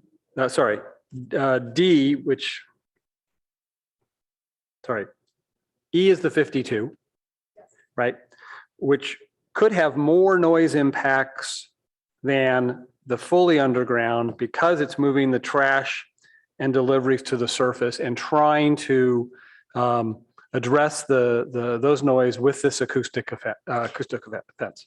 And I would just say it's not moving them, it's keeping them, because that's where the trash is currently at grade, right? Correct. Just a nuance. Right. So you're right. So actually the current noise is above ground. The new noise would be above ground with an acoustic fence, which would make the noise less than under the existing, but not less. My comparison was with alternate 4. Right. Okay. All right. And that's really the focus I was looking at first, was comparing both options to the fully underground version and what the differences is. So they're both environmentally better options than the fully underground. So now then I wanted to compare D and E to see what in the DUDEC memorandum.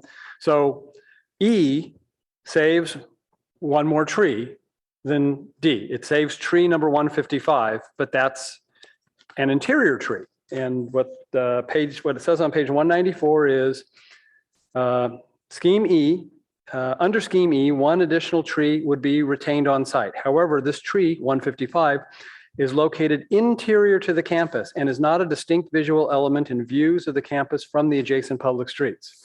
So I think that's relevant information when we are looking at the differences between D and E. E saves this tree, but it's not a visually prominent from off campus. E also reduces encroachment into the TPZ of 2 more trees, which are numbers 87 and 89. But both D and E avoid, now again, that's a reduces the encroachment, and I can't remember the numbers. It's something from like 39 down to 27 feet or something. So it still encroaches, but less. But both D and E avoid the TPZs for 8 more trees than alternate 4.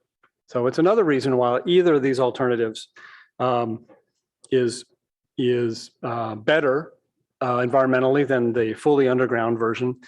But I just want to make clear, invading the TPZ doesn't mean you're creating a scenario with certain death for a tree. These are kind of balancing risks and odds, and the less invasion, the better. But there's no evidence that 87 and 89 would die if D was selected by the council instead of E. D requires a smaller parking reduction at 9% than E, which I think is 14.4%, right? So that actually supports D to some extent. And D, the larger underground, requires more truck trips. And according to my numbers, it's 185 round trips and associated emissions with the construction. There's a short-term impacts, and that's something to consider too, but they are short-term impacts. And in my thinking, the short-term impacts may need to be tolerated if they reduce the long-term impacts. And finally, noise. D, by moving the trash and delivery underground, reduces noise impacts long-term compared to E. So now I understand that the council was looking for 50%. And so I think, like staff has said, we have to recommend D because I'm sorry, E. Like I said, I had to, you could see my notes here. I had to change them and I didn't get to that one. So we need to recommend E because that's the 50% and that was the direction from the council. But I'd like to include in that recommendation a request that the council consider that E would have lower noise impacts and require a smaller parking reduction. Sorry. Okay. We have to recommend E, but that I'd like to include in that recommendation a request that they consider that D, 69 spaces underground, would have lower long-term noise impacts and a smaller parking reduction. So I'm not making a motion, I'm just getting all my thoughts out on the table. Thank you. Any other comments first? Any other ones, Commissioner Templeton? Okay. You had your light on before, Vice Chair. I would be happy to make a motion if everybody is ready for it. And that would be to recommend E to the city council. I'll second that. Does staff need any more detail on the motion other than that? Okay.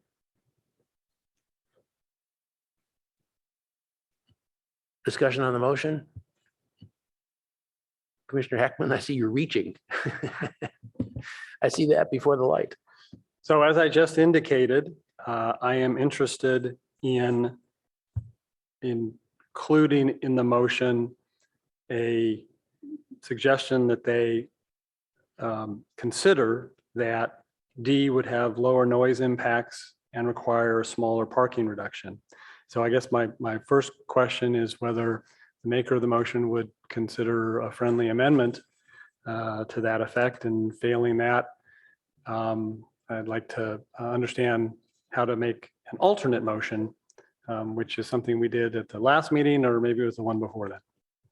I think to answer your second question, if it is not accepted, then you would make an additional motion because our rules don't allow substitute motions.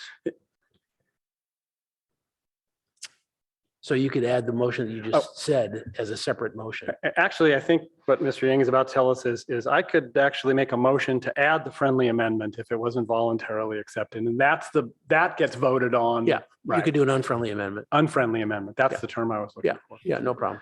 Okay. Well, I'd hate to be unfriendly that way. So I'm going to ask the maker of the motion if they'd be willing to include that language in their motion. I'm not necessarily against it. However, I really actually believe it's unnecessary. I think the council already knows those things and they weighed it and they selected E. So Just if I could respond, Sure. and this is following up on something we heard on another issue regarding the Fair and Peers report that was issued in December. The council did not have the DUDEC report, which has been issued in the last 3 weeks when they gave us this direction. So they don't have this environmental comparison of D&E. So it's not information that they already know unless they've read our staff report and have this. So that's why I was thinking, because it's a good point, but that's why I was thinking this is new information, and adding that language to the motion highlights for them that this new information may impact their thinking. Okay, so you would like to add, let's just state it again, Sure, please. sure.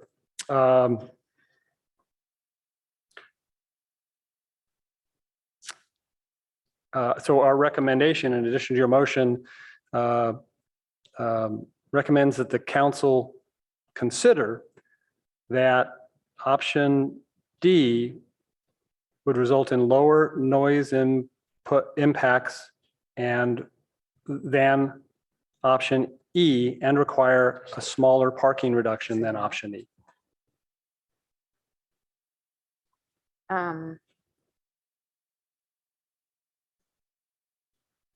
I think it's better to just keep it simple. I'm sorry. Did Okay. you want to proceed with an unfriendly amendment? I suppose that's the next thing to do. So So an unfriendly amendment needs a motion and a second, and then discussion as normal. okay, so let me, if I may make the motion for an unfriendly amendment, that the pending motion include at the end of it, and that the city council consider that option D would result in lower noise impacts than option E and require a smaller parking reduction than option E. Okay. Is there a second for that motion?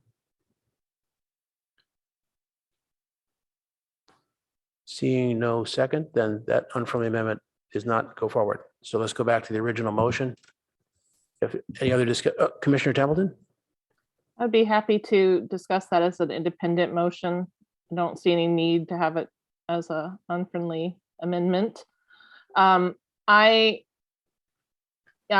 also intrigued by that new report, and I would like to hear the comments from other commissioners who have stated noise and environmental impact as their primary concerns for other aspects of the votes we've taken tonight.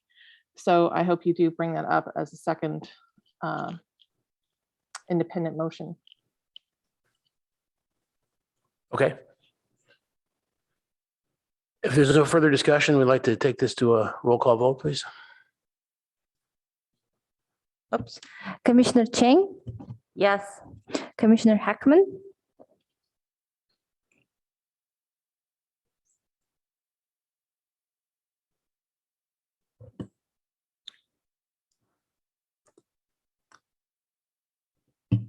Yes. Chair Lowing, Yes. Vice Chair Suma, Yes. Commissioner Templeton, Yes. motion carries 5-0. Thank you. Did you want to make an additional motion? I bet I can guess what it is. Yeah, and really, I want to just set the context for it by recognizing that on that last motion, I, at least as one commissioner, felt that my hands were tied. I know that there is a request by the applicant for option D. I know that the ARB has showed support for this hybrid, which includes aspects of option D. But I know that the council sent us a very specific direction to give them a 50% option, and option E is the only one of those alternatives that fits that. So I think we've fulfilled the mandate of the council, but I would like for the council to understand the possible unintended consequences of the line that they drew at 50%, because I think there's a lot of potential positive about particularly the hybrid. And so to alert the council to that, I would like to make this follow-up motion that that the PTC recommend to the city council that it consider that option D would result in lower noise impacts than option E and require a smaller parking reduction than option E. Is there a second to that? Commissioner I'll second- Templeton? Sure, I'll second it. Okay. And then discussion on that, Commissioner Chang? Thanks, Chair. So I won't be supporting this motion, and I do value Chair Heckman's careful reading of the impact in terms of the noise. My concern is related to, the reason why I won't support this motion is because of the questions that I asked at our last meeting, in which I asked how much closer does the garage then get to all these tree protection zones? And so the larger garage with the 69 spaces goes right up against the tree protection zones on 2 additional sides. And I think, I mean, I can't remember the exact difference, but it was, you know, instead of being 25 feet away, it's now 2 feet away from a tree protection zone.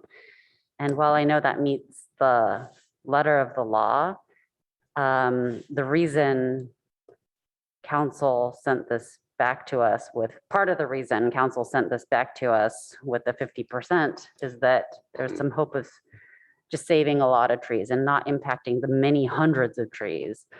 And so E to me is the safest option with respect to trees, even though there is the above ground noise issue. So that is why I won't be supporting the motion, but I do understand why you are making it. Commissioner Templeton? Yes, I would encourage everybody to reconsider if you are opposing this motion, because we did something similar earlier where we just asked staff to make sure that council has the opportunity to view current information. I don't think that, you know, we've already made our recommendation on E. I think those who favor E have already had that victory. So making sure that they are, that council is fully informed and encouraging staff to share the latest report with them is very much in line with actions you've already taken earlier today. Thanks. Okay, my comments are twofold. One, very close to what Commissioner Chang just said. I've actually spent quite a bit of time digging into this tree issue. And while your discussion of the tree location on E versus D is absolutely factually correct, the problem with trees is that the working part of that tree is underground. And so, you know, the tree protection zone is not a specific circle. That's not how the trees go, and they go where the water is. And that the one major one on E is the one major tree, I can't remember the name, is definitely protected. And the second part that you mentioned of one being more interior, that doesn't do anything about the canopy. I mean, you still get all the canopy for that. So, I mean, there's just no question that the trees are better protected and further away from the tree zone on E. With respect to the parking reduction comparison, I don't think that's material at all. If we're going to do a parking reduction, it's just, a few. So I don't see that as being material. I do like your idea of, dealing with the most useful information. But having heard what that most useful information is, that wouldn't have changed my vote on the first one. So I don't see this one as being necessary. Staff can obviously give them the new DUDEC report. Any other comments, Commissioner, Vice Chair Suma? Yeah, my thoughts are along those lines. I'm very concerned about tree protection, and I personally think there's a great potential for the trees to be damaged by D because it comes so close to the roots. And I know at one point they were talking about doing, I forget what it's called, a process to look under the ground and see where the roots are for some of these trees. And I don't know if they've done that yet. It's kind of radar. It's not, it's kind of like radar. Yeah, but it's called something else, which I can't think of what it is right now. So I don't think we have that information. Radar. And I do think that I don't think anybody's expectation is that garbage trucks are going to be underground. So I think that'll be pretty much the same or hopefully better because of the acoustic wall. So, and I'm sure that this report will be included for council to look at also. So I don't think it's necessary. Other comments, Commissioner Heckman? Nope. Your mic light was on. I thought that was your Oh. new signal to me. So Commissioner Heckman. Commissioner Heckman, I mean, Commissioner Templeton? Thank you. What an honor to be confused with Commissioner Heckman. Commissioner Heckman, given the comments that you've heard, would you like to change the motion in any way, such as ask staff to include the report, remove the recommendation language? Sounds like you might get more support that way. Just a thought.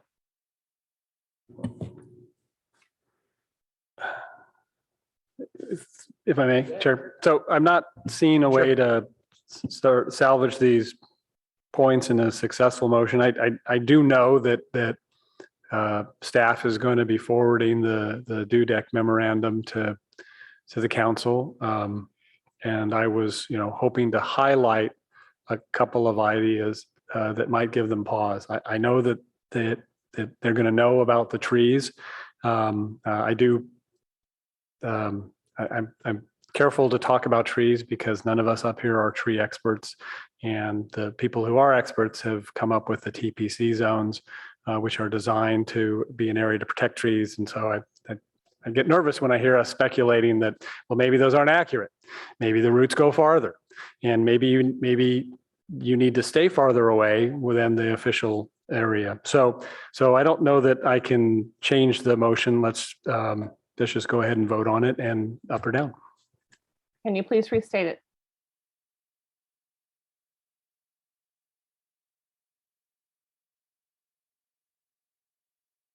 I move that the PTC recommend to the, sorry, I've lost it here. There you go.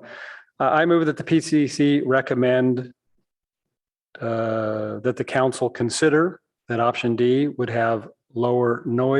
result in lower noise impacts than option E and require a smaller parking reduction than option E. Okay, please take the roll. Commissioner Chang, No. Commissioner Heckman, Yes. Chair Lawing, No. Vice Chair Sumer, No. Commissioner Templeton. Yes. Motion fails 2-3.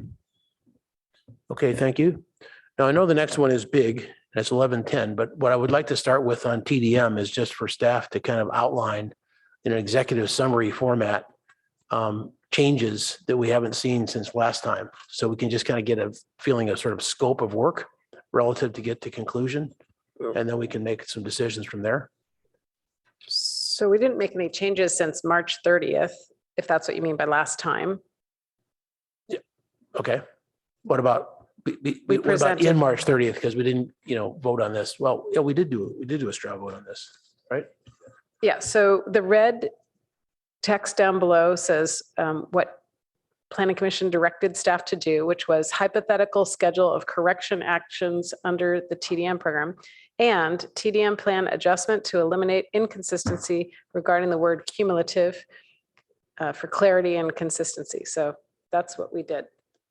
So you feel that what you have done now, the document that if we said do this, that it goes to council and answers all those questions? Well, it was to try to help understand this attachment A to the report was to illustrate how that would go because it was muddy to understand. And I don't know if it's clearer. It's very Okay, complex. so like on the second bullet point there, a certain enrollment schedule instead of TDM measures that may be modified, that was in the packet last time, right? Yeah, that we have not changed the contents of the packet from March 30th. So you've already seen all of this. Right. And this was a standard plan that was going to be applied to every year of the increases, correct? It's just about the corrective action. What happens if they don't meet the targets, the prescriptive measures, you know. Okay, so the question is, do we feel like we've already done this, or do we feel like we have to do a deep dive and it's going to take an hour, or how are people feeling about this? So, yeah, good. I'm sorry, that was a question to your colleagues, yes? What's that? That was a question to your colleagues. Is that- Yes, go ahead. it was. Yeah, good, Commissioner Heckman? So I don't know if it's called a deep dive, but I do have some questions on the language of condition, particularly condition 34. And, possibly some suggestions for clarifications. Are these literally language things that you could do offline? Well, I would at least have to have the questions answered now so I can understand, like sometimes I see language that seems like it's doing the same thing, but it's different language in two places. And I want to take the time now to understand why it was done that way. I guess my So- question is, do you think that the language would change what's there or clarify? I'm looking to clarify arguing years from now about words like several and what they mean. I totally admire that and agree with that. But what I'm thinking ahead is that if you are literally just trying to clarify the wordsmithing of a legal document, I don't know if you need all of us to sign off on that after you do it, is where I'm going with this. Well, why don't I ask my questions? I mean, again, we decided we wanted to get through this tonight, and I do, but these are the rules that are going to apply to Castellea permanently. And so we need to take the time to do them right. And there's a lot, if you look on packet pages 84, 85, and 86 of the March 30th report, you'll see a whole lot of underlining. And that's all new language. And I think staff did a really good job, but I've got a few questions. And I want to, and maybe this will help make it better. Yeah, I mean, I'm just putting on the table, not something that's illegal. I'm putting on the table something that might be efficient or not, which is that we can go over this, but if we're going to go through 10 pages of wordsmithing, then we probably don't want to do this tonight. So Well, it's not 10 pages. It's condition 34 and probably maybe half of the questions could have been answered in the time that we've been discussing whether or Great. not I should Okay, ask them. good. So let me Let's just go. roll into them Yep. and let's get to it. Okay. So I am on packet page 84 and I'm looking at 34A. All right. And A starts between CUP approval and the attainment of maximum or near maximum enrollment for 2 consecutive years. You see that language? yes. All right. So my first question is, it says maximum rather than a number. And I just wanted to confirm, I think the reason staff did that is because as we sit here tonight, we don't know what that is. It could be 450 if our recommendation from earlier tonight. It could be 540 if the council decides other. It could be another number. Is that why we have maximum rather than a particular number? I think our intent was the 540 number, but Okay. it achieves the same. Albert is on. It's Yeah, also, I can clarify. It's because under the set of conditions in the packet, the maximum enrollment would be changing over time. It would be increasing, right? So Okay. I suppose it could be clear if it said the, then maximum enrollment. Okay, thank you. Next question, right next to it, it says near maximum. Can you tell me exactly how many that is? And if not, because to me, it seems vague. And I think that it's, rather than use a subjective term with so many eyes on this, that maybe we should have a quantitative term. Sure. That says what we mean is that, is that within 2% of the maximum or some other figure? But Yeah, so understood.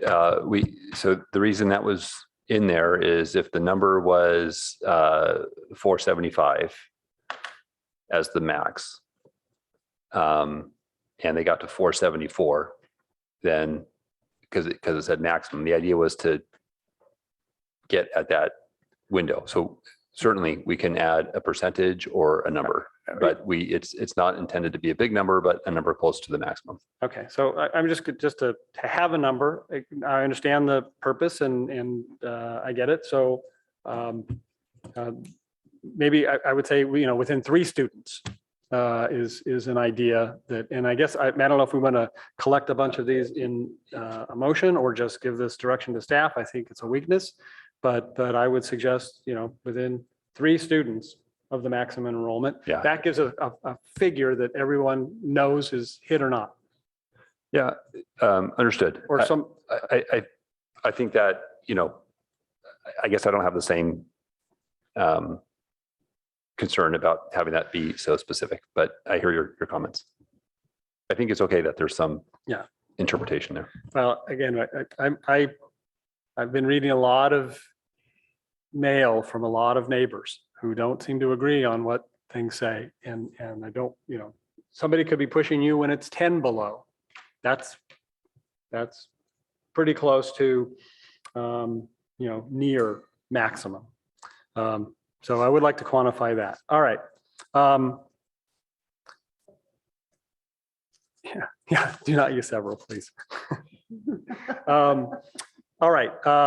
In A1,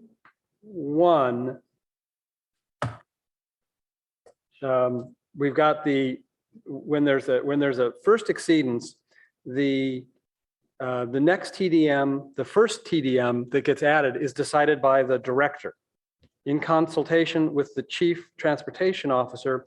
But in another place that's not in the condition, and maybe it's in the staff report, it says the consultation is with the chief transportation official and Castellea. And I think that's right. I think Castellea needs to be in that discussion, but it's not stated here. And it's not stated in the same place in item 2. Sure, understood. And this goes to show where the authority to make the change lies. And you're right, in the course of developing that, we would seek input from the applicant, and we would welcome feedback from the public as well. So there are opportunities to receive that feedback, and this condition is drafted to just be clear about where that authority lies to make a change. Okay, so it is actually the source where it says it differently is in the TDM table, that they revised, where it explicitly states that it's in consultation. So I didn't want an inconsistency between the two. All right, let's see. Next one.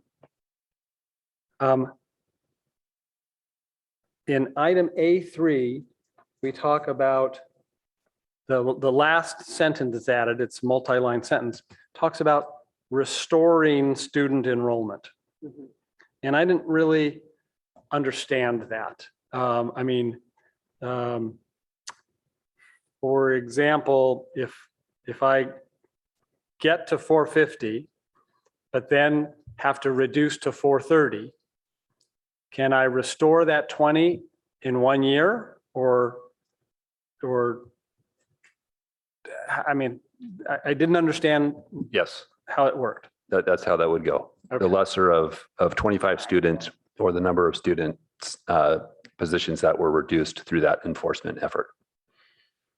Okay. So if you have 450 and you reduced it to 420, the most you can restore is 25. Okay, thank you. All right, then we get down, actually we're on the next page, B5. The second to last sentence, which says the parties will meet and confer to determine whether and how to reasonably effectuate a reduction beyond the above percentages. So I'm not understanding. So that's if we're going to decrease by more than 5% or 10%.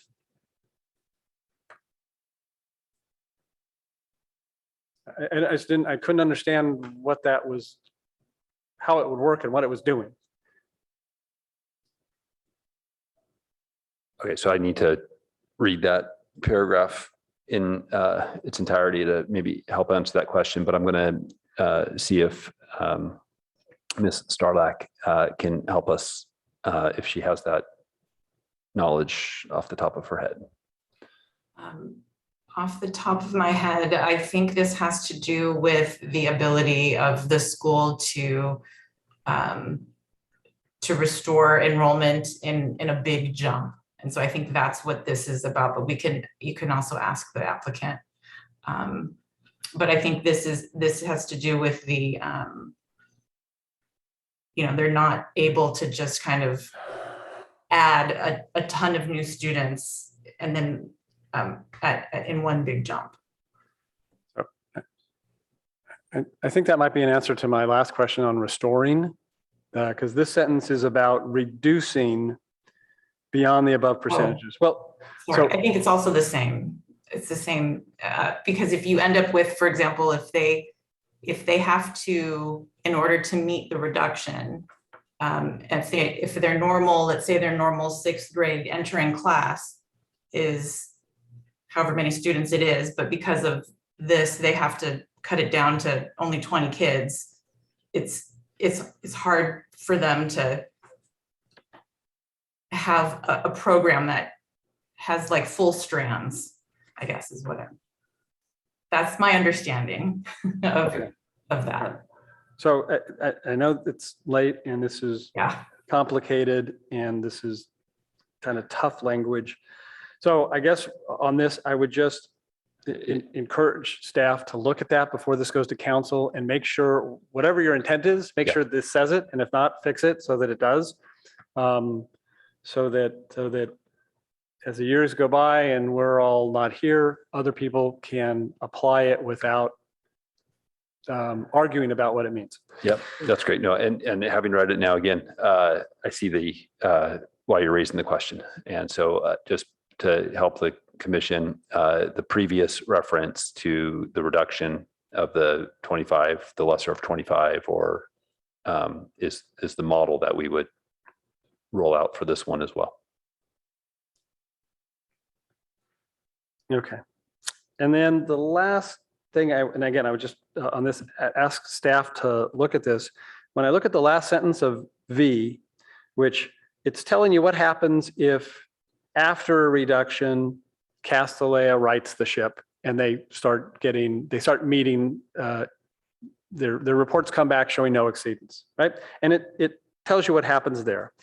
But you use different language at the end of subpart A, little 3, and subpart B, little 3, than here. And I'm sorry, that's what I was just referring to. Yeah. Yeah. So if you look at harmonizing that, I mean, maybe there's a reason for the difference, but if there's not, it should be the same over and over again. Agreed. Okay.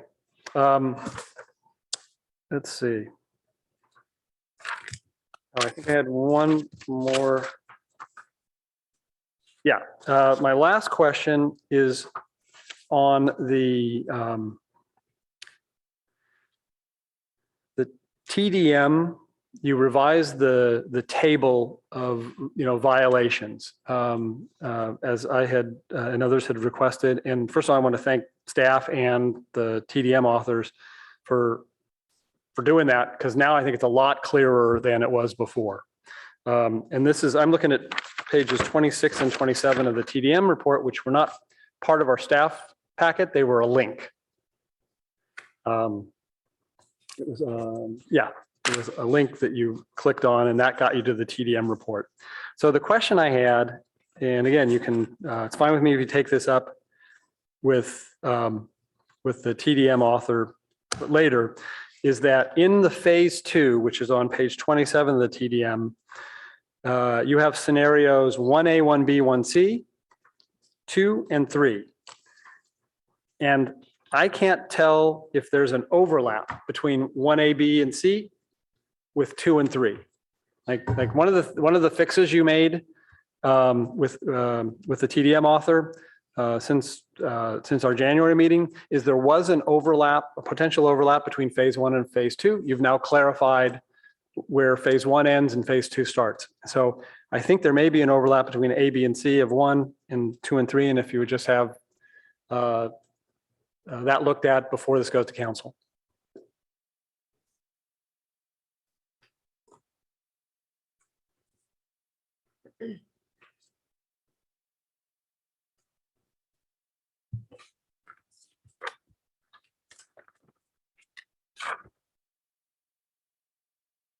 You have more?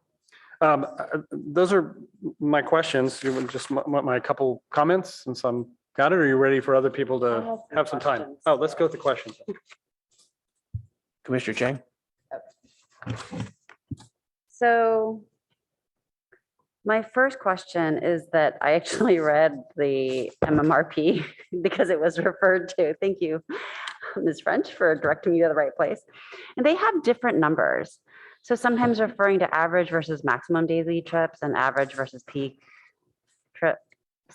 So can you just please confirm that the numbers in the draft CUP that are included on our packet are the accurate numbers? And then the MMRP would be updated to reflect what is in the cup. I did see some language in the cup saying that if there's differing numbers, we would go with the more conservative numbers and maybe that covers it. But I was just concerned because there was a lot of stuff that said, you know, as referred to mitigation measure 4A, and it was a different number there. I mean, one's a secret document and one is, you know, more restrictive probably. Yeah. Is what we're talking about here. So So yes, we of just go with course. the more restrictive one then. The more restrictive is the thing that prevails in Okay. the end. Thanks. And then question regarding the TDM Oversight Committee. So there's language that says that at least one member of the community, so the TDM Oversight Committee would include 2 community members. There's language that said that at least one member of the community should reside within 500 feet. And so I was wondering what was staff's thinking in saying at least one rather than requiring that both members reside within 500 feet?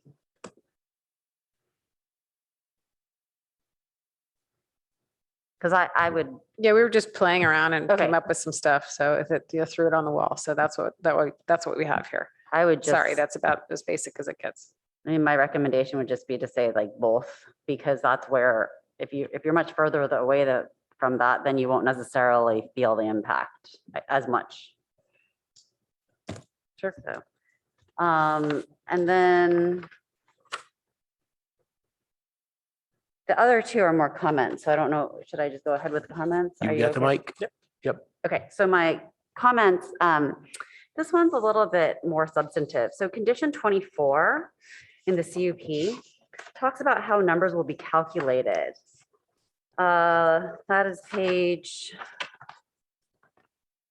packet page 77, yes. And so at the top of page 78, it says number 2, small Roman numeral 2, says the total average weekday morning peak trips and average weekday daily trips for the monitoring period, excluding special event dates and non-school days. And summer school shall be separately reported. So I just wanted to point out that I actually think it's probably important to include the special event dates, or at least for the purposes of troubleshooting this. So if I think about the purpose of the TDM, the purpose of the TDM is to limit the number of trips. And if for some reason there's special events, many special events happening every week, and they cause, or almost every day, you know, depending on what the situation may be, and they cause an exceedance of the average weekday trips, then we would want to include that information. Now, obviously for the purposes of troubleshooting, like, okay, so now we've exceeded, what's the reason for that? Then sure, you might want to be able to slice and dice the numbers and say, events versus the regular traffic. But I think that the TDM is supposed to manage the overall number of trips, and so they should be included. It does make sense to separate out summer school from regular school because, again, in terms of troubleshooting, if there is an actual problem, you would want to know which audience am I going for. So that is a calculation issue and I wouldn't want to exclude the special events, exclude the special event dates. Okay, Chair. So in response to that, I'd like to ask our staff if they've got some insight as to why we had excluded that, so that you may have that for context. And so again, Ms. Starlick, if you wouldn't mind weighing in. Sure. In normal TDM situations, what we're really looking for is what is the, and this is why we chose the average, what's the average kind of, trip, or what's the average metric for the period that we're interested in. So we were not considering special events because special events are special events. They don't happen, they're not happening that often. The key thing that moves the needle in terms of, people carpooling and everything is what they do every day. What is the normal mode? And so TDM is about watching that shift. And so that's how TDM generally works. It's up to the commission to, you can put whatever conditions you want on this, but I'm just from a normal TDM lens, I'm looking for the normal, what happens every day on average. Sure, that really makes a lot of sense, and I understand why that would be the case. And then the reason I was concerned was when I looked at the sheer number of special events where, if there's, who knows what's ultimately going to happen, and we made a motion for 50, but if it were 70 or, we're talking 2 events a week on average during the school year at that point, and it's kind of a regular course of business. I understand that it's not part of a regular commute, but in terms of managing trips to the area, which is the whole purpose of the TDM, it is important to count. And I think that's what I'm saying. Now, because your mitigation measures, if the problem is caused by events instead of commutes, it's important to know that. And so I actually think that given this unique situation, it's a little bit different from a TDM for an office, especially as we're talking about, we don't want to cut back on events, but if we decide that if we find out, oh, gee, if we count these trips and that's really what's driving the issue, then it's informative. And so it's important to count that information. Yeah, all trips will be counted. That's not what this is saying. What this is saying is we're not going to put, average those in as part of their TDM reports, but all of that data will be captured. Yes. I do understand that, but in terms of exceeding this, so if you carve out all those events or those days, and that's what's driving an exceedance of the average daily trips, then the impact on the neighborhood is such that they're going, oh my gosh, it's being exceeded. And we're saying, well, no, because we're calculating it this way. And that is my point. And that's my concern in terms of managing this issue. But I do understand from TDM world why you would carve them out. Yes, thank you.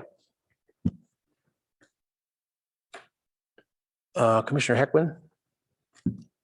Yeah, to follow up on that, and again, we've been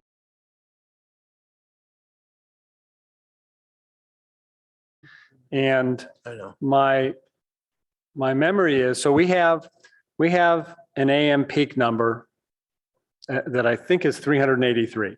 Does that sound right? Yes. The AM peak, right. And then we have an average daily, which is 1183 or something. It's 11, right? It's a specific number. 1198. 1198. Okay.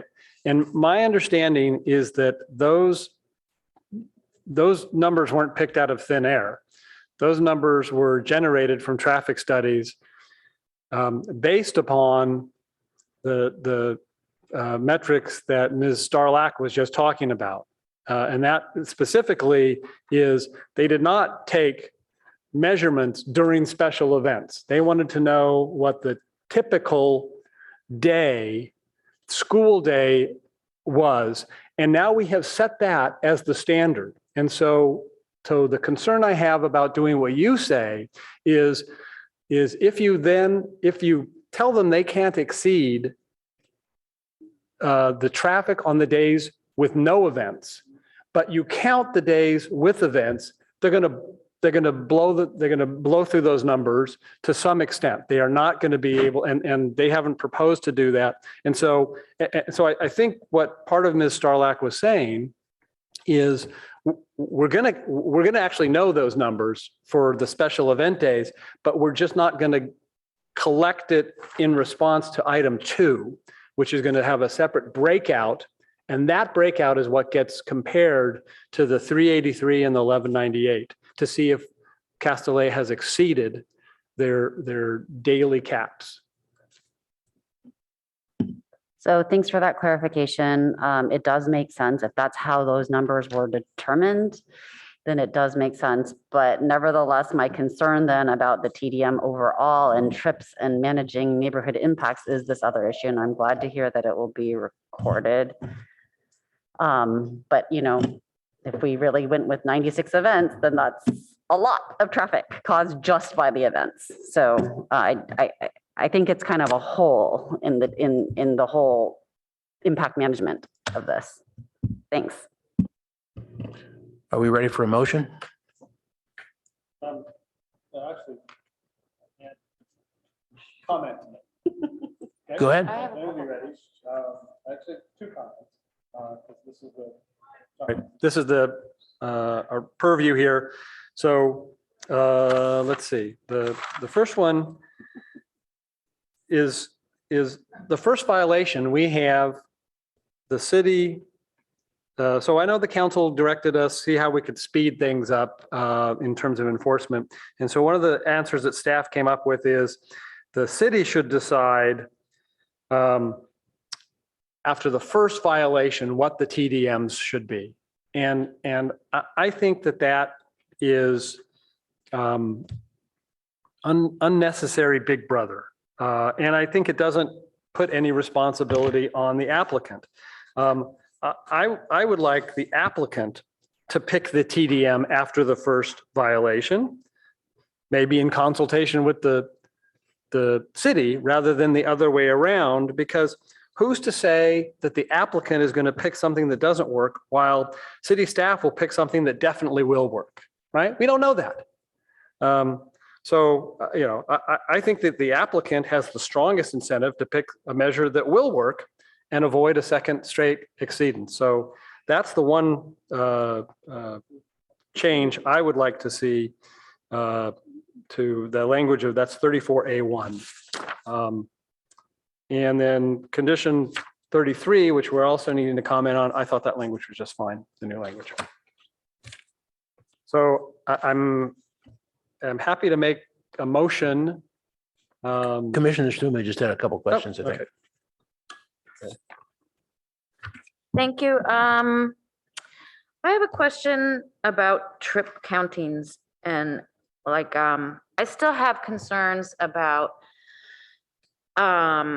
cars, drop-offs that happen not at those proper school locations won't be counted, and how we're ever going to capture that and figure out if it's happening other than anecdotal observations from neighbors.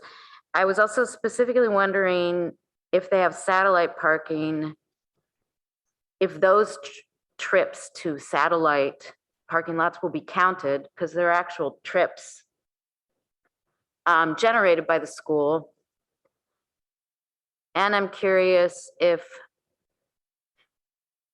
shuttle trips count. Yeah, so shuttles would count. Shuttles count, okay.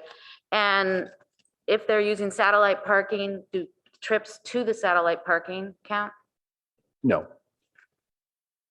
So I'm not sure why not, since those trips were generated by the school. They're just not going to the school, they're going to an alternate satellite spot.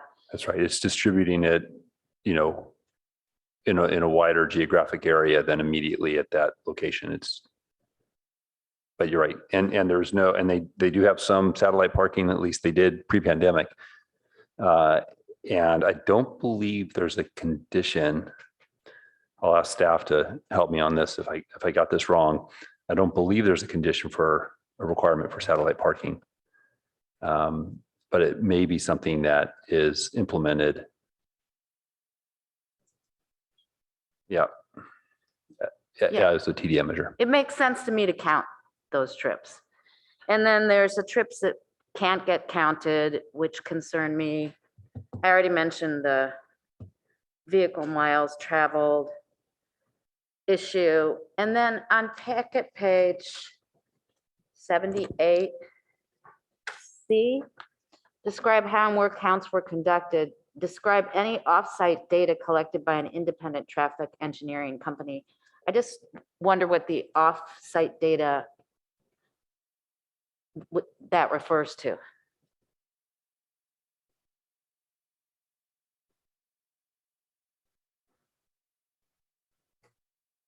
Sorry, which item is this?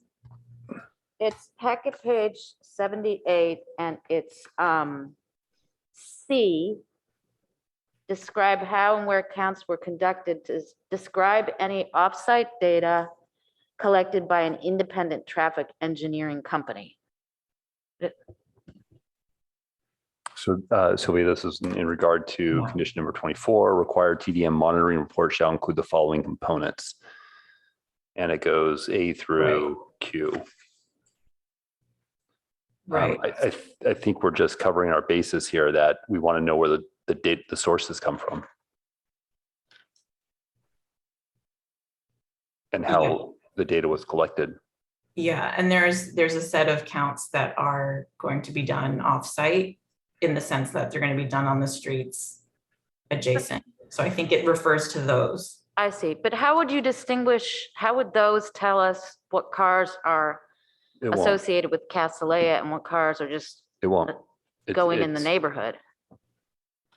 It's not, that is not intended to count specifically trips generated by Castellea, but to get a sense for and monitor trends for neighborhood traffic.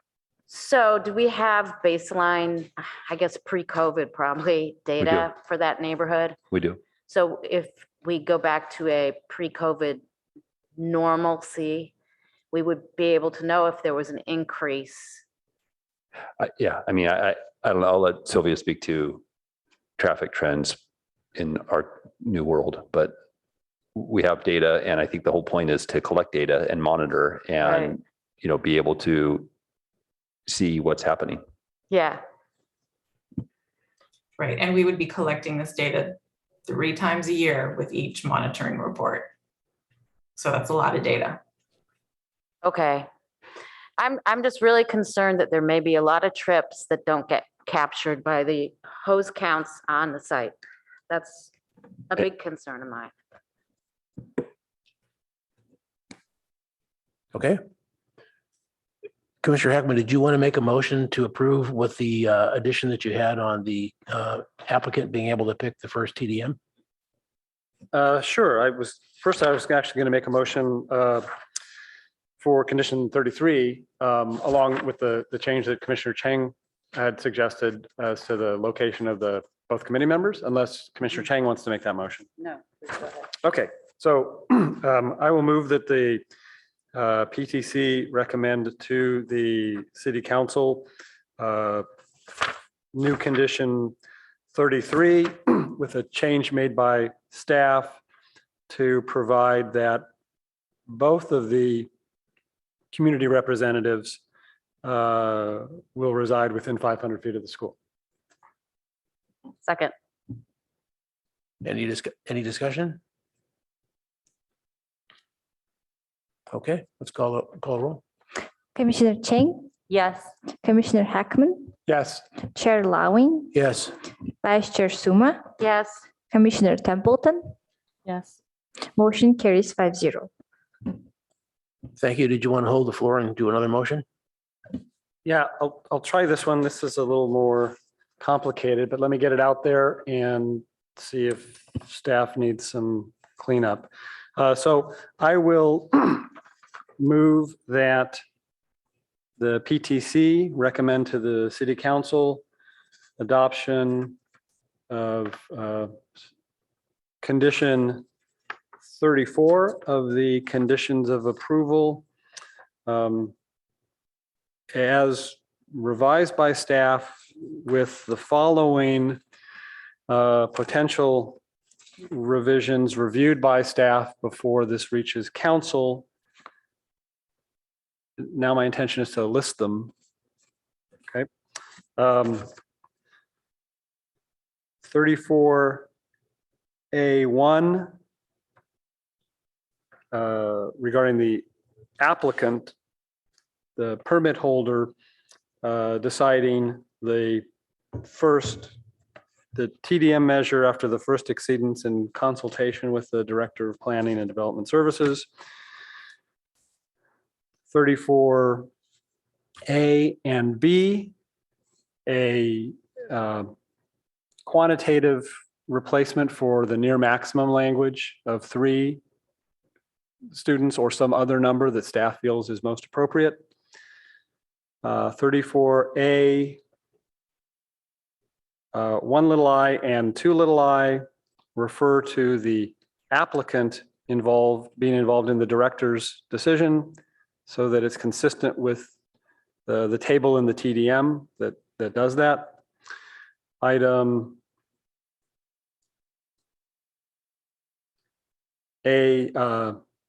section 34A3 and 34B3 review the language regarding restoring of enrollment to make sure it has the effect staff is intending. Item 34BV, Roman 5. Look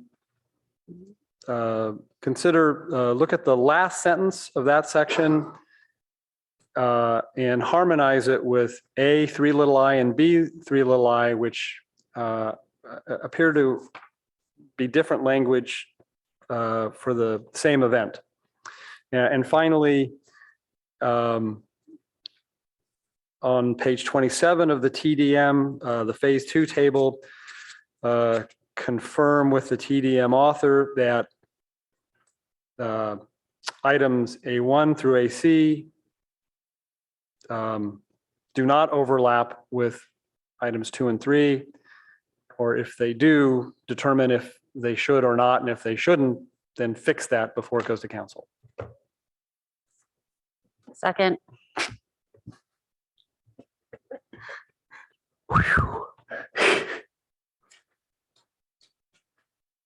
Okay, any further discussion on that?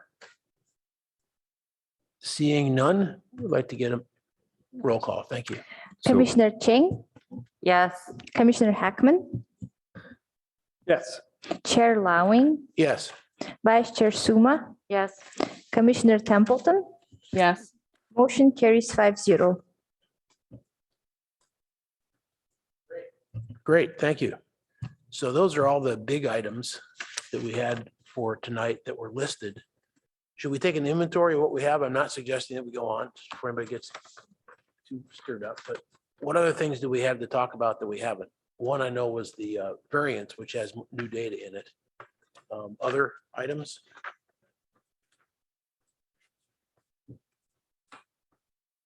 Commissioner Chang? So I thought there were findings for the variance and findings for the cuts that need to be made, correct? I think those are the big buckets of things that we need to do. Well, definitely the variance, but I thought we were doing pieces of the cup here as we went along, so. Yeah. It was good. And I'm not quite sure what else needs to be, done in the cup though. Can I jump in here? Yes, please.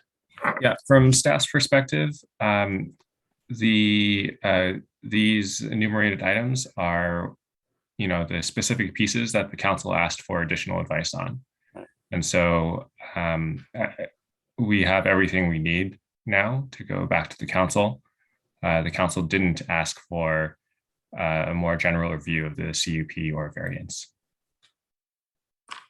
General view of the CUP. Yeah, well, that's right, because we covered some of the separate specific ones, like the TDM, for example, and the events. Right. So that's what you mean by they didn't want the whole thing, but those sub items of the cup is what we have discussed.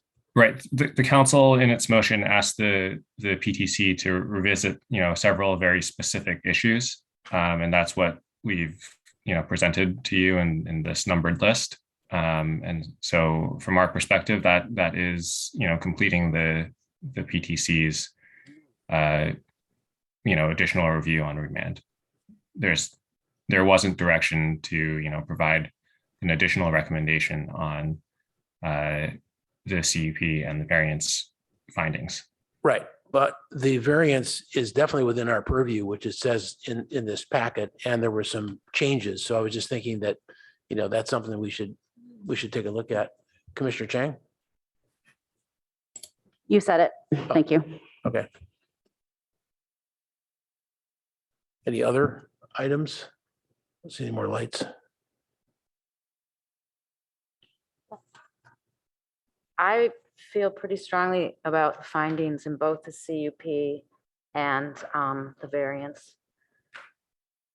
But there are aspects to them that I can't make. So council sent this back to us, but it seems like we should be discussing that also. There was a DUDEC report.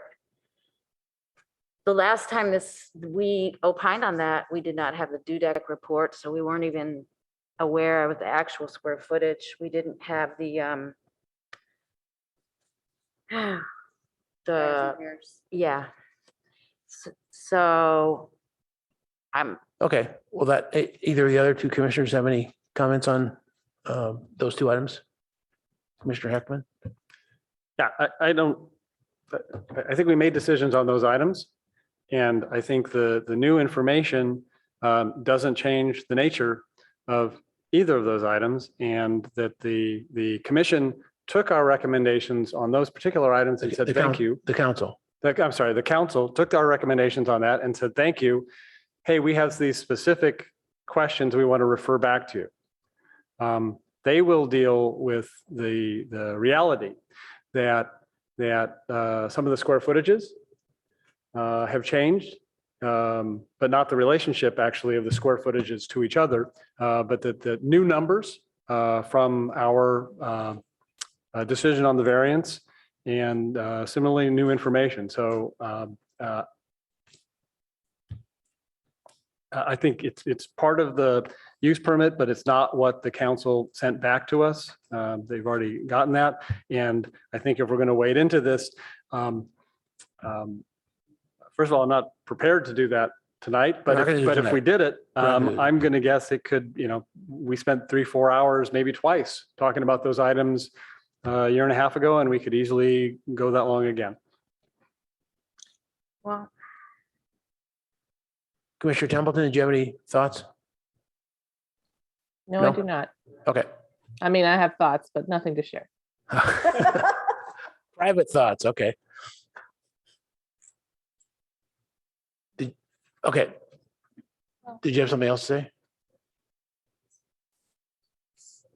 So I can give you an example. I don't recall if when we considered the variance before that it was incorrectly stated in the staff report, in that it's not complete here. It doesn't have the first finding that we have to make has 2 clauses underneath it, A and B, that are missing on page 67 of this staff report. I don't recall if they were missing before, Okay. but that's, I think, a significant example. Yeah. So let's leave that one sort of a little bit on the table, and, we can take it offline and maybe interface on what items we think should be there, because I don't think we want to debate it too much more tonight, but I don't think we want to rule it out entirely either. So we've done a great job. We're just short of midnight. I'm also even happy to postpone the approval of minutes if we want to take that liberty, or we can just get them done. Not bad. No. Any other questions?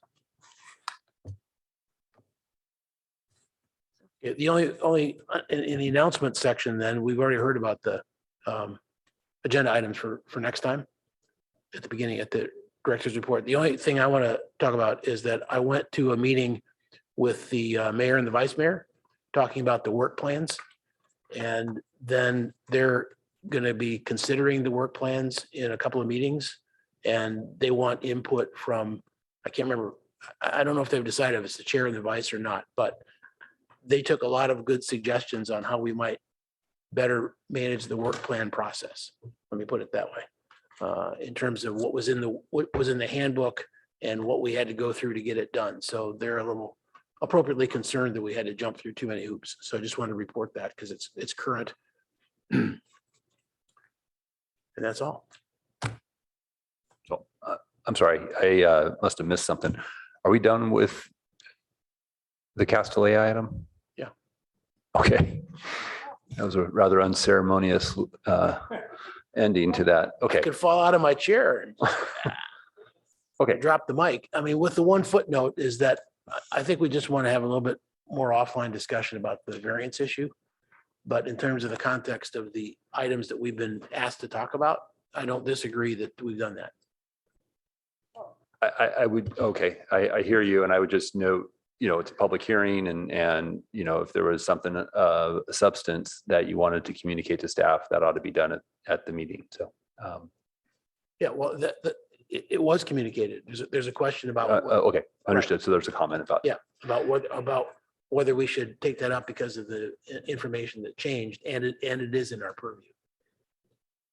Okay. Yeah, just not sure when that gets discussed, if it doesn't get discussed. Well, we need to get to it in real time, like in the next couple of days, and have that chat, so. Okay, I just want to engage Mr. Yang if he's still here. I guess, can you help clarify? I guess I'm not sure. I think maybe what I understood was that the chair would like to talk with the PTC liaison about when and if, this could be brought back. Right, whether we should put that back on the agenda as an additional item that, the majority of the people here tonight think is a good idea to chat about. We're understanding that it's not a specific request from council in terms of the minutes that they came back to us with.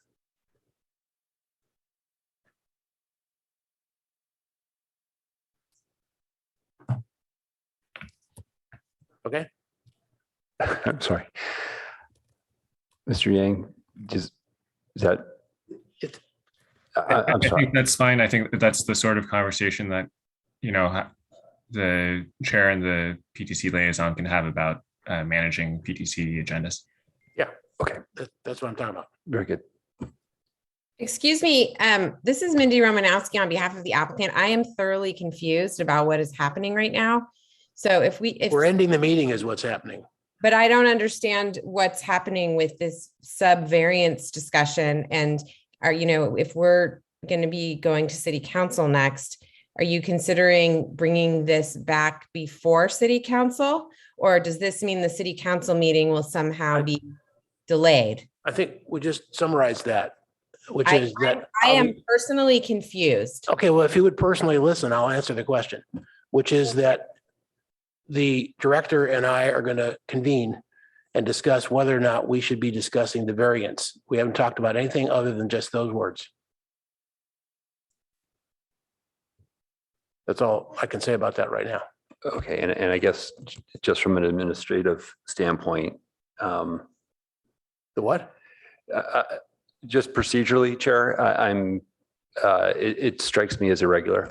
And so I just need to understand process-wise, you've responded to the council's motion. If this body wants to talk about the variance findings, you ought to do it tonight or continue the item. I don't know. I mean, we're getting scheduled to move this on to city council. And if the expectation is that we're going to have a discussion with the commission about variance findings, we're not going to be able to go on to the city council. We don't think that that was something that was asked of the commission. And we don't think that that's the proper course of action. Okay, well, that's different direction than what we just discussed. Well, that's why I'm raising the question and trying to understand between you and council what I'm hearing, and counsel from the applicant side is equally confused. So it bears some clarity and understanding. So I guess I would suggest if there's an interest in dialogue about the variance findings, again, we don't think that's what the council asked you to do. We understand that there's been some changes relative to some factual data that has been added with regard to floor area calculations that the council had directed staff to look at. So we've just reflected that. We don't believe it changes the substance of the commission's recommendation from before, which I believe was split actually on the issue. What was the last sentence? You said it changed from what? I don't believe it substantively changes the decision that the planning commission made to the city council previously on variance, which was a split vote. You're referencing the new information there? Is that what you mean? What I'm suggesting is that the factual updates to the variance findings with factual data concerning floor area does not, we don't believe, substantively change the findings that the planning commission considered last year, for which the commission was even split on that decision. 3-3 is my recollection. So on some of the variance finding aspects. So again, it wasn't asked of the council to the PTC to look at the variance findings. We've updated them because we believe that was the proper thing to do. And that's what we'll send to the council, what's included in your packet. If this commission feels differently, you should have a conversation about that. But again, we don't think that's what the council asked you to do. Okay.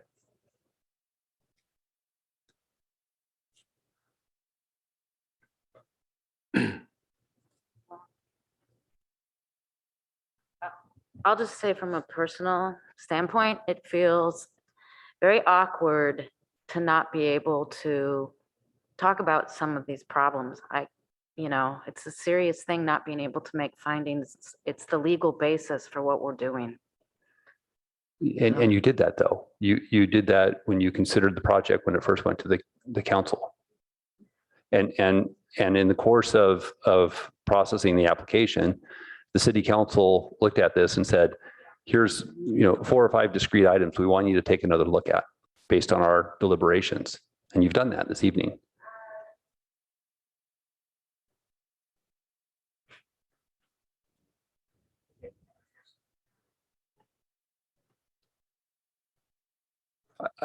All I'm getting at is if there's an expectation that the findings are coming back for a conversation, that needs to be stipulated, and the hearing needs to be continued to discuss that.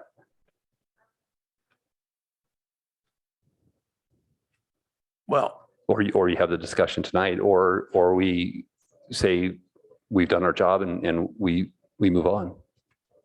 I mean, I think again, I'm happy to hear from our legal counsel if I'm misrepresenting this, but that's how I see it. Commissioner Chang? So I hear what staff is saying. I hear that also that much as we would like to, or at least some of us would like to discuss the variance findings again in light of new information, I don't think it makes sense for us. We're not going to do it tonight.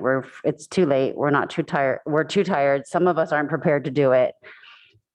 City council hasn't asked it of us. And because we're up against the deadline in terms of proceeding, like moving the application forward, I think that, it's disappointing not to be able to discuss the variance, but I don't think it's practical to discuss the variance at this point. Why couldn't we continue it and do it with a time limit at our next meeting? That's an idea. Well, that I think possible? there's two practical answers to that. One is that we would have to reopen, we have to continue the hearing and reopen it. And we aren't, specifically asked to do that. And secondly, I think that would delay getting this to the council. Because So- we were told that the deadline was tonight or wasn't going to get to the council, which is why we're here at 12:10 trying to get it done. So.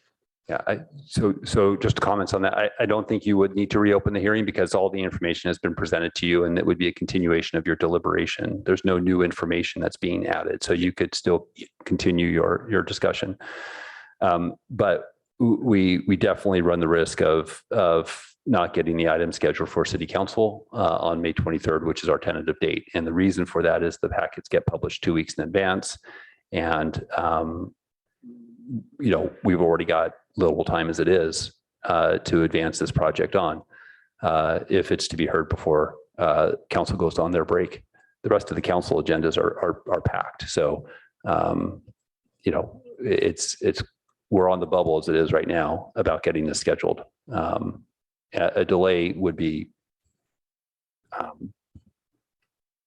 may push us into August. Okay. Your mic is still on, so. I just feel as a commissioner, if I cannot make findings, I should be able to state that, but I have no intention, no desire to delay or reopen this, but there's mistakes and I can't make the findings. Okay, if there are errors, I could certainly get that information. I'm happy to receive that information if there's a factual error. You can send that to me. And I'll note, Commissioner, you did vote on the variance findings previously. So your vote is recorded on that. Okay. So Commissioner Templeton? I'm hoping you're about to say this, but I was wondering if we could move on. As to what? Can we please move on? And did you say you want to close the meeting tonight? Yes. What I was about to say is that I don't think we need to entertain a motion for a continuance based on sort of revised direction from the planning director. And I already suggested that we not approve the minutes to get moving. So, and gave one announcement. So if there are anything else that has to come up, that's fine. Otherwise, I think we're ready to adjourn. Okay, great. Anything else? Thank you, Commissioners. Thanks, everybody, for their patience and perseverance. Good night.